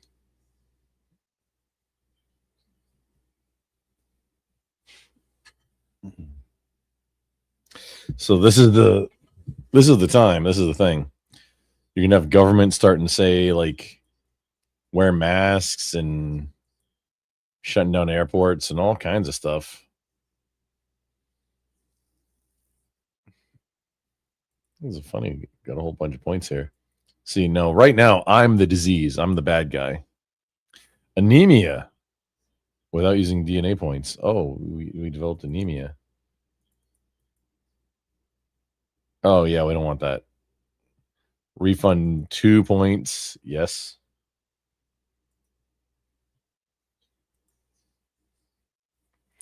See, somebody else might have kept that, but I'm not quite as good at this game as some do. Yeah. Fat infects hundreds in Greenland.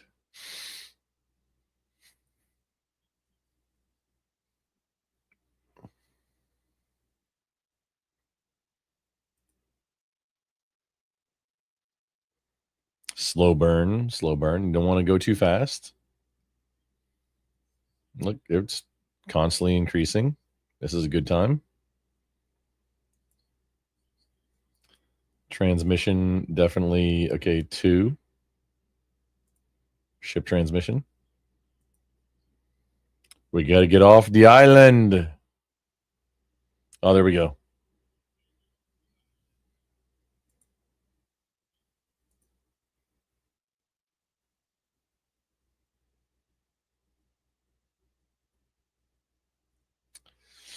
May need to evolve the drug resistance. Well, shit. Drug resistance. There we go.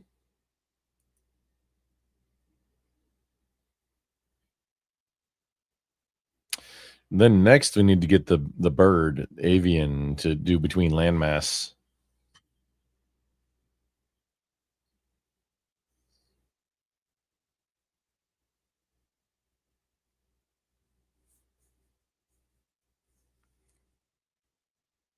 Fat has infected thousands in Greenland. People are being infected faster and faster. Oh, there we go. Can we get avian yet? Transmission. 14 points. Oh, yikes. Not that so much. Oh, we gotta look at the chat. Okay. Goldman Stanley, Goldman Sachs, Morgan Stanley. These are two different banks. Investment banks reported catastrophic losses today due to technical error in their random number generator. Oh.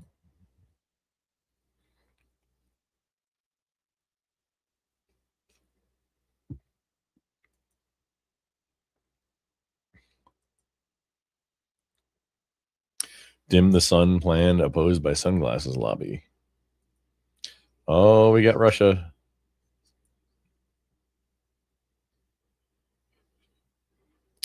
Need 14.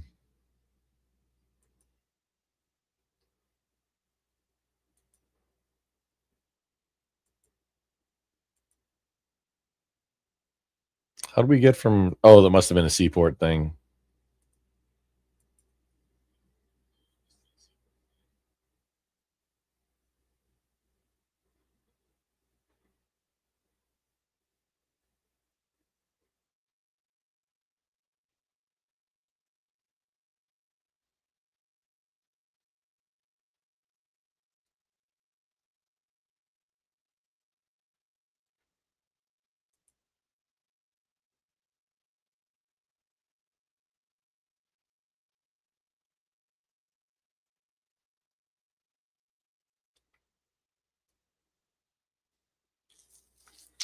Oh, what do we want to talk about? Airport procedures. Oh, no. Not really. Just kind of hanging out, being divisive. Oh, insomnia symptom. Little early for that.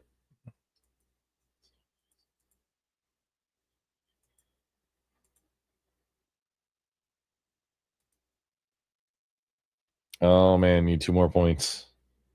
Wait, 11. Yeah, 3 more. Excuse me.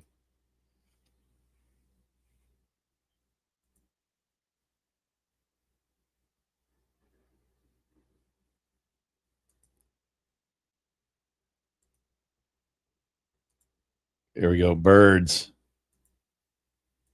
Cross landmass.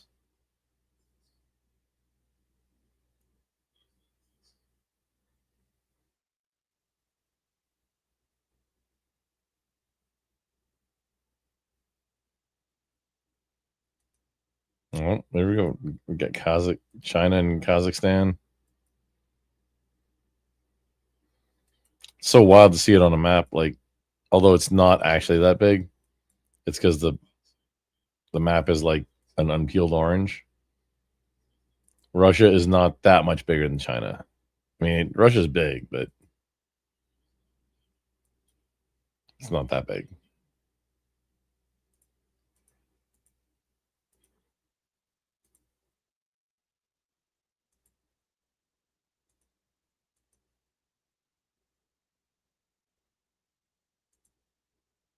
I don't think we even need the airports.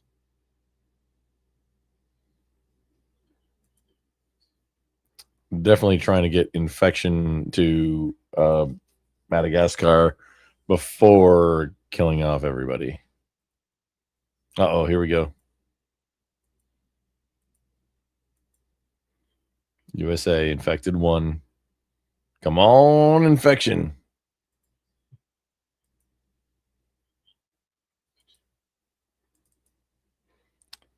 Okay, so what do we got? We got Rich.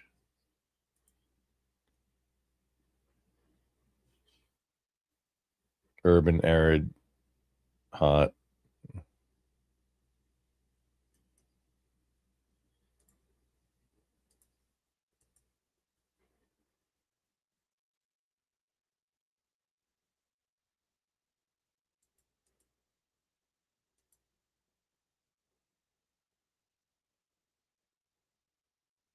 Wet, and then we do want arid, poor, hot, rural.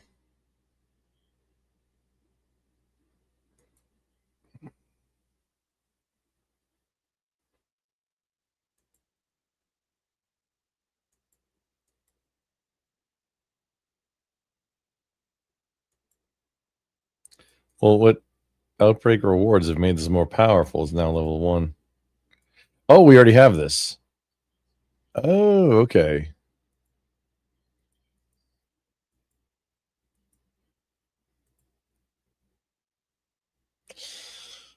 Let's observe for a moment. Intel.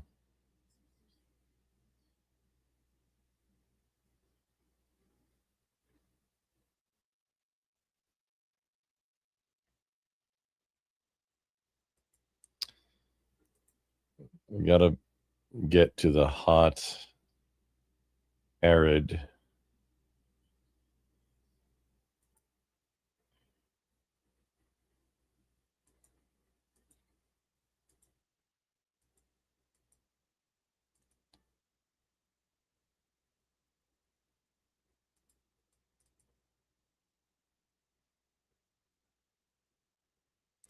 Let's do hot.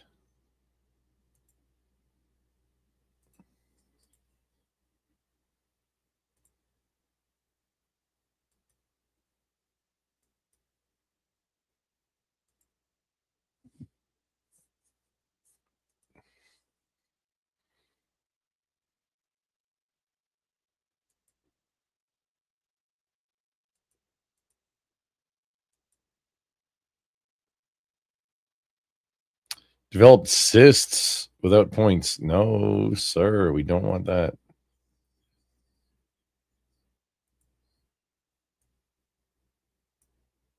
Refund the 2 points. There we go.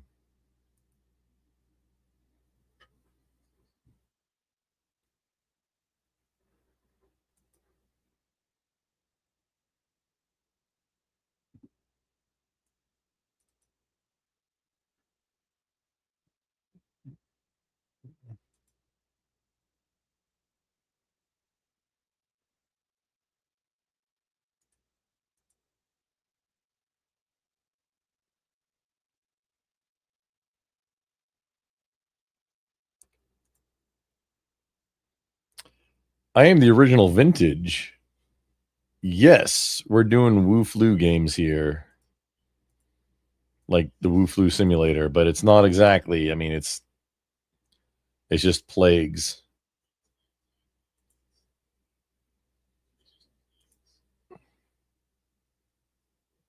Trying to be insidious, you see.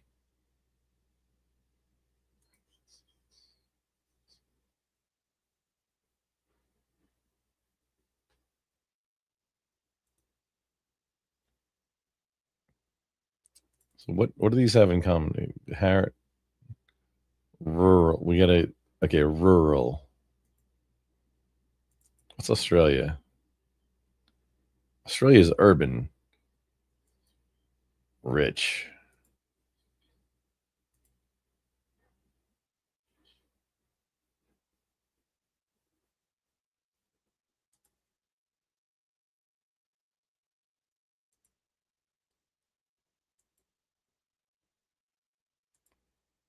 Urban, hot.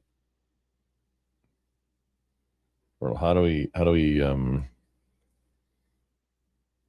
increase mutation too. Okay, 10 points. Yeah, that's fine. Rural. There we go. That's how we get Africa. Ah, yes.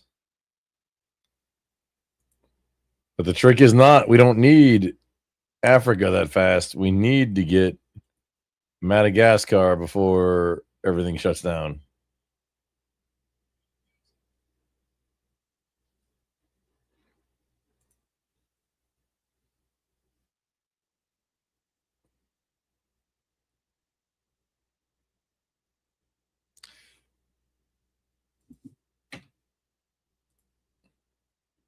You remember when this first came out? It looks a lot more upgraded. Well, this is a different game mode, but it's it's not all that different than the original one. When the plague happened in like what 2020 or something, they added an additional cure game mode, which I still haven't played. Maybe it's probably a little bit too late to do that today. Maybe we do that in the future. I still I'd be playing it blind. No idea. Going after your people. We're going after all the people. Like all of them. But also, yes, your people.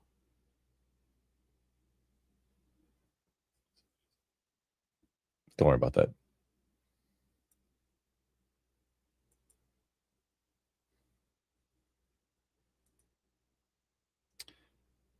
Cure mode, so you fight people who spread fake. I'm not sure if that's how it works. I've never played it, so I don't know. That's on my list of things to do where hey, I can react to it or whatever. Because this is I enjoy this game. This is fun. Wipe out humanity. Ooh, interesting. The reason it's fun is because it's the opposite of what you do in real world. That's what a lot of times fun things are, or making things out of wood or plastic or metal or diesel or whatever. Cure mode, you develop a vaccine and shut down CNN. Yeah, that's sounds kind of accurate, legit. Ooh.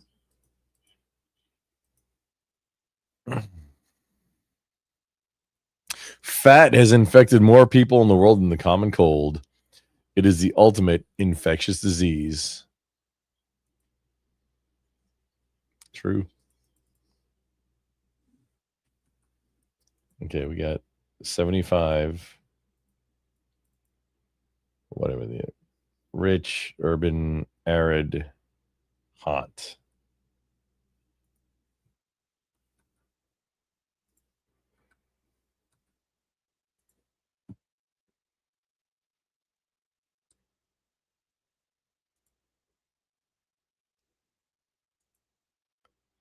Oh, you know what? We got to do we got to do the mosquitoes. Because hot. Okay.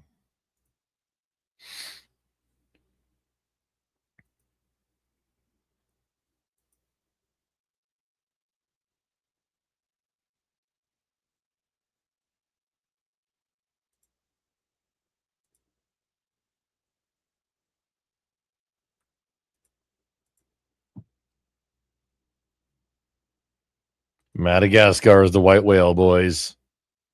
That's what we're after. It's just Central Africa. Oh, is that? No, it's just there's only a few trade routes that even go to Madagascar. Oh, we got rash. No, we don't want that. Not yet.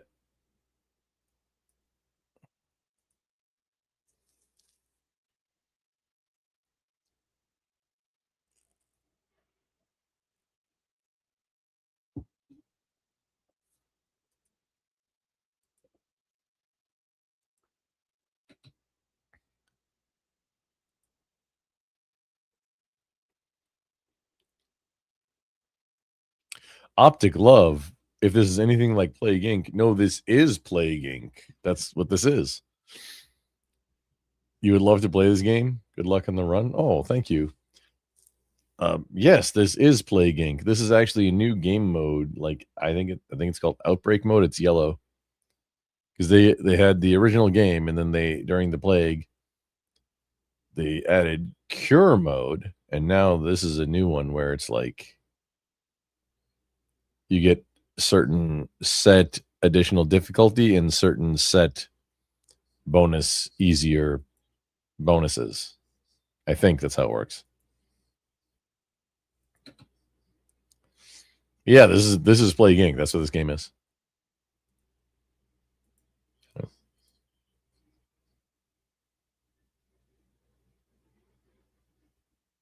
And it is late. We're rocking it. New aid programming for poor countries. Poor countries less vulnerable to disease. Not great.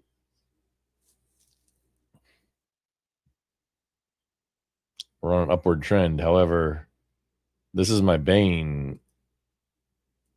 It's like it's all hot and poor. Rural? Do we do rural? We add rural. Okay, hot. Urban. Okay, poor.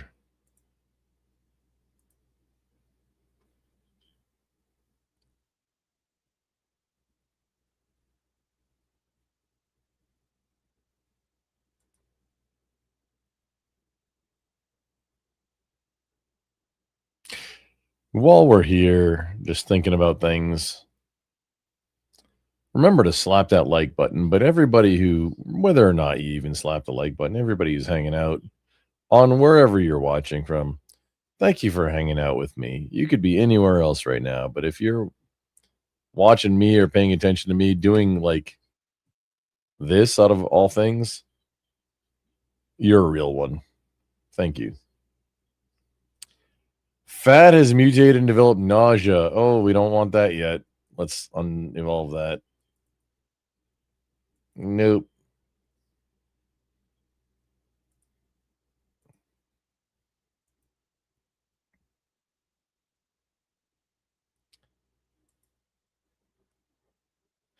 Tiger Girl Jones. Hello.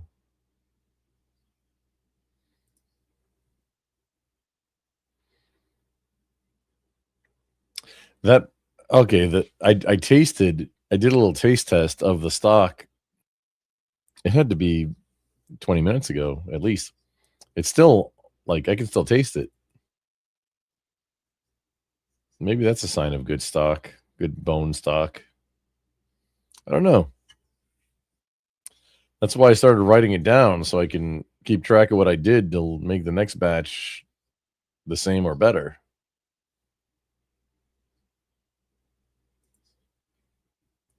Oh, hello. We got Madagascar. I think we're good.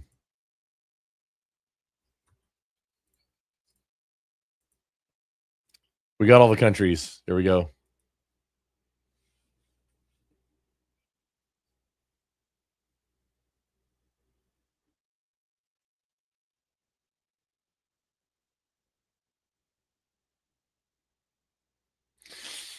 Just kind of waiting for the spread to spread now.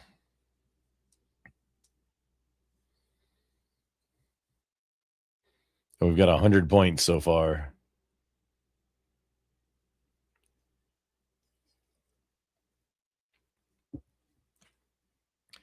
To make it lead. Oh, insomnia symptom without using DNA. You know what?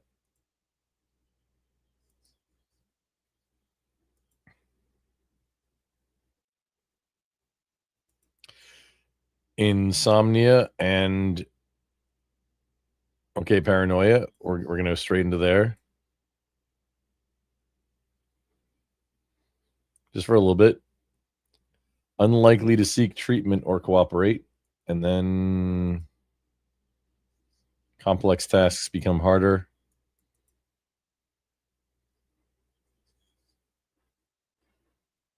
And just for good measure,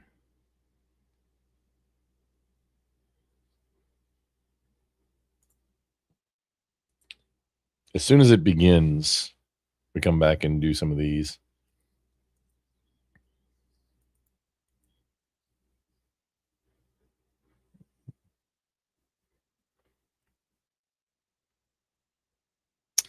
New minor disease is spreading. Oh, who 3/4 of the world is infected. Yeah, no biggie. Doctor in Bolivia, of all places, found a new disease which has been named fat. It appears to be mostly harmless. I'll stick with that. It appears to be mostly harmless, but must be investigated further. Other countries are also reporting this disease.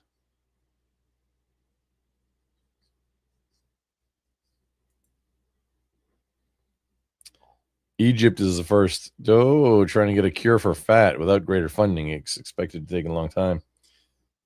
Okay, what do we need to do for Australia? What are you doing here? The rich, urban, arid, hot.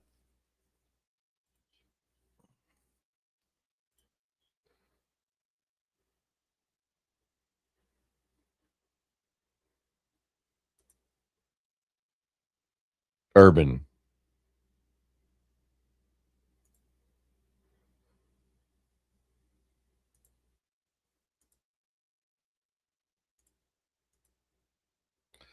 Oh, that's automatically evolved at 1. It shouldn't. I don't think I know how that works.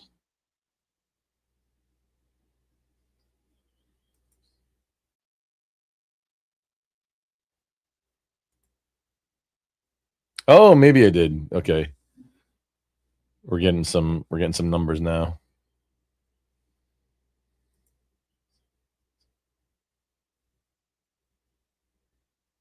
There we go. We're on the way.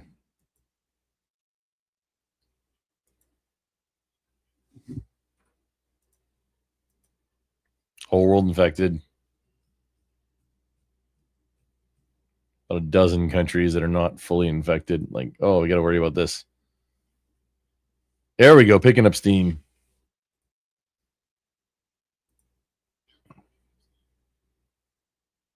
Let's start adding a little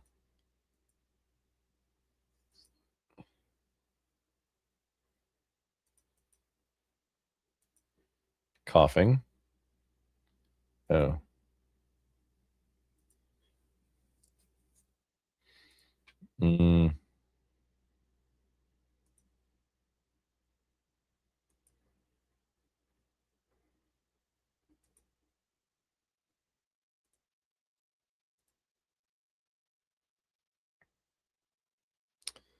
Cold climates, we need to make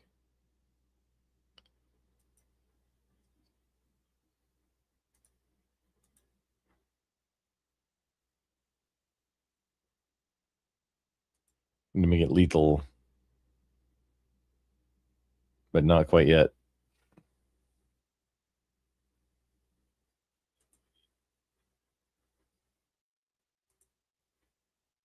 Oh, here we go. We're infecting.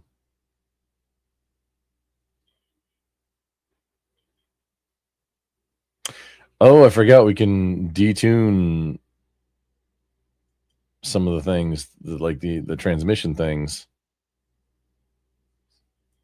Fat placed in watch list.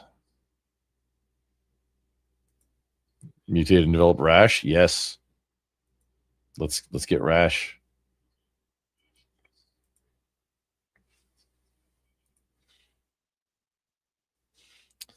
Oh, Spain is behind the curve.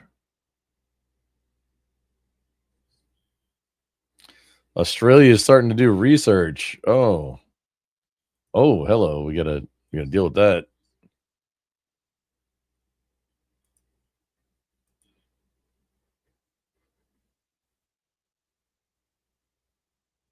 Complex tasks is significantly harder. Future research speed. We want to get these last few countries infected before. Oh no. Death toll is going to rise. Oh, wait, did that? Oh no, that was an oopsie on my part.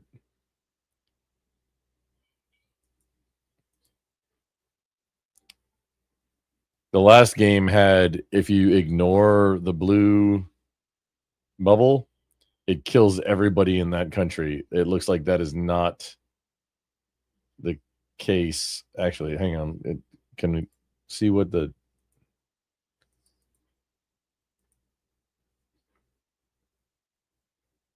Oh, ignoring a blue cure bubble evolves a random trait. Oh, okay. No, that's... Hey, yeah.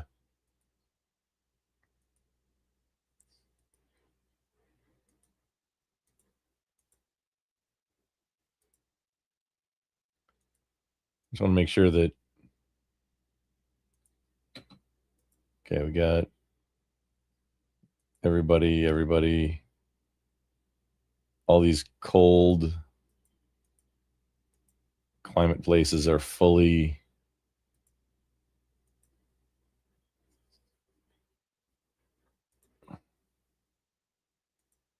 done. Yeah, we get these points back.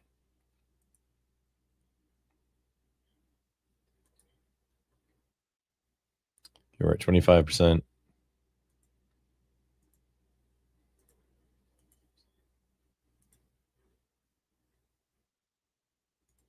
think these are the last two. Oh, wait.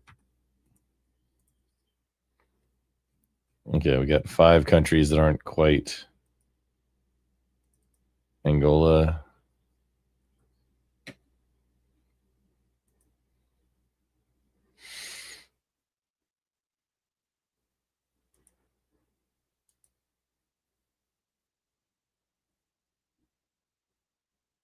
Okay, we're almost there.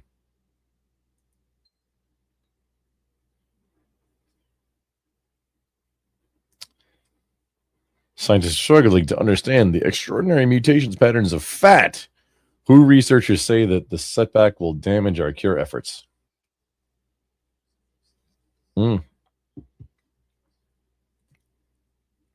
are we going to evolve?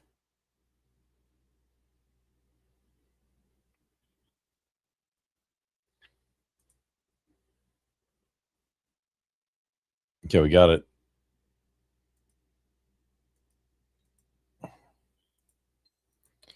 What's the pneumonia without using DNA points? Okay, what's the frequency, Kenneth? What are we looking at? Everybody is fully infected. Outstanding. Here we go.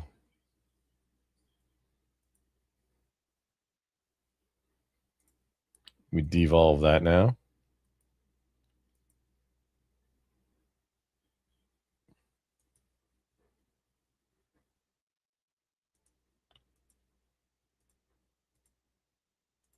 We're devolving symptoms here.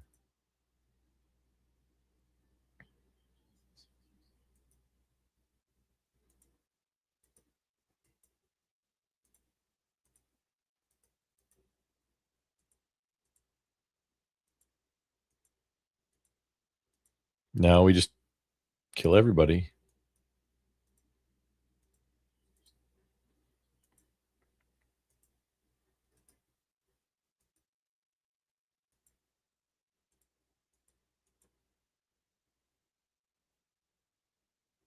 Okay, we got to keep 30 for research speed.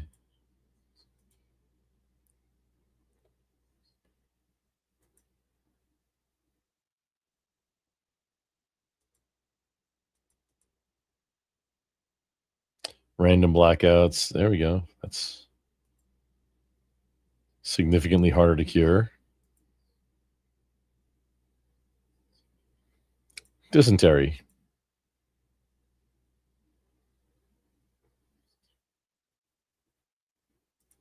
I think we just let it ride from here.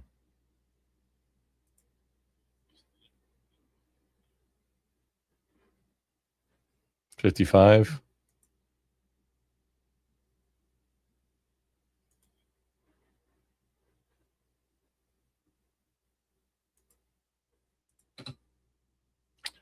There we go. Last healthy person on the planet recently became infected with fat. Oh, it's Wall-E situation. This is the problem.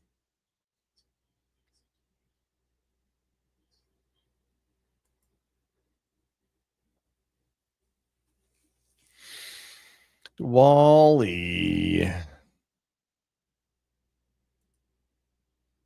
Oh, 32%? Okay.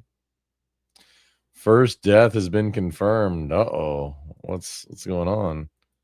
The entire world's infected. It's like HPV. Like, maybe everybody has it, but no, this is worse because everybody has it.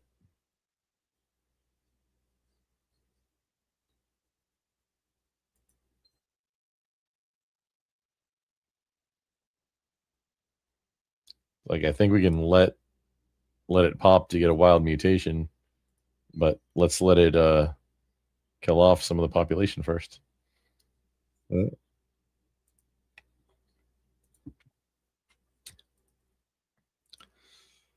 Decrease future speed, more work. Oh, I just put myself into we're in a bad spot right now. This is no points to do anything.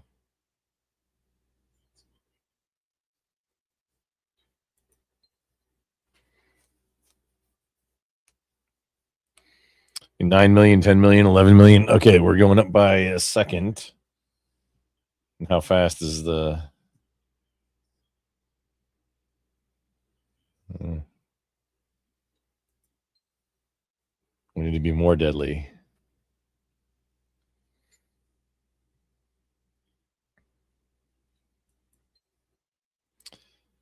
Mystery still surrounds the decision to postpone the Los Angeles Olympics. Organizers promise it will happen soon, but no reason has been given for the change. Okay.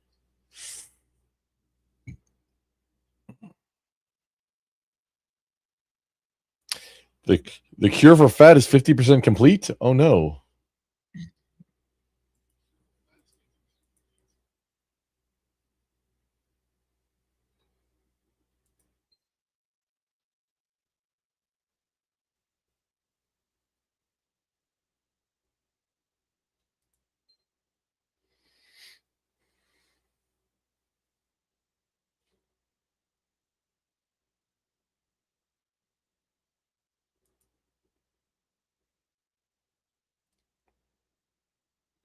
People in New Zealand are extremely paranoid, more likely to take extreme actions to slow fat.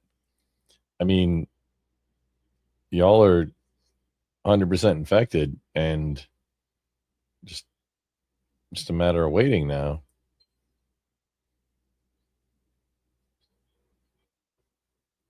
Oh, do I need to... Hang on, do we... I want to leave that. Unknown that.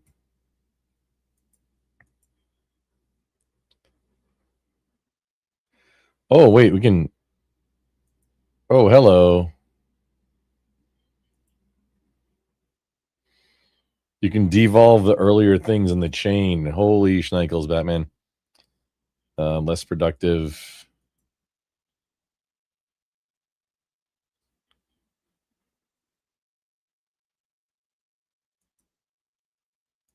Anyone need that? Force. Okay.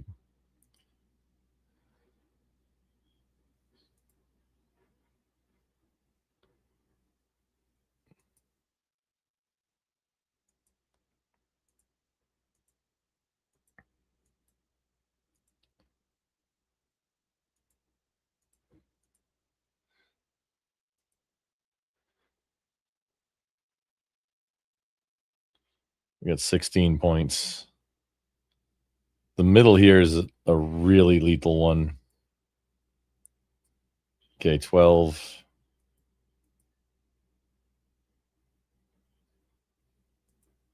4. Okay.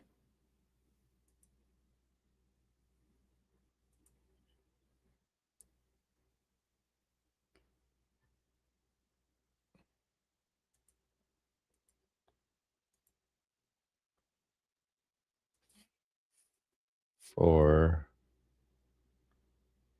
total organ failure, we need 35. Oh, shit. Okay. So we got currently 8. We can get 12, 16,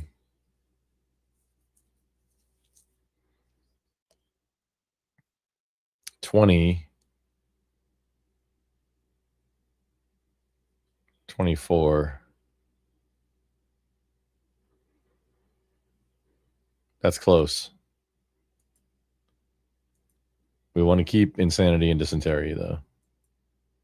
I think. Oh, no, wait, this one. We have this one. So we can devolve that one. Okay, so we're 12, 16, 20, 24, 28. Need 35. Okay.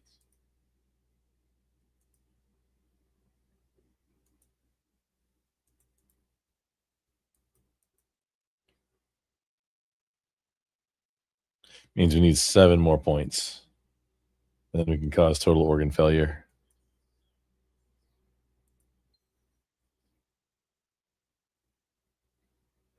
So we need to get to 19. Oh, man, 19 points.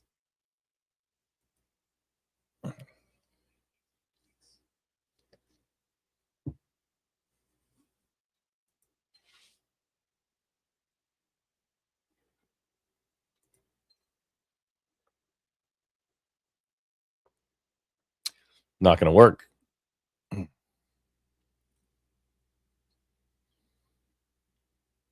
Oh, if I let the bubbles pop, it gets random mutation.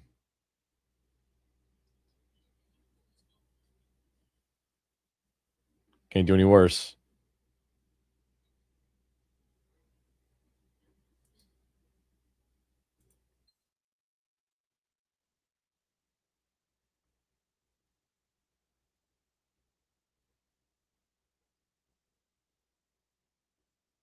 Maybe we get total organ failure as a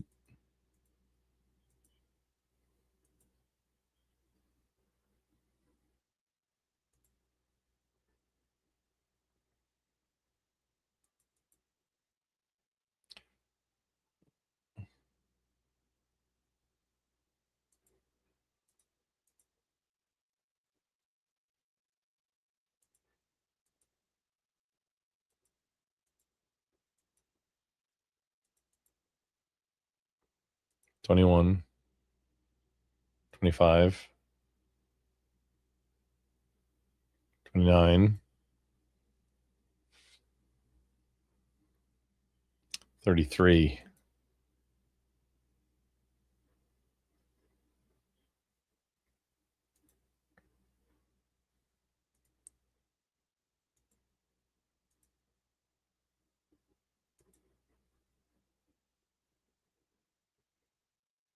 You know what? Here we go.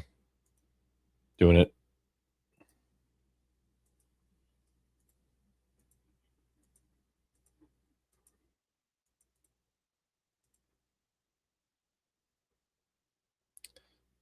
Leave seizures.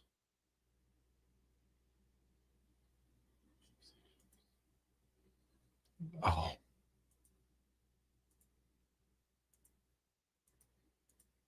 And total organ failure.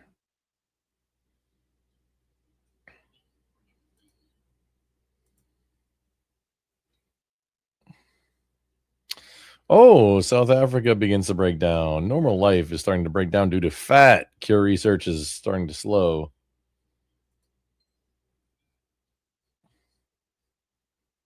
Yeah, that was the calculator risk. It was at 81, we're at 82, 83.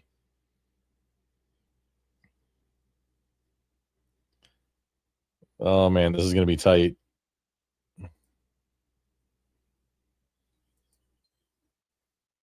$85. Oh, might not make this.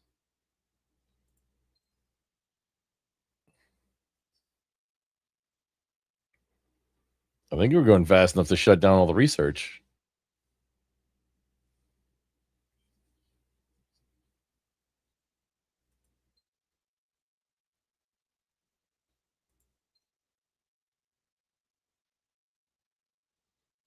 Oh, 90.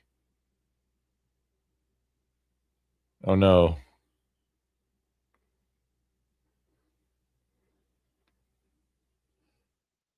Your little airplane cannot defeat my plague. Oh, hello. Can we slow it down? We need to slow it down. Oh, we can also take 4 points back from that. 15. No, that's not enough.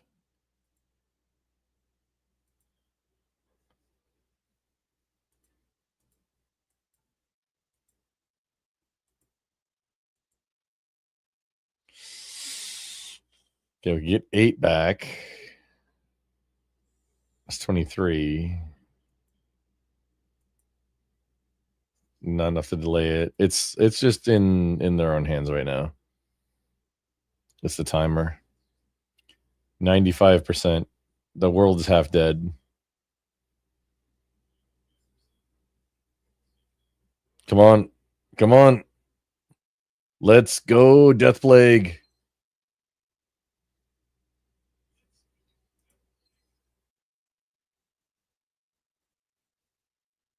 Oh, it's no, there's too many dead to continue. Anarchy, no cure research. Yes.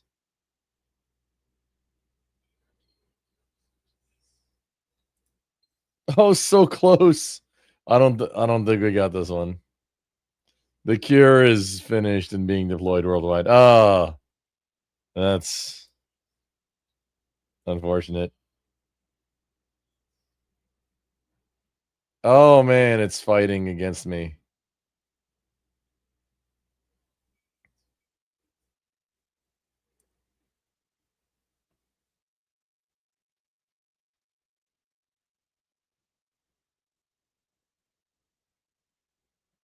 Ah. Oh, they're all dead, bro. What are you fighting? The world survived the devastating plague and will soon eradicate fat forever. Although much of the world is dead, the survivors can rebuild and carry humanity forward. Right. I timed it just a little wrong. That was my fault. Okay.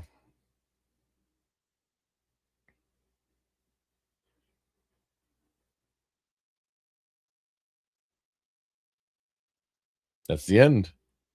Fat has been eradicated. Good luck with that.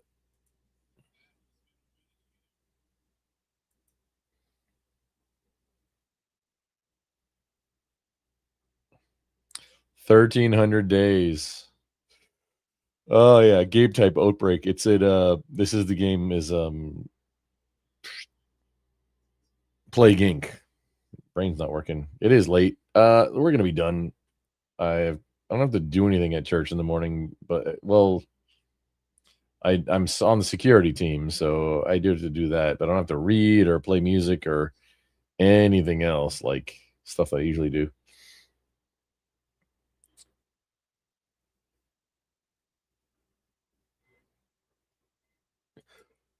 Oh, let's just be done. Okay, we got to do this one and this one, I guess. But boop.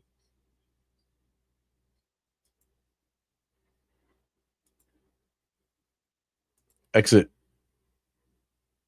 and that's it.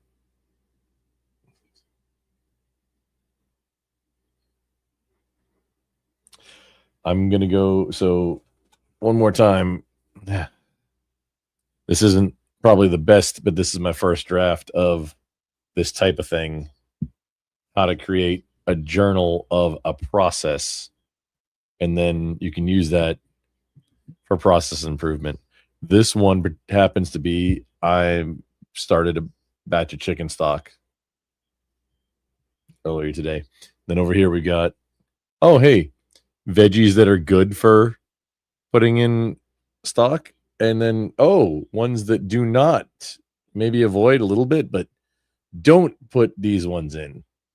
So you got the two different things there, and then the steps that going through the entire process, tools and initial materials, and then the log of going through the process.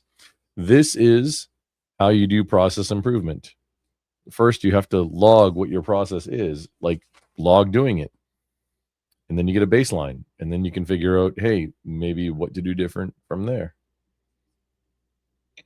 All good. Murder Com in the house over on Kick. What's up, sexy? Yeah, chicken stock. I have a lot of other bones, but I have like the most I have chicken bones, and it was like, yeah, it's time to clear out the freezer. So I took that and said, hey, you know what? I almost recorded it. I didn't have time though.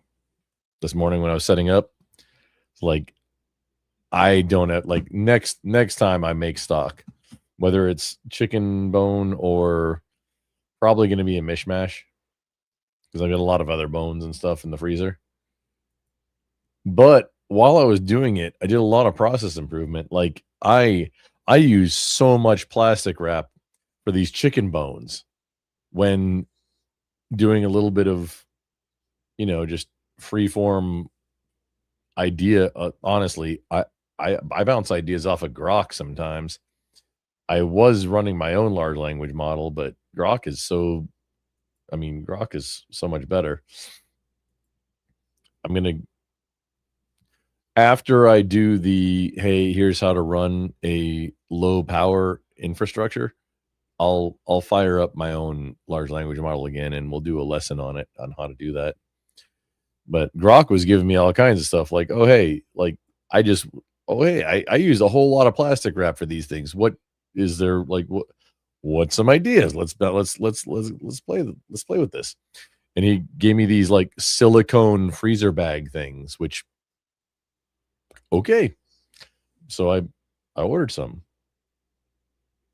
and they just happened to be like the middle size, just happened to be on like a quarter off sale if you buy in the next 12 hours. And then if you buy them on subscribe and save, it's an additional 15% off. So they're like half price. Just, hey, pick up 4 of them. There might be time left. Actually, let me hang on. Doot.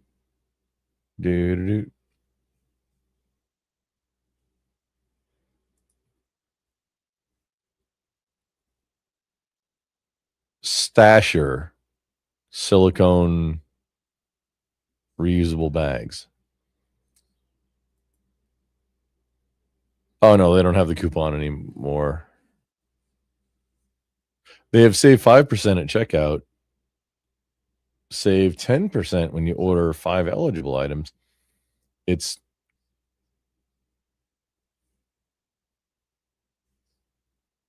the subscribe and save price is roughly the same.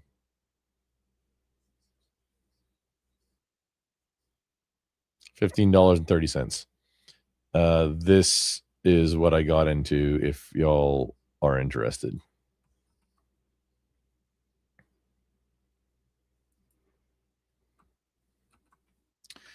Instead of wrapping them all in plastic wrap and then individually toss them in the deep freeze, my plan is, hey, maybe just fill these up, like 2 or 3 of them with chicken bones. I go through a lot of like dark meat quarters. But either just fill them up directly or fill up one of those bags like very loosely so they don't stick together, and then take them out and toss them into another one, like staging. It's like a staging bag, and then into either a giant one of these or just into another one. That reduces how much, like the goal is to reduce how much air exposure, because you squeeze these are being bags, you can squeeze all the air out, or most of the air out.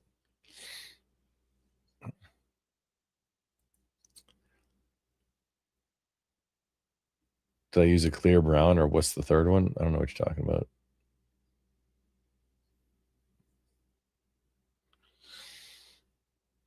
Clear brown. I don't know what you mean, dude.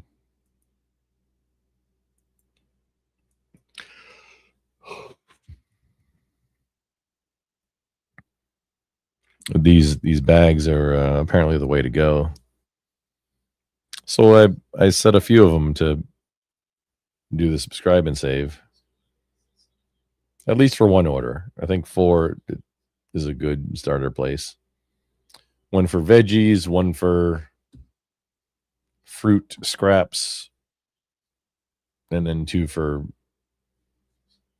well, I'm going to need more than that. But it's a good start. You know, we'll see how I like it. I mean, they might be garbage. Things have 3,800 reviews and like close to 5 stars, or like 4.5 stars. So on Slamazon anyway. 81% 5-star reviews. This is a good product. Allegedly.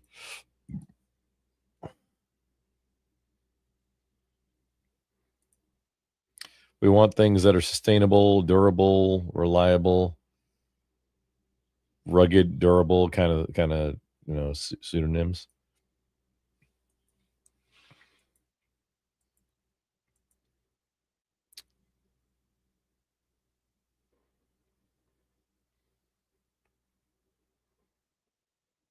I'm gonna go check on it again, but I'm not coming back, and I can't raid y'all anywhere, at least on YouTube. So y'all have a great night.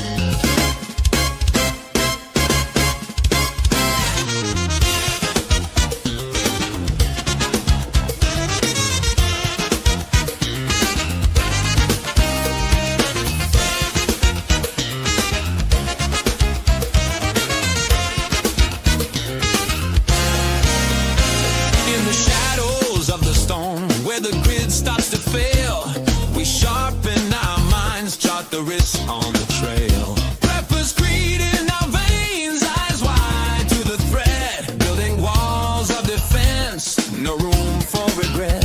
From the whispers of wires to the strength of the chain, networks hum in the dark, keeping signals unchained. Rugged rides on the road, no spark from the plug, diesel hearts pounding strong through the mud and the slug.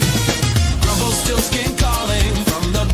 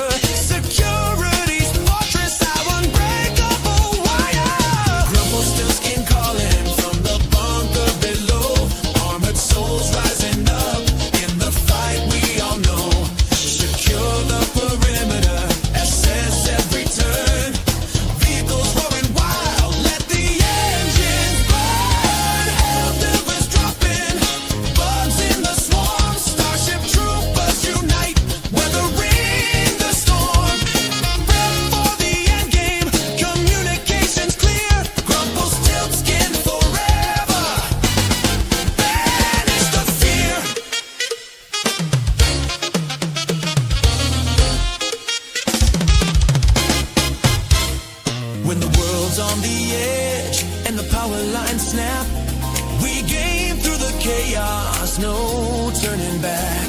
From hell to burst lasers to troopers grandstand, we build what endures with our own two hands. Rugged and ready in the dead of the night, mindset of iron, we're winning the fight. No electric crutch, just mechanical might. Rubble still skin leads us into the light.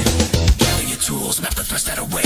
Networks of allies sealing our fate. Security layers like armor so thick. Vehicles humming, no glitch, no tricks. Sometimes we dive into games of the stars.